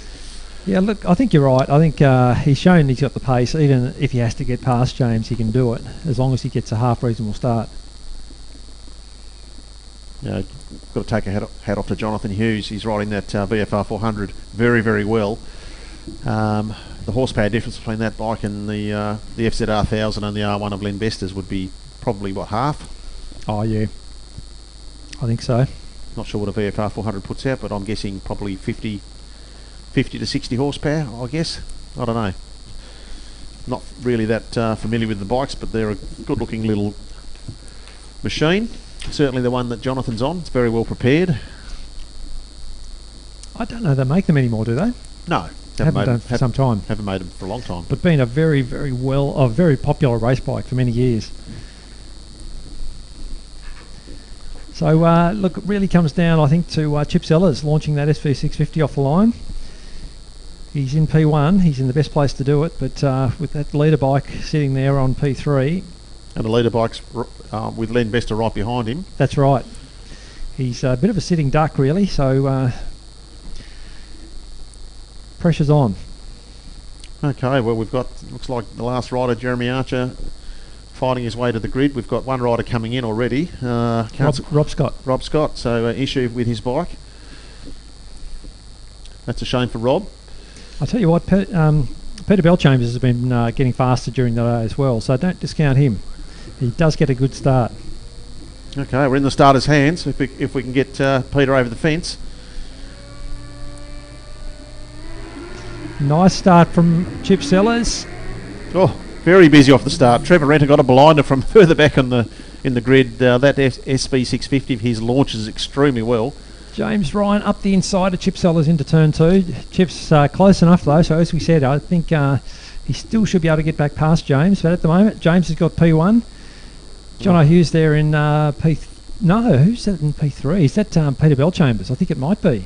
Yeah, Jonathan Hughes is didn't get a good start that time, Jonathan, but he rode around the outside of about 3 bikes through turn 2.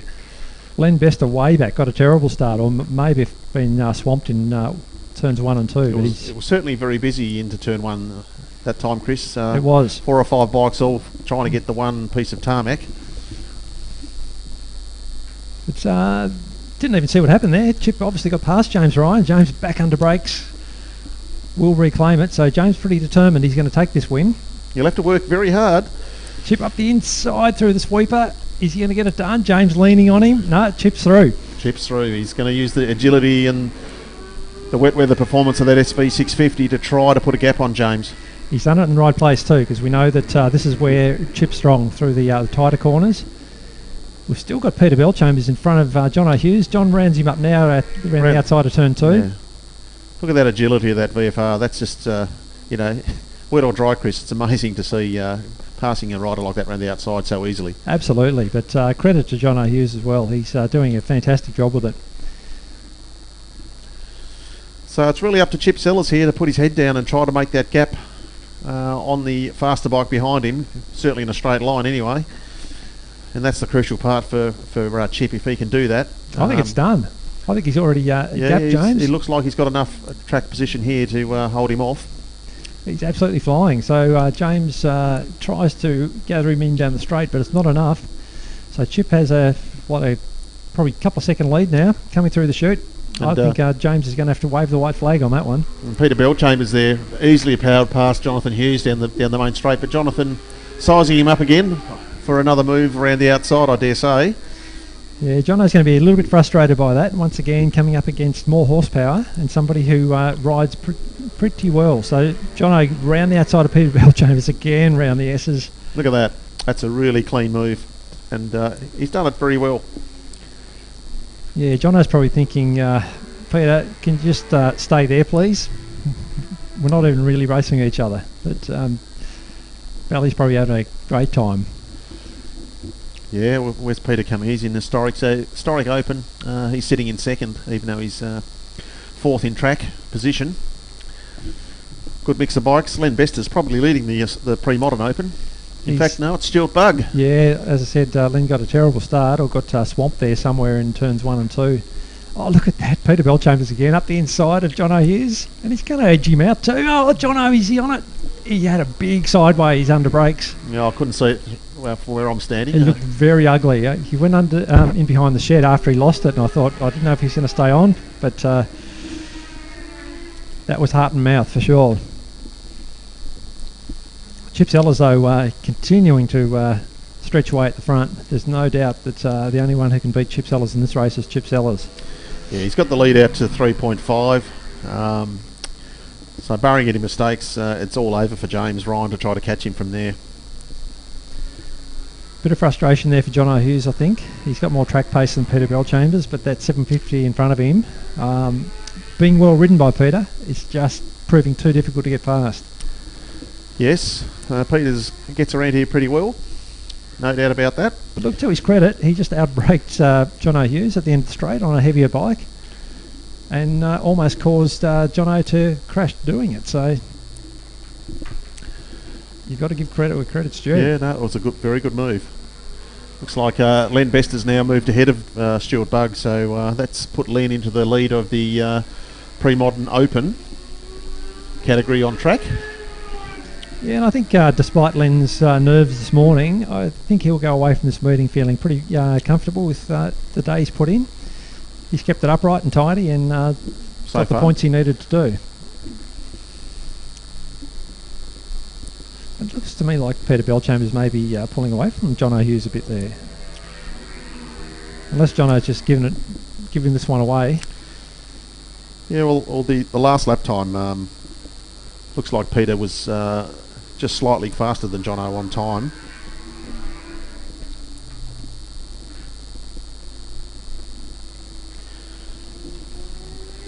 Chip Sellers just coming down the back straight, under brakes now, about to enter the last turn. He's got a very, very comfortable lead now. There's James Ryan only now. Well, Peter Bellchambers is in fact catching James Ryan by the look of it to me. Well, they're coming up to the last lap, so Bentley's going to have to produce something pretty big. But I think, let's have a look at the lap times. James Ryan goes through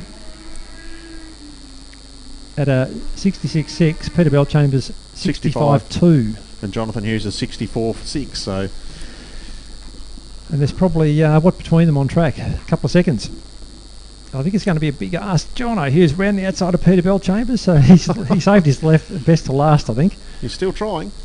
He certainly is. It's probably going to be all in vain, because once we get onto that back straight again, look at the difference in speed up the hill there between the 750 and the 400. Yeah, I think down the straight, you're right. I think the 750 will stretch its legs and get on past. But I think I know what he's going to try and do here, though, Chris. Pete's going to have to work.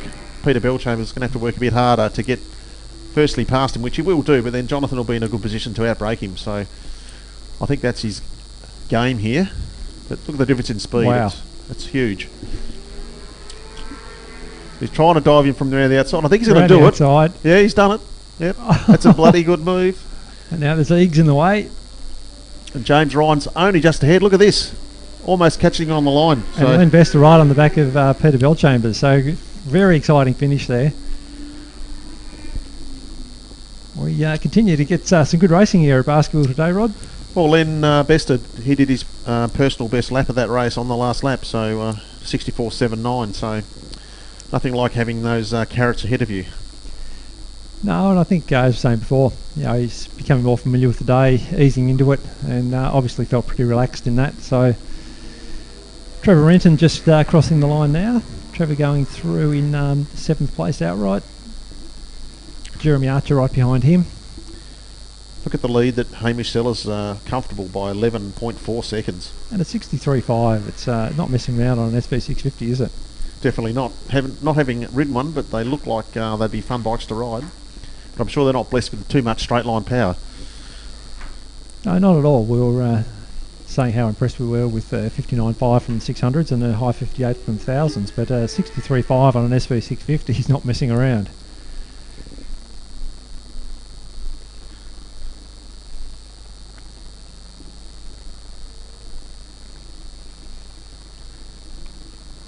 Well, it brings us into the last rotation of the day, Chris. It does indeed. So back to our Formula Basketball and pre-modern under 500, historic under 500.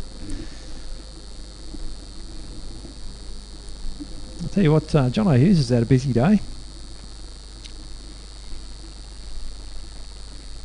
He's been in the mix in both 600 and the Formula 3. He must be in pre-modern 500 as well. Who's that, sorry? John O'Hughes. Is he in the next race?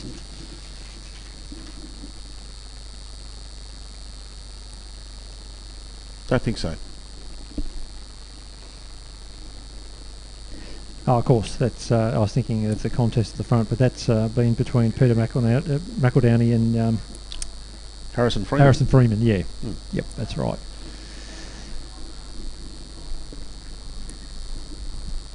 So we'll be missing Julian Winlow for the last couple of races as well. Yeah, I did see him leave the circuit at lunchtime. Both bikes mounted on the back of the ute. Okay, So that's a shame. Don't know what happened there. As I said, the 500 might have ingested a bit of water.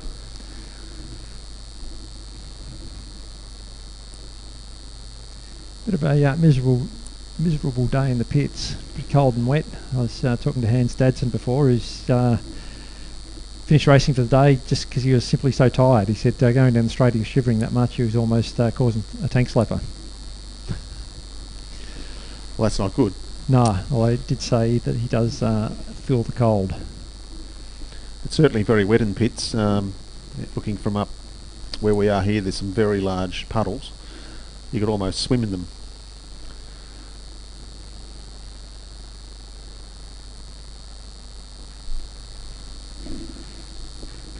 Just Now, a question for you, Chris. Just Yeah. before we get started, I can see there's some works going on in the pits here. What's exactly happening there? I can't give you a Yeah.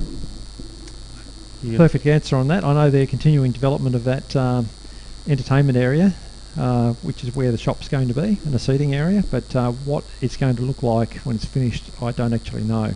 Okay. Right. Interesting.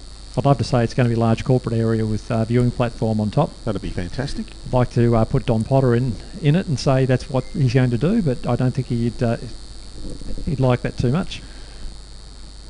Is Don still here, or is he gone for the day? Did see him here earlier wandering around. Just got an update on Julian Winlow from Tony Dykes. Thank you, Tony. Julian couldn't get it started, so he packed it in. Right. I noticed he was having troubles on the starter. He was actually smoking the tyre on the roller. It just couldn't get any traction. Oh, really? Yeah. Okay. So that was happening every time we tried to start the bike. The roller would try to spin the tyre, but it's just smoking it. So. Well, I've had a CR500. I know it like to kickstart, so I can understand why Julian would choose not to do that, particularly with muddy boots. Not having ever ridden a CR500, I couldn't comment.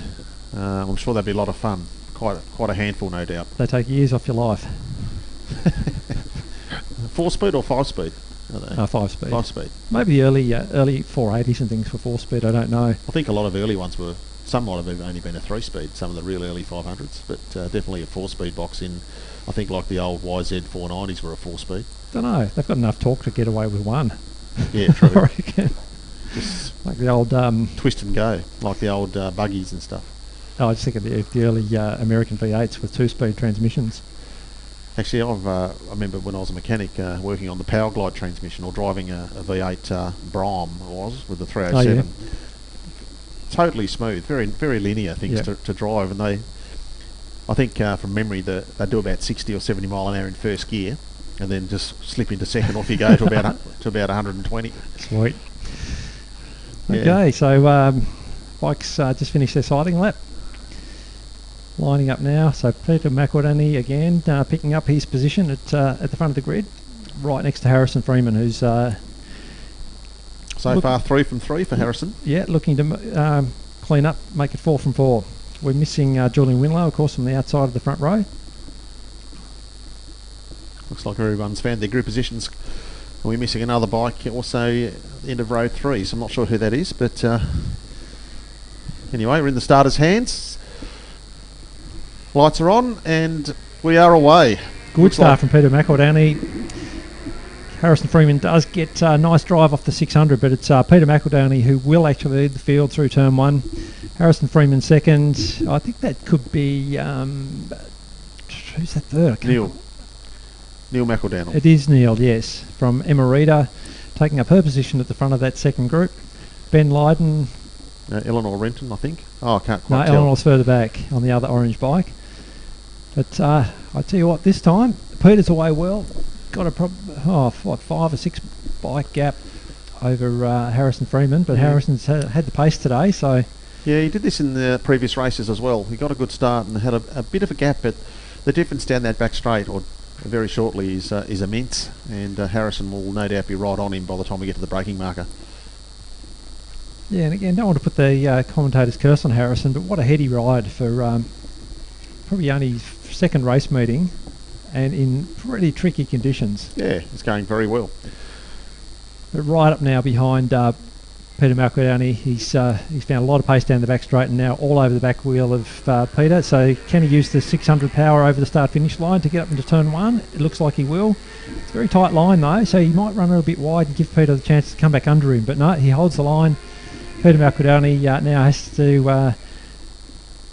he's been relegated to second place. Third place is still Neil McEldowney, yes. And Emerita, Ben Lydon... now Eleanor Renton through on Matt Allen. Yeah. And then we're back to... Chris Eaton and John Krantz. Garth Newton not having the best run in this race for Garth. He's normally a little bit further up the field than where he is. No, I don't know what his problem is, but he's really struggling for any sort of speed up the hill there. Yeah, we know Garth's looks like a bike issue, a mechanical issue. We know Garth's quite a capable rider, so obviously some sort of technical issue. But back to the lead, Harrison Freeman now starting to stretch the legs of that 600 down the back straight. Got probably a couple of second gap over Peter McEldowney. Getting the power on through the sweeper, so we'll see what the first flying lap is in just a minute. Goes through at a 70.2. Peter McEldowney a 72.2. So you can see that Harrison's definitely comfortable out there and is pulling away. Not as fast as their race 3 time though, is it right? I know we're talking about race 3 being quite wet. Race 3, Harrison's quickest time was a 109. So it's 109, okay. Yeah. And that was on the last lap. So where race 2 we saw 65 second lap times in race 2. So once again, that can be most of these guys using the one set of tyres all day. So you will get a bit of wear on a wet tyre through the day. So as the day continues on, you'll certainly have less traction coming off the corners. But Peter McEldowney there, right on Harrison Freeman's back wheel there as they came onto the main straight. But once again, Chris, that difference in horsepower has dropped him by about 100 or so metres. But then again, once again back on the brakes, he's closed up to within about 4 or 5 bike lengths again. Yeah, it's obviously frustrating for him, but we've seen that it can be done. We've seen John O'Hughes do it, we've seen Chip Sellers do it. You can get past on the slower machines, but you've got to be very dedicated and very calculated in the way you do it. Yeah, well, that last lap, Peter McEldowney was a full 1.5 seconds quicker than Harrison Freeman on that last lap. Is that right? Yep. So that's not a small amount. That's a fairly sizable chunk of time. So look at him now. He's right over his back wheel. Getting a better drive up the inside, up the hill, and actually has got that done. I don't think Harrison's got an answer for that. I reckon there's maybe Harrison's running out of grip on the back of the bike. Because he's certainly got the speed in a straight line, but he's not getting off the corners well at all. Yeah, unless he's just been caught napping a bit. But well, we're about to find out. Well, his last lap, Chris, Harrison's was a 112.6. Coming back past now down the straight, so use the 600 horsepower again to overtake, but that's going to give Peter McEldowney a bit of encouragement that there's an opportunity here. Yeah, there certainly is, but for Peter, there's going to be 2 laps to go after they cross the line. Now, Peter just had his hand off the bar coming through the chute, and I think he may have been cracking his visor, so I don't know if fogging is a bit of an issue for him. Not sure, but Harrison Freeman on that last lap has gone from a 112 back down to a 110 again, so maybe Harrison was having visibility issues as well, because it's certainly not going to help your lap time if you can't see where you're going. No, not at all. It's probably one of the worst things you can have during a wet race, is to have visor fogging, because your only choice is to put your visor right up, and then your eyes are getting stung by the rain droplets. Yeah, he's definitely picked the pace up from the previous lap. Yeah, look, who knows whether he, as I say, he was just caught napping or... Start looking at Garth Newton again there, Chris. He's still circulating, but he's really touring at the moment. He certainly is. At the back of the field, and there's definitely has to be some sort of bike issue for Garth. So riders just coming through the chute now. They'll pick up the last lap board this time around. Harrison Freeman still with the lead, but Peter McEldowney looking to come around the outside of him over the start-finish line, so it's still certainly on for... he's having a look, but he's... that's tight. That's very tight. It's a hard move to put on there, Rod, isn't it, under brakes? Yeah, it is. It is that tight in. It's a very fast-flowing corner turn one here, and that line just does not work for your exit at all. It's very easy from the outside of the track to control that line as well as you sweep across. So you've got to be very committed with a good run up the inside. And if you're on a slower bike doing it, it's even harder. Yes, I've had an incident there myself, and I'm sure you have as well over the years. So, but looking at Peter McEldowney off the top of Suckers there, he's all over the back of the 600 ahead of him, but he just won't have that straight line speed to challenge. No, that's been the factor all day, hasn't it? Just that the 600 just gets away down the back straight, puts enough of a gap on Peter that he can't really challenge over the line. But look, he's right up behind him again. I don't think he's close enough to really mount a challenge. Well, he's not too far away, but he's going to have to get extremely good drive out of the corner here. Well, he's getting a good run on him. I think, he sort of ran out of track there a bit. He had the speed to get past him, but I think he had to back it off because he's running out of track. So Harrison Freeman will take 4 from 4. Peter McEldowney right on his tailpipe. Interesting, Harrison, he put in his fastest lap of that race on the last lap. Did he? And so did Peter, so it was on for between them. It was. Emma Reeder as well got right up onto the back of Neil McEldowney, so another great ride from Emma. I thought she was going to come under pressure from Ben Lydon, but she's stretched out the gap on Ben on the last lap, and as I say, got on the back of Neil, so great ride, Emma. Chris Eaton just crossing the line, got the better of John Crans. And is Garth Newton still circulating, or did Garth come in? No, he's still out there. He's still out there. His bike's looking extremely underpowered. I dare say, Chris, water in the electrics. I think you're probably right. I'm guessing that bike's probably misfiring a bit. So coming around now, he'll pick up the checkered flag. It sounded clean enough from where we're standing here in commentary, but look, I don't know. There's certainly a problem with it anyway. Absolutely. It's a great looking little bike too. Always one of my favourite bikes of yesteryear, the RGV 250s, and Garth's done his up as a Kevin Schwantz replica. Yeah, without a doubt. I know we've said it before, but it takes you back to that golden era of 500cc racing and Kevin Schwantz on the Pepsi Suzuki. It was certainly great racing back in those days, and those bikes were extremely entertaining to watch, and the riders extremely brave. Yeah, that's right. And talented. Yeah, we were talking before about, I was talking with Barry Lack about the power of these modern bikes and how challenging they are to ride, but even though they have more power than the 500s of yesteryear, the 500s, they didn't have linear power, they had very aggressive power as it came on and higher in the revs. They were very light, spin up very easily, and launch riders into orbit. They certainly did. We've all seen the highlight reels of motorbike crashes, and a lot of the crashes that feature were 500cc two-stroke V4 race bikes. That's right. Well, I tell you what, one of the races of the day was race 3 in the 600 class. The 600s are back out now, so yes, looking forward to this. We saw a first-time winner here in the 600 category, Marcus Delaney, getting his first victory. So I'm sure his confidence will be sky high, Chris, and he's going to be pushing again right at the front of this race. Look, what impressed me, I think, about Marcus's win was not just that he got a bit of clear track and put in some good lap times. How hard he fought for it. He rode very well. Look, all the guys have been riding fantastically, and girls have been riding fantastically well today. Like you got to give them credit where credit's due. But those guys, the front three guys in this category, have been extremely hungry, but they've ridden very clean and very hard today. I don't think we saw anyone even up out of the seat that last race in those front three guys.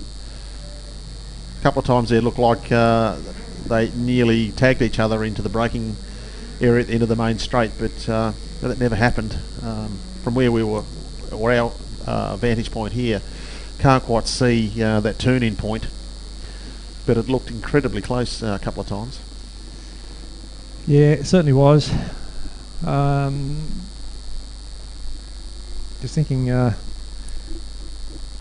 probably John Hughes' turn to grab a win in this class, isn't it? Yeah, I think it is. You almost need your park lights on. Yeah, it's starting to get a bit dark. Tiny bit of rain falling. Just see a little bit of a sprinkle on the puddles, but I don't think it's going to be enough to cause them any problems. And the track mostly damp rather than wet. Could you imagine having a basketball 24-hour race? That'd be thinking about having race bikes with the lights here. That'd be pretty interesting. Are you going to commentate for 24 hours? Definitely not. Definitely not. Well, Chris, what do you think? Think Jonathan Hughes is going to... He's been riding... Well, as I said, the front three guys have been pushing really, really well. I'm going to go Matty Long. Yeah, I think Matthew Long in this one myself. I think he's extremely hungry to try and get the win for the day.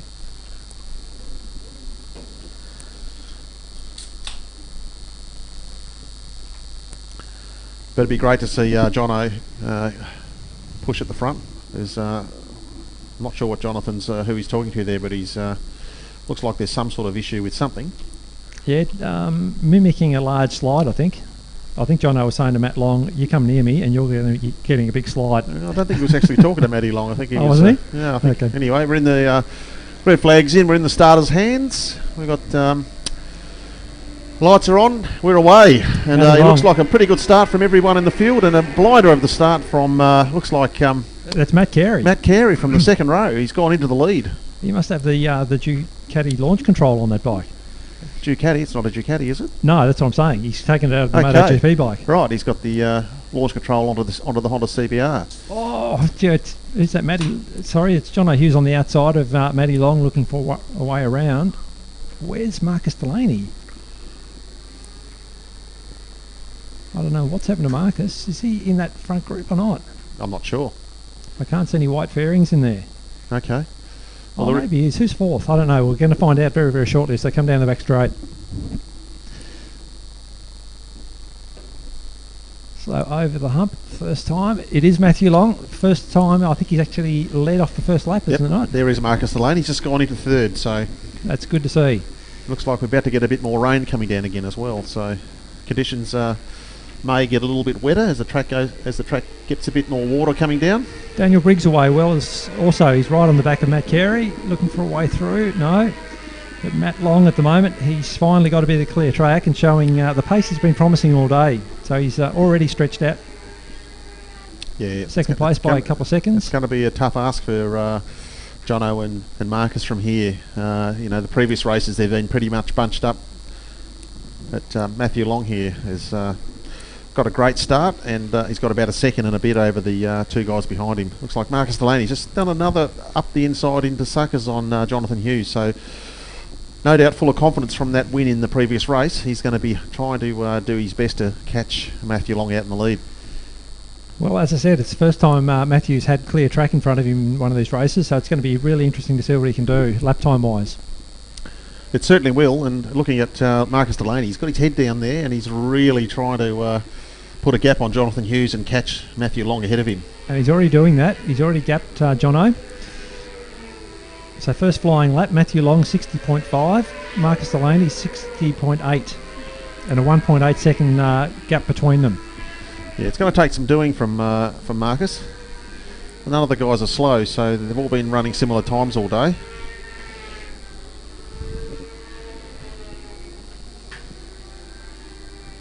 And at the moment, Matty Long looking very, very secure out there in front. Yeah, definitely. You picked it well, Chris. I think we both actually picked this one. I thought Matthew was going to have a... Looks like Martin Long has run off at turn 1. Now, whether or not he's crashed and picked the bike up or just run off and parked there, I don't know. It's not a good place to park, Martin. Not at all. He's going again, so that's good. It's going to save the front runners getting the yellow flag this time through. So at the end of the back straight, entering the chute, Matthew Long still holds off Marcus Delaney. Now let's see, it was 1.8 second gap last time round. What is it this time? Well, I'd say it's about it's the same. It's 1.3. So Marcus Delaney's taking half a second out of Matthew Long. Yes, he certainly did. Matthew Long's last lap there, Chris, was a 60.9 and Marcus Delaney with a 60.4. So Jonathan Hughes not on the pace like he was in the previous 2 races. He's coming over there with a 61.8. It's going to be a tough ask still, Chris. 3 laps to go. It's going to be a tough one from here. Oh, very tough. But half a second a lap, if he maintains that, he's going to be pretty close. Just notice Daniel Briggs got past Matt Carey as well. Matt putting in a great ride here today. Yep, considering he hasn't been riding as much as he was. So we're just picking up the leaders now, coming down the back straight into the braking area. Looking once again at Marcus Delaney, very strong on the brakes there. And Matthew Long coming up to lap dad Martin Long. It won't be popular at all if Martin gets in his way. The gap now down to 1.2, so it's stable that time around. Yeah, they almost did identical lap times. But they are coming right up behind Martin Long now through the S's. Worst place at all. No, Martin stays well clear. Yeah, whether he will for Marcus is another thing. No, it's almost as if Martin knew. Well done, Dad. Oh. Jeez, that's a long way around, Marcus. Well, that's pretty much sealed it for Marcus Delaney's charge towards the front there, Chris. You'd almost think there was a bit of mental telepathy going there. I think they got father and son have a intercom going there. So he's coming past Dad, running wide. So anyway, but look, no discredit at all to Matthew, because I think he, as we said last time round, the gap was holding station, and he really deserves to be where he is. It's a brilliant effort out there in first place. Over the start-finish line, it goes through at a 60.3, fastest lap of the race. Marcus Delaney, 63.5, so... 61.3. Oh, sorry, yes, you're right. Yeah, Marcus definitely lost time there with catching Martin Long on the wrong part of the track. And there was a... Tried to go... Well, we went around the outside, but it was a long way around for sure. Yeah, I don't know that Marcus could have done a whole lot from back there.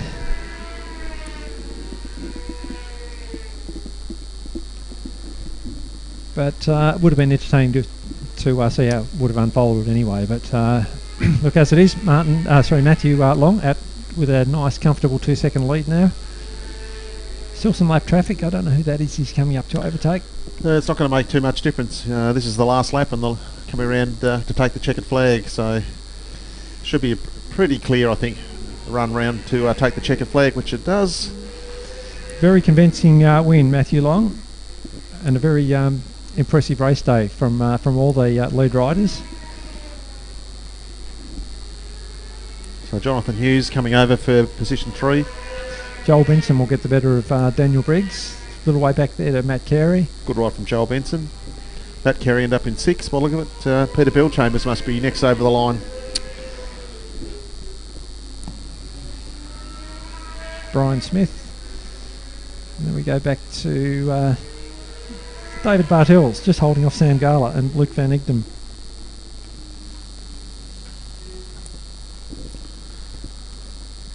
Well, Chris, I think the interesting point of discussion will be where's the championship sitting after this. Mitchell Hawksley, they're coming through in 13th, so once again he's had a shocker of a day today. Not the result that Mitch would be wanting. Was leading the championship, but somehow it's going to be very close at the front, or he may have even been overtaken. I'm not sure. Oh, look, I reckon he'll be devastated after today. Whatever went wrong, we won't know. Only Mitch will know that. But the only thing we can say for certain is he won't be happy.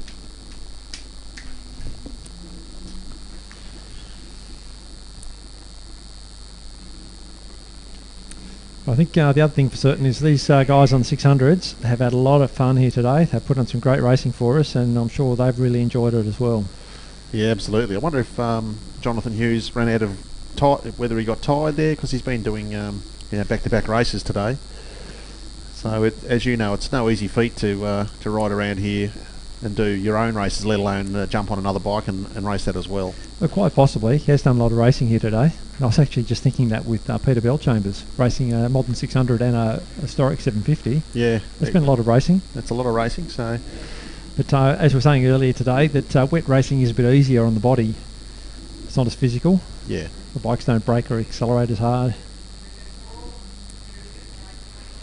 Well, I was pretty much exhausted after 4 and all races in the dry, let alone trying to do it on another bike as well. So, don't know about you, but usually by race 4 you're feeling fairly sore in places. Yeah, unfortunately, it just seems to get worse as you get older. It definitely gets worse as you get older. So, credit to the guys who are getting on it in years, who are still out there mixing it up. Yeah, as we know, if you're doing it day in, day out, you do remain flexible in the right areas to ride one of these bikes, because you do get certain body parts get stretched, like the groins and the way you hang off the bike. It's pretty hard on the thighs, upper arms, back. Even the back of the neck from braking with the extra weight of the helmet. Yeah, back of the neck, and also, you usually sore triceps from braking. Yep. They cop a hammering, especially in the dry too, where you're going from 230 k's an hour down to probably about 100 here, the end of the back straight on the bigger bikes. Simmons Plains the same. It's a very physical track with a hard braking there, so you know about it after a day in the saddle. Yeah, you do. It's interesting chatting with Barry Lack there before. He was saying that back in his day, they were racing on the mainland almost once a month. Yeah. A lot of racing, high-level racing, and it helps to keep you sharp and fit.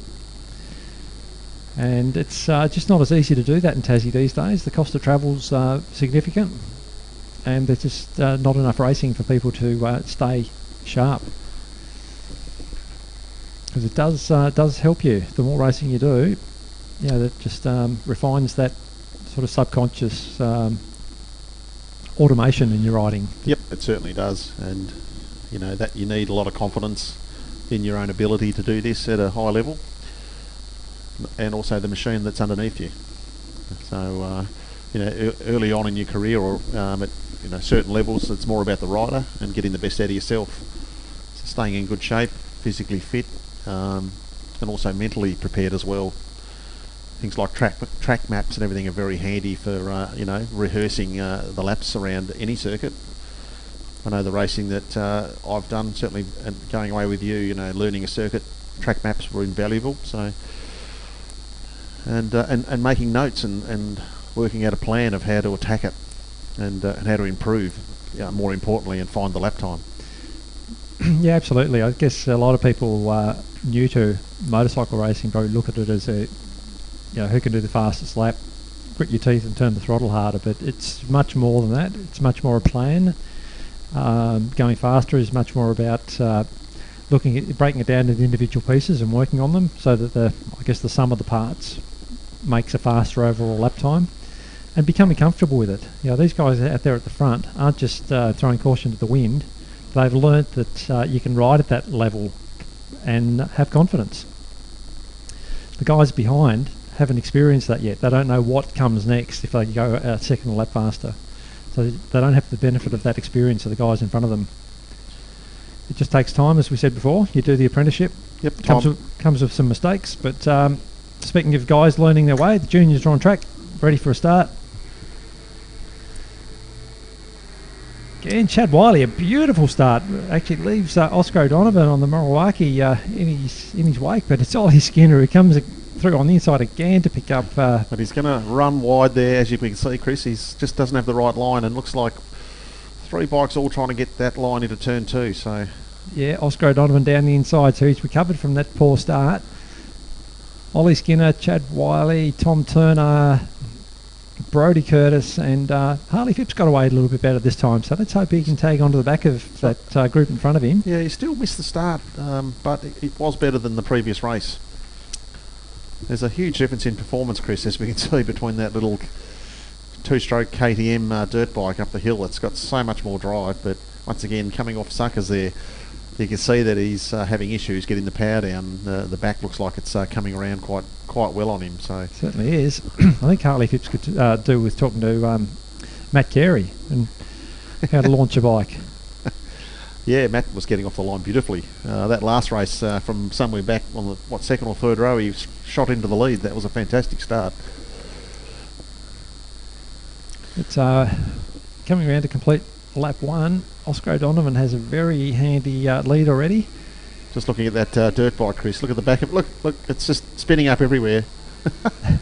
It's not phasing him though, is it? No, he's definitely not phased by it. It's great to see the youngsters just having a red hot crack. And once again, he's run wide off turn 1.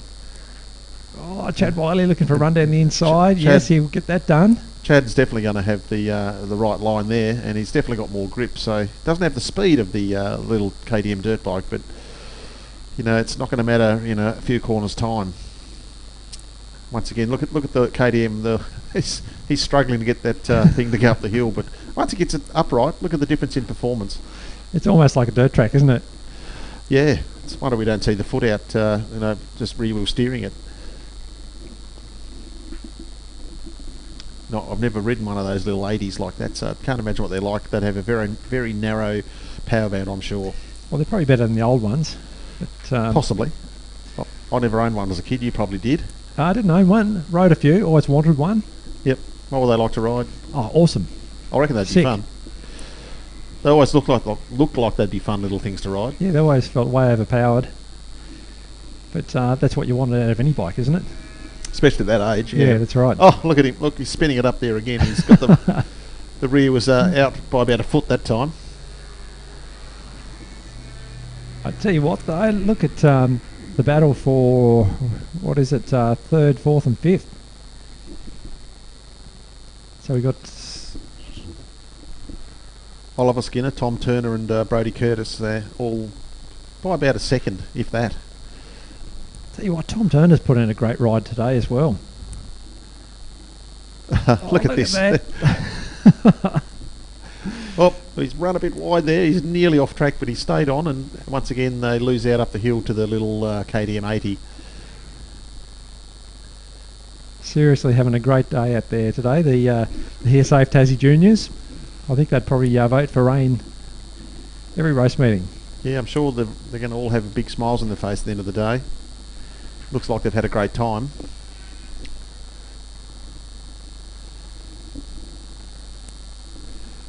But you've got to have a look, Chris, at Oliver Skinner again. He's heading down the back straight here on that KTM 80. And just watch him trying to get the power on around the sweeper. The previous lap it stepped out about a foot. So here he goes. He's trying to get on it here, and that was better that time. I think he might have scared himself the last time because it did step out quite well, but as you can see, just coming around past us here, very squirrely. The back's very squirrely there. It's wiggling around quite a bit, protesting to any type of lean angle and any type of throttle input. Tom Turner still all over the back of Brodie Curtis. Some very nice lines from these guys too through 1 and 2.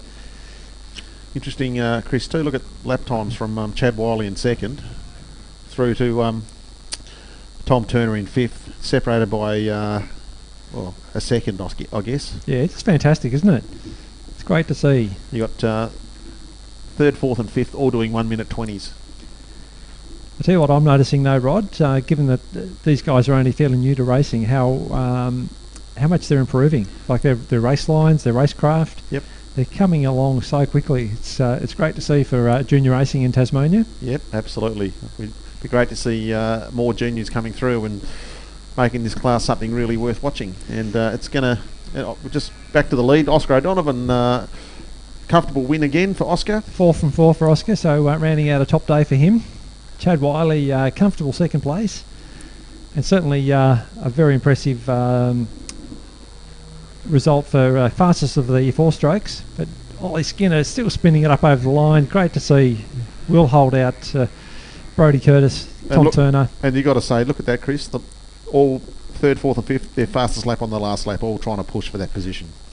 All three of them. Great to see, isn't it? Yep.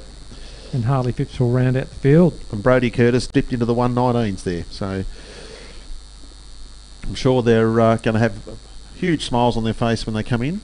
And they've kept it upright all day, which is great too. Absolutely. You know, if you can't enjoy that, then I don't think you have blood through your veins. That's great watching. I think even better in the seat. So I really hope anyone watching will be encouraged to, any juniors watching will be encouraged to get out there and join them, because that would have been a ball today. The other people will have big smiles on their faces and be very happy. Are the mums and dads of these teenage kids that are out having the time of their lives. Well, I think they're probably all breathing a sigh of relief now that the racing's out of the way for them for the day. Oh, absolutely. Look, having kids myself, you know, if they're out on track in these conditions, you've got to have some, you know, concern for them keeping the thing upright. So they've all ridden maybe beyond their years today. Yeah, they've certainly impressed me today. It's been great to watch the juniors out there.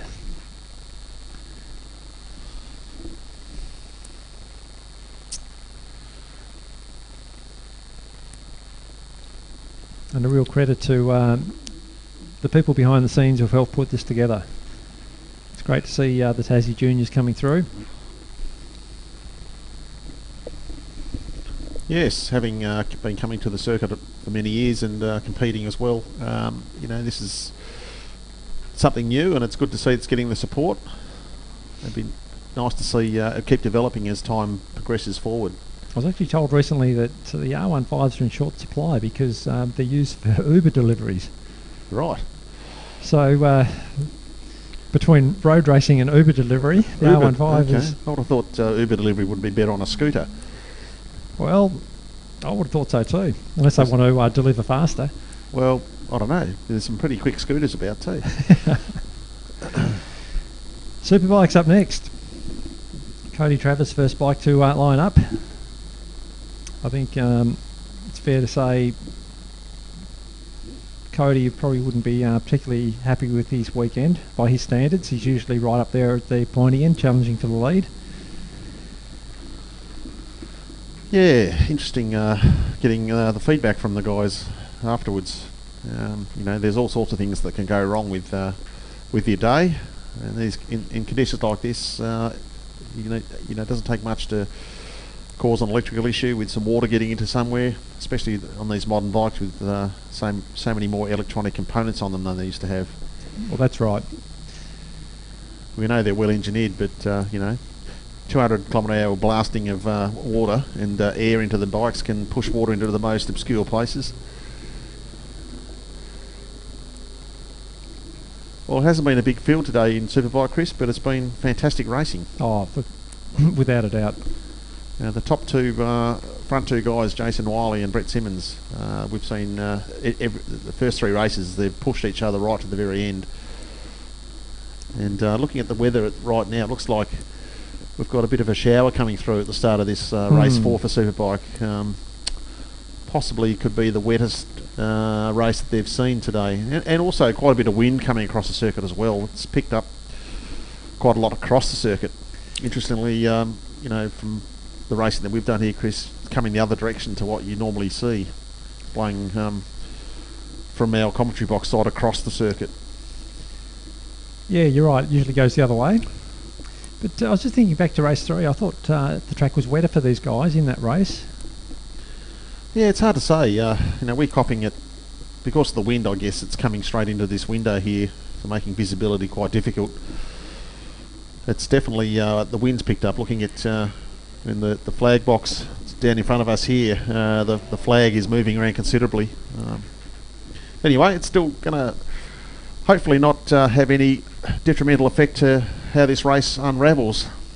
No, but you're right. There is visibly rain falling and a bit of a wind, so it's going to be something else these guys are going to have to contend with. But we're gridded up, ready for a start. Brett Simmons getting the starts of the day. Yeah, red flag's in, so we're in the starter's hands. And away, and a great start from Brett Simmons again. Absolutely got the launch on everybody. Jason Spencer looking for a way up the inside of Jason Wiley, but won't get there. So again, Jason Wiley will pick up P2 right behind Brett Simmons. Cody Travers P4. That's Kane Bowman P5 and Wade Schrader P6. But Brett Simmons typically leading the field, first time up the hill. Probably a 4 or 5 length lead there over Jason Wiley up over Suckers. He's got about 40 or 50 metres already on Jason, so it's probably a 1 to 1.5 second gap, but we've seen that a fair bit today. Jason Wiley does tend to reel that back in down the straight and under brakes. Yeah, we've seen all the previous races so far. Brett's always got really good starts, and Jason doesn't seem to get that Ducati off the line as well. But under brakes here, Chris, as you can see, he's brought that gap down to probably about 4 or 5 bike lengths. So interesting point coming forward with the races. How much grip these guys have still got left in those tyres? Well, that's right. But he's certainly close enough if he's good enough, as they say. He's right there with Brett.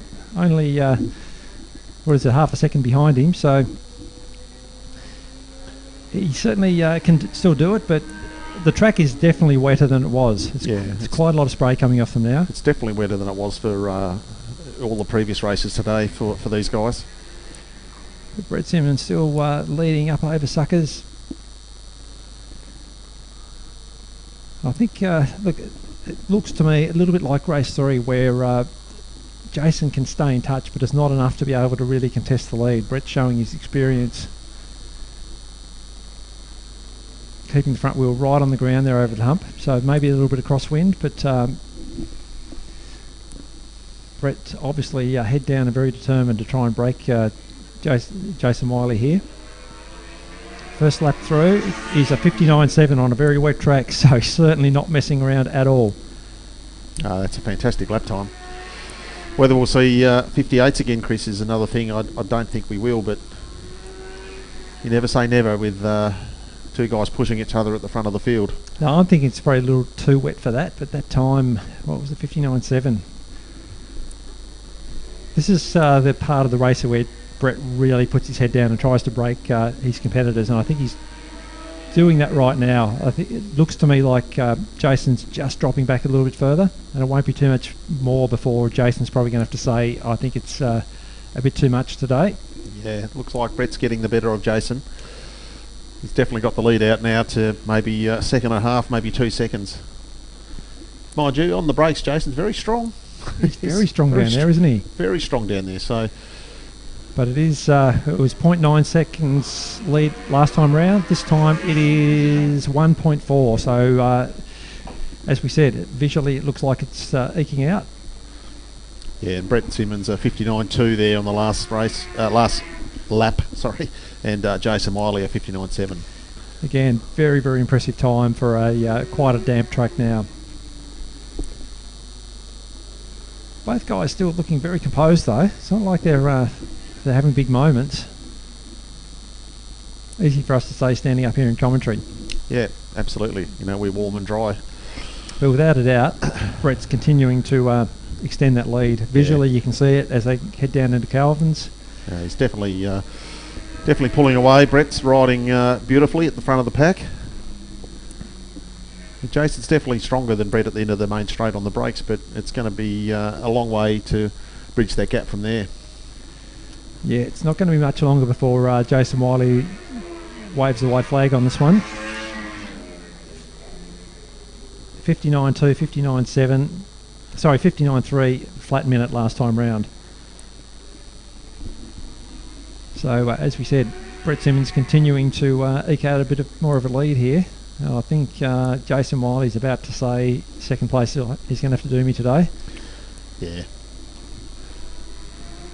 The other thing we don't know, Chris, I'm pretty sure that Jason has been on the same rear tyre all 4 races, but Brett, we're not sure whether that's the case or whether he's changed the tyre through the day. So certainly would be beneficial to have a fresh wet on one of these bikes in the last couple of races for sure.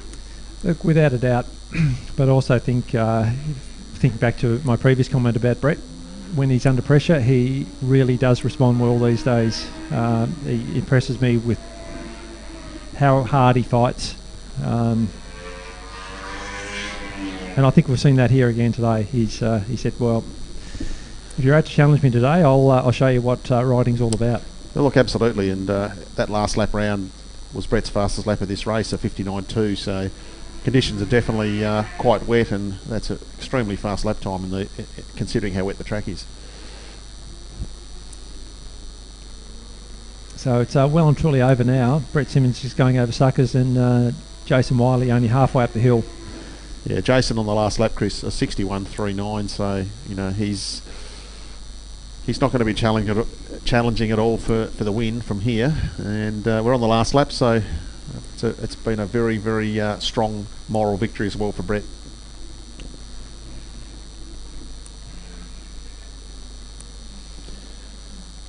Yeah, very, very impressive set of races there for Brett. Goes through and takes another very well-deserved victory. Jason Wiley, also very impressive. Still coming to terms with that new Ducati. Trying to pick up Jason Spencer. He's on the run around the sweeper now to take third. Bit of a lonely ride for Jason. And Cody Travers just into the straight now, so definitely not the day Cody would have been hoping for. No, dragging the foot out under brakes doesn't seem to be helping him too much. Yeah, very reserved. Cody Travers crossing the start finish. A 66.9 on the last lap for Cody, so and a 65.0 for that race as his fastest lap. So we know he's far more capable than those times. Yeah, without a doubt. And I think the person to be most disappointed is Cody. We know he's capable of, as I keep saying, running at the pointy end of this field, and he'll come back. In fact, talking of coming back, next race meeting, Basketball 2 Hour down here at Baskerville. Not far away at all, only a couple of months. Something to look forward to. It's always exciting. Yes, absolutely. Probably be a little bit different than the previous years we've seen of the event because of the COVID effect. It'll be more than likely just your local riders, but still going to be a great event. Yeah, largely a local contingent. Don't know what's happening with borders, but it'll still be well subscribed, I believe. Most of the local riders get excited about it. It is the premier event for the year. The Lights GP and production community have shown us what they're capable of today. I think we could quite possibly see a big field for the Lights 20 Lapper. The 2 Hour itself, we know that always produces excitement. You never know what to expect from that race. No, and we've had some varied conditions over the last 4 or 5 years of hosting the event as well. We've seen some torrential rain to beautiful sunny days, so one thing's for certain, it's a real test of bike, tyres and riders. So that's the first weekend in December. Mark it in your calendars because it's genuinely a weekend you do not want to miss, either as a competitor or a spectator. Okay, well we're up to the Lights, last race for the Lights guys today. And good to see Taran Ocean back on the grid. So what happened there in between? Why he missed race 3? I don't know. Who would know? We haven't had any information fed to us about it, but not the ideal result for Taran to miss the previous race. No, so you're back to backing him for this race? Well, I don't know I'd like to say yes, Chris, but we don't know what issue the bike had, so it may not be 100% correct. I guess if the bike is running as it should, I'd say Taran's probably going to be up there, but Josh Van der Putten has shown that he's been riding brilliantly all day, and I think he's probably the man to beat for the last one. Well, I've had terrible form today picking winners, so I feel like not saying anything, but... Well, you don't have to. I'm going to go with Josh Van der Putten for race 4. All right, I'm going to go the opposite. I'll go Taran Ocean. And what about production? I think I'll stick with Jesse Woods. Jesse was very impressive in the last race. We don't, not sure what, if there was something that Jesse's changed on the bike or whatever, but he rode very, very well in race 3. I guess, yeah. Lockie's been getting some pretty ordinary starts. Yeah, okay. So, look, I'll go Lockie again, just to be doing something different to you. Yep, okay. Yeah, I think if he gets a start, I think he and Jesse can run together.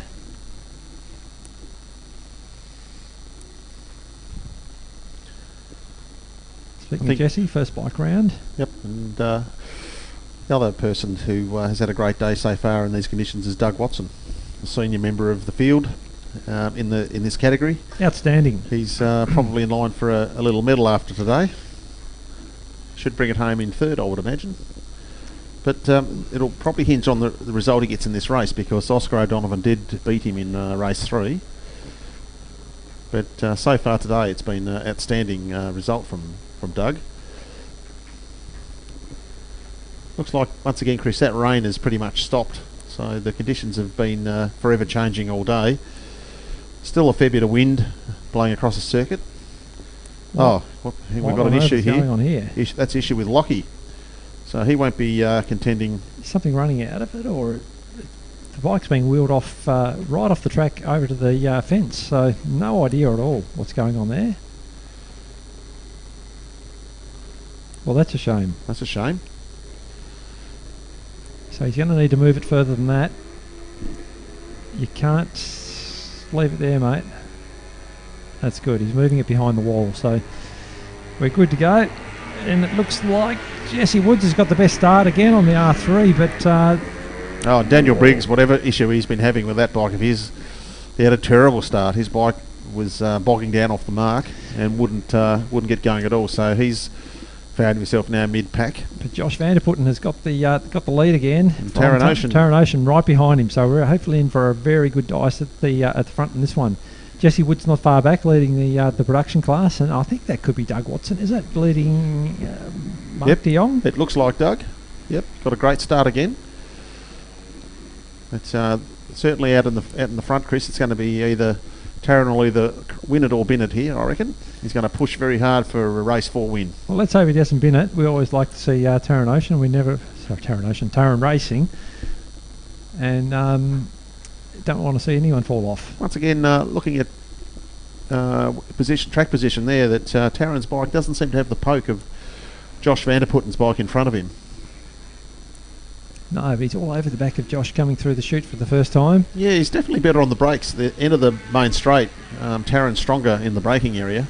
I think we've noticed that before. Because of the extra weight, he does lose out in a straight line, but he works very hard through the corners. You can see there his corner exit from turn 1 into turn 2. He picked up about 4 or 5 bike lengths on Josh Vanderputten. Looking to go around the outside here. All over the back of Josh Vanderputten. That would have been a big move if he pulled that one off. Well, he's certainly determined. I think this is going to come down to the wire. It certainly will. You can see there, going up the hill, the speed difference. Josh Vanderputten's bike's just got that little bit extra getting off the corners. And Taran looks a little bit quicker into the corner, so you can call it any way here.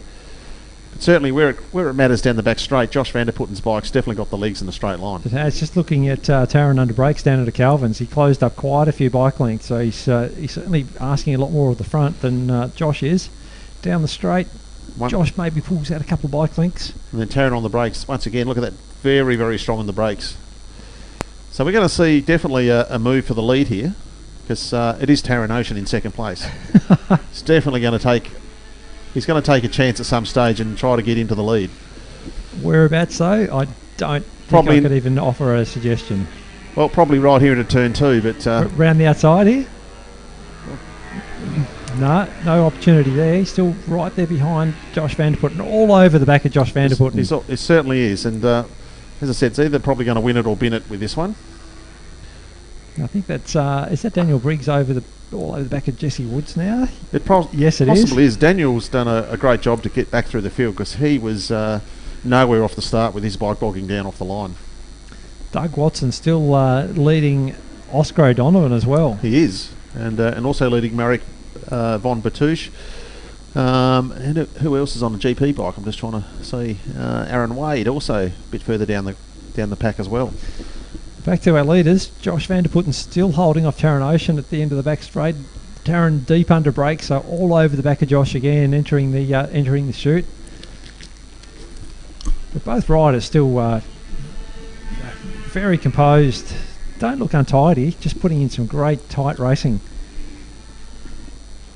Through turn one, you're right, I think Taran Ocean gets better drive out of turn one. He certainly does.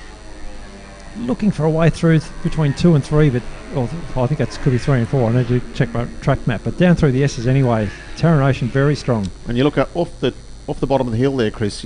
Josh Vanderputten's bike just got that little bit extra drive up the hill. Yeah, again, whether that's weight or gearing, it's hard to say, but he certainly does pull out a couple of bike lengths on Taran from the bottom of the hill. Yeah, and off all the corners, all the acceleration points, the bike of Josh Vanderputten just got that little bit extra drive. Certainly down into Calvin's, Taran's strong. He pulls back a little bit there, but it's, like you say, down this back straight, he just doesn't have any... It's going to be a tough ask for Taran from here. He's going to have to get himself in a really, really close position to try to challenge on the brakes, and that's the only place he's going to do it. He's not going to do it in a straight line under power. Well, running out of laps, he's going to have to hatch a plan pretty soon. As I said, I reckon, Chris, it'll be a win or a bin. Well, we all hope not. We hope it's going to be another very, very exciting finish. There's 2 laps to go, and I think he's going to push really hard for the win here. I think Taran's going to have a go. I think that's a given. It's a given he's going to have a go. Like, that's Taran. But as you can see, it's going to be very hard for him off the corners because he just doesn't have the drive that Josh Vanderputten's getting. Great to see Jesse Woods got back in front of Daniel Briggs. I think Daniel did get past him, did he? Not sure. But great contest between those guys. So too, who's that in front of Matt Allen? Somebody spinning it up out of turn one in front of Matt Allen. That's Taylor Franklin Smith having a great ride. Wicking it up out of turn one. So back to Josh Vanderputten, still status quo, leading Taran Ocean through the chute. Yeah, I can't see Taran is going to get a chance to do this. Well, last lap board out, so it's now or never, Taran. I think Josh has maybe got a tiny bit of a gap on him. But we said Taran won't give up without a fight. He's all over the back of Josh again through the S's. He's definitely having a crack. Look, I can only say he's going to have a big lunge under brakes. He's strong down there at the end of the straight. He's been quicker into, like, it's swings and roundabouts between 2 riders. Josh has been quicker off all the corners, but Taran's been quicker in. Lap traffic up at Suckers. This could play a part.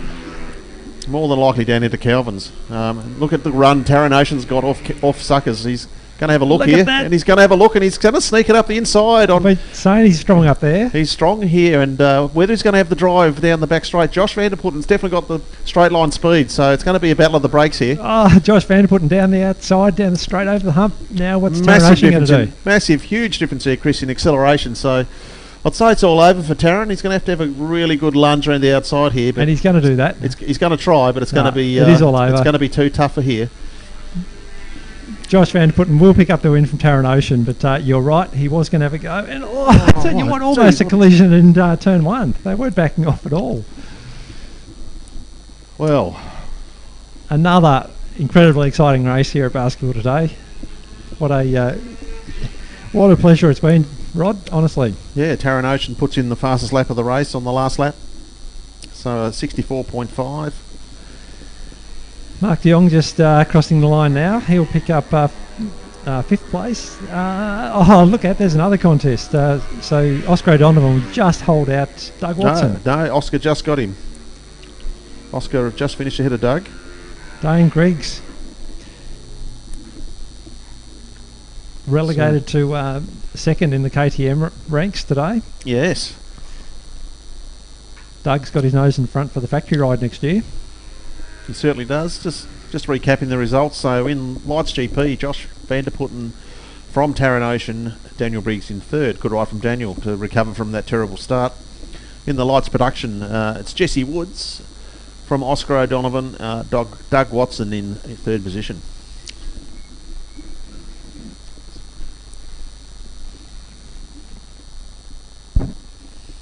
Brings us down to one more event, Chris. One more event. Such a shame for Lockie. Yeah, I don't know what happened there. I can only imagine there was some coolant coming out of it, because it looked like Peter Woods was waving him off, so he could visually see something wrong with the bike.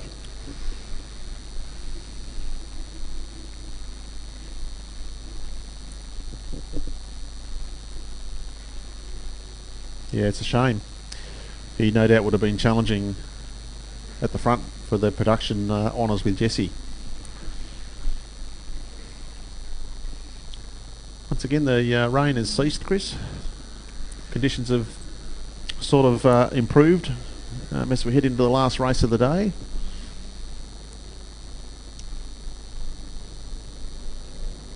It's going to be a lot of happy souls down here today. Some great racing from a lot of the guys. And the rain's been a real leveller for many of the competitors that may not have featured so highly up in the leader field, who've just showed that they have got what it takes to ride competitively in wet conditions. Definitely, and I think it demonstrates again that the wet is not something to be particularly scared of. It does produce some great racing and provide some opportunity. And today, honestly, some of the best racing I can remember. Well, it's going to come down to this last one for the F3 and the Historic Open and the Pre-Modern Open. Well, Chip Sellers has been the man to beat. He's just come on strong as the day's worn on. So, providing he can get away well, I think he's going to pick up the flag. John O'Hughes, you'd forgive him for getting a little bit wary, but I can't imagine he's going to give up too easily. No.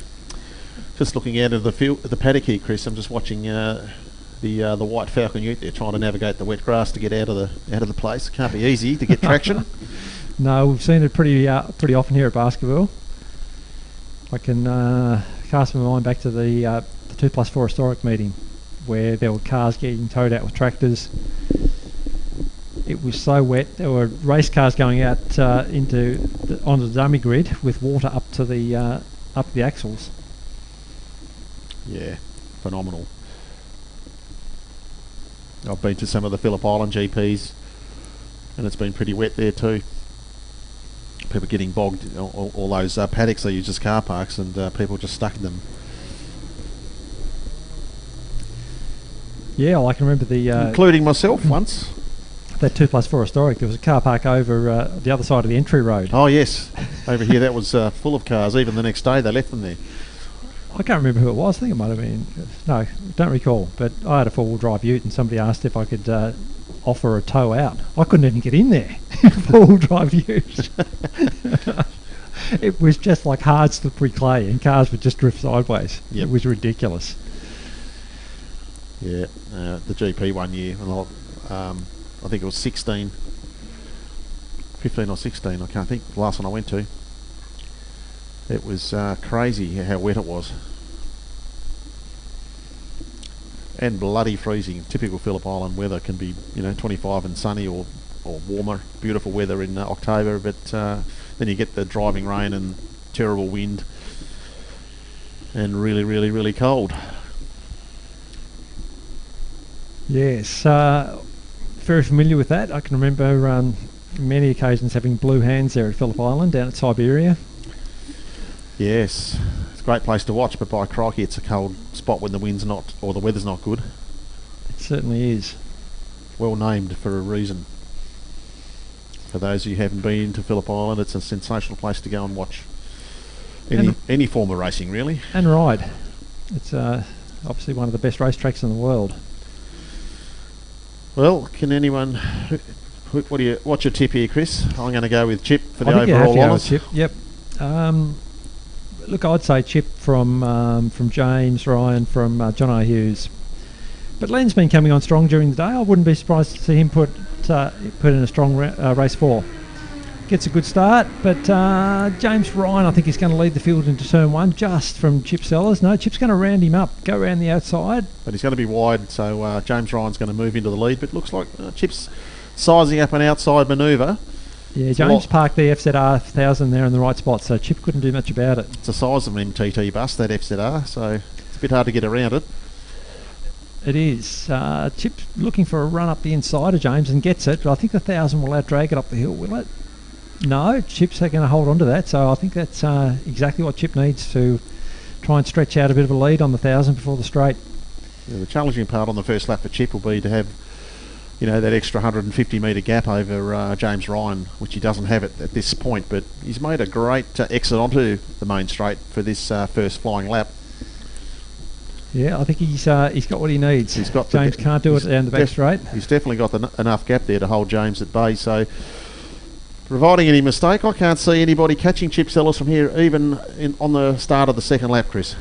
No, John O'Hughes third, Len Bester fourth, so at the moment my prediction's playing out finally, but Len's got Peter Bellchambers all over the back of him, so Peter's been coming on strong during the day and looks for a run up the inside of Len Bester into the top of turn 2 and gets it done. Pulled it and done it very smoothly. Chip Sellers just driving up the hill now, starting to pull out a little bit more of a gap over James Ryan, who's now got John O'Hughes all over the back of him. So it's going to be a tough ask for Jonathan. There's a huge power difference between that VFR 400 and the FZR 1000. This action just has not stopped today. Now it's like the hare and the tortoise, isn't it? Like you just differences in horsepower and bike performance, but the overall results have been so similar. Now look, clearly there, look at the difference in speed. It'd have to be at least 30-40 kilometres an hour difference down that back straight between the FZR and the 400 of Jonathan Hughes. Into the braking marker and heading around the sweeper, and Jonathan just gaining hand over fist on the FZR ahead of him. And look at this. He may have a chance into turn 1, Chris, but he'll have a go, won't he? He'll have a go. Oh, very, very loose up the inside of James Ryan, but he manages to collect it. And what James is going to do here is try and park the FZR back up the inside, but he can't. So there's an opportunity here for Jonathan Hughes to put good track distance between him and James Ryan now as they head around the twisty part of the circuit. And doing just that. And something we haven't mentioned today is how hard it is to jump off a 600 back onto a 400 and ride it at the pointy end of the field in both categories. Yeah. He's done a great job, John O'Hughes, in doing that. Yeah, it's not easy.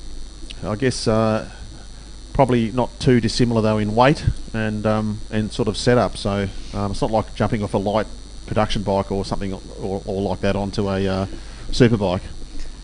Chip Sellers coming through the chute now. Nice, comfortable lead. There's got to be a 5-second gap, I'd say, by now. Back to John O'Hughes. James Ryan now with Peter Bellchambers all over the back of him. I reckon Pete's going to get him here. Still got good 3 laps to go. Peter Bellchambers looking for a way up the inside into turn 1. Can't get that done. But Peter's got past... I think got past Len. Yeah, he passed Len. Yep. That's right up the inside into turn 2. Last lap round he was up the inside of Len, and he's put a good 150 metres on Len in the last lap. So Peter Bellchambers on a mission all over the back of James Ryan now. I'd say he's definitely got more drive. Look at that. Even after 750, he got a really good drive off the corner. Suckers. No, can't get it done. Had to back out of it. But he's going to get it done, I'm sure. Papa Pete. Another lap or two, Pete's going to be ahead of him for sure. Absolutely determined. It could be a grip thing, but he's riding extremely well on race 4 today. I think this is a bit of a day for old guys' rule, isn't it?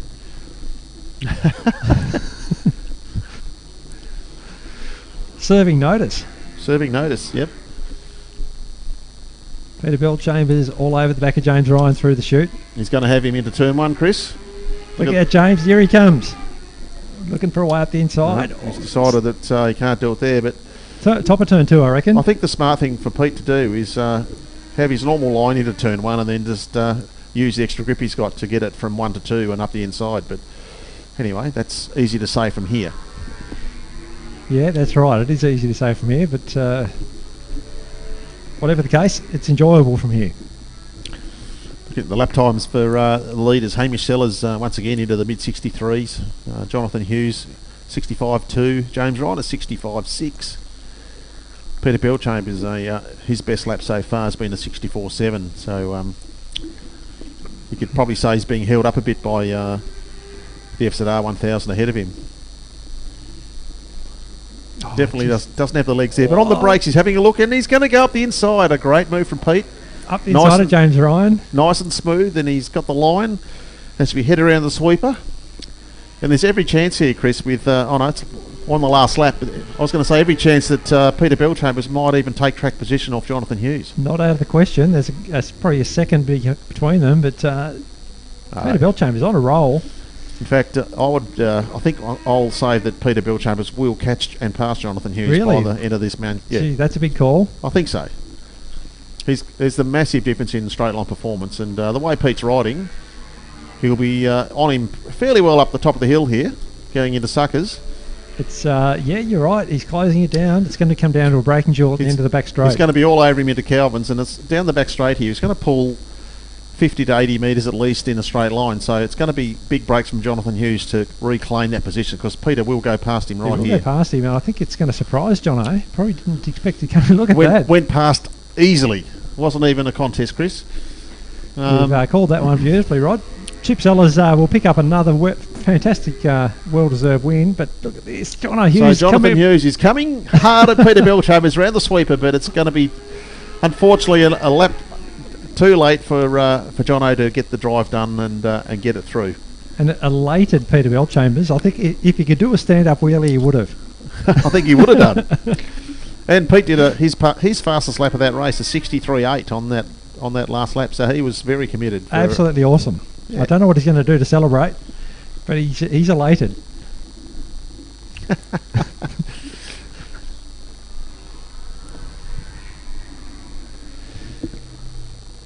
Wow, what a day's racing, eh, Rod? Well, that gives Peter Belchambers the victory for Historic Open in that race, so good to see him. For Pete, he would be stoked to get one over James Ryan there for the day. I think we'll probably see James Ryan take the win overall for the day for Historic Open. There's no doubt for Formula 3 that Hamish Sellers will get the gong for the day with another convincing victory there by 10 and a quarter seconds or so. Yeah, Chip's shown himself to be a really high-class competitor over the last few years. It'd be nice to see him be able to put a strong season in on a 600 or 1,000. Yeah, look, he'd be on a competitive bike. He'd be dynamite because he's a good rider, and he's got the right build and stature to be to get the most out of a motorcycle. Peter Belchambers punching the air. Hey. Lucky there's a burnout policy, because I reckon he'd destroy that tyre. Well, very happy man. Yes, hopefully he remembers that. It's a shame because burnouts are fun, but anyway, we've got to be responsible. Well done, Peter. That was a great ride. We picked it from the start of that last lap that he'd get through to second, and well, I certainly did.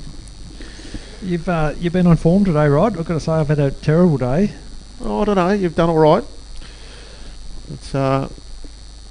We've seen some fantastic racing today, Chris, across all categories. I'm sure as we walk down into the pits to see everybody, there's going to be a lot of smiling faces. Without a doubt. A day like this always starts with a bit of uncertainty and anxiety, but when it's all done and you've had racing of the quality that we've seen today, the mood in the pits is going to be boiling over, I'd say. Yep, and look, all the races, and I know me and yourself included, we all prefer to race in the dry, but you got to take these challenges as they are, because it's the same for everybody, and we've seen some people have some fantastic results today, and potentially better results than they may have seen in the dry. So, it's part of racing. It's part of racing, and you've got to be able to deal with the wet weather. And what we've seen today is some corkers of races and some amazing passing, but also very clean and smooth. And some of the manoeuvres we've seen have been awesome, to say the least. Absolutely, and I do hope that other competitors bear that in mind, that wet racing can be a load of fun.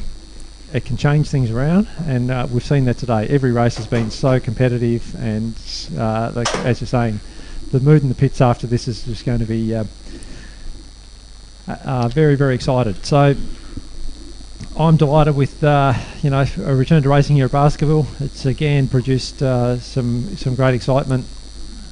It's a testimony and credit to the people who put in so much hard work behind the scenes to make these days happen. And of course the commitment of our competitors who come out here and put on such a great show for us. Yeah, absolutely. I think we're all worried about the weather, but we've had a tremendous day, and I've seen some of the best racing, for many years. So no complaints from me. No, so look, that wraps up our third round of the Tas Road Race Series, round two and the final round of the sidecar. Geez, it's going back a few years. The Sports Riders Club. Sorry, yes. That's what you get for starting out in the sidecar racing club. But the SRCT championship for the year. It's a great way to round it out. Some great racing, as we keep saying. And next race meeting here, of course, is the Basketball 2 Hour, which is one you really do not want to miss. But we've got other things to get on with, some presentations happening shortly. If you're on the hill, you'd like to come down and help celebrate with the riders, you're most welcome to. But for now, big shout out and thank you for the help of all the officials, the volunteers who have stood out there in the bad conditions there today and helped put on this great event. Congratulations to all competitors. You put on a fantastic display for us today, and I've truly enjoyed it. Rod, always enjoy commentating with you. Thanks for your company today. No problem, Chris. It's always entertaining. Always plenty to chat about, and it's probably the best place to watch racing here at the circuit. We'll sign off and look forward to seeing everyone out here first weekend of December for the Basketball 2 Hour. Cheers. See you, everybody.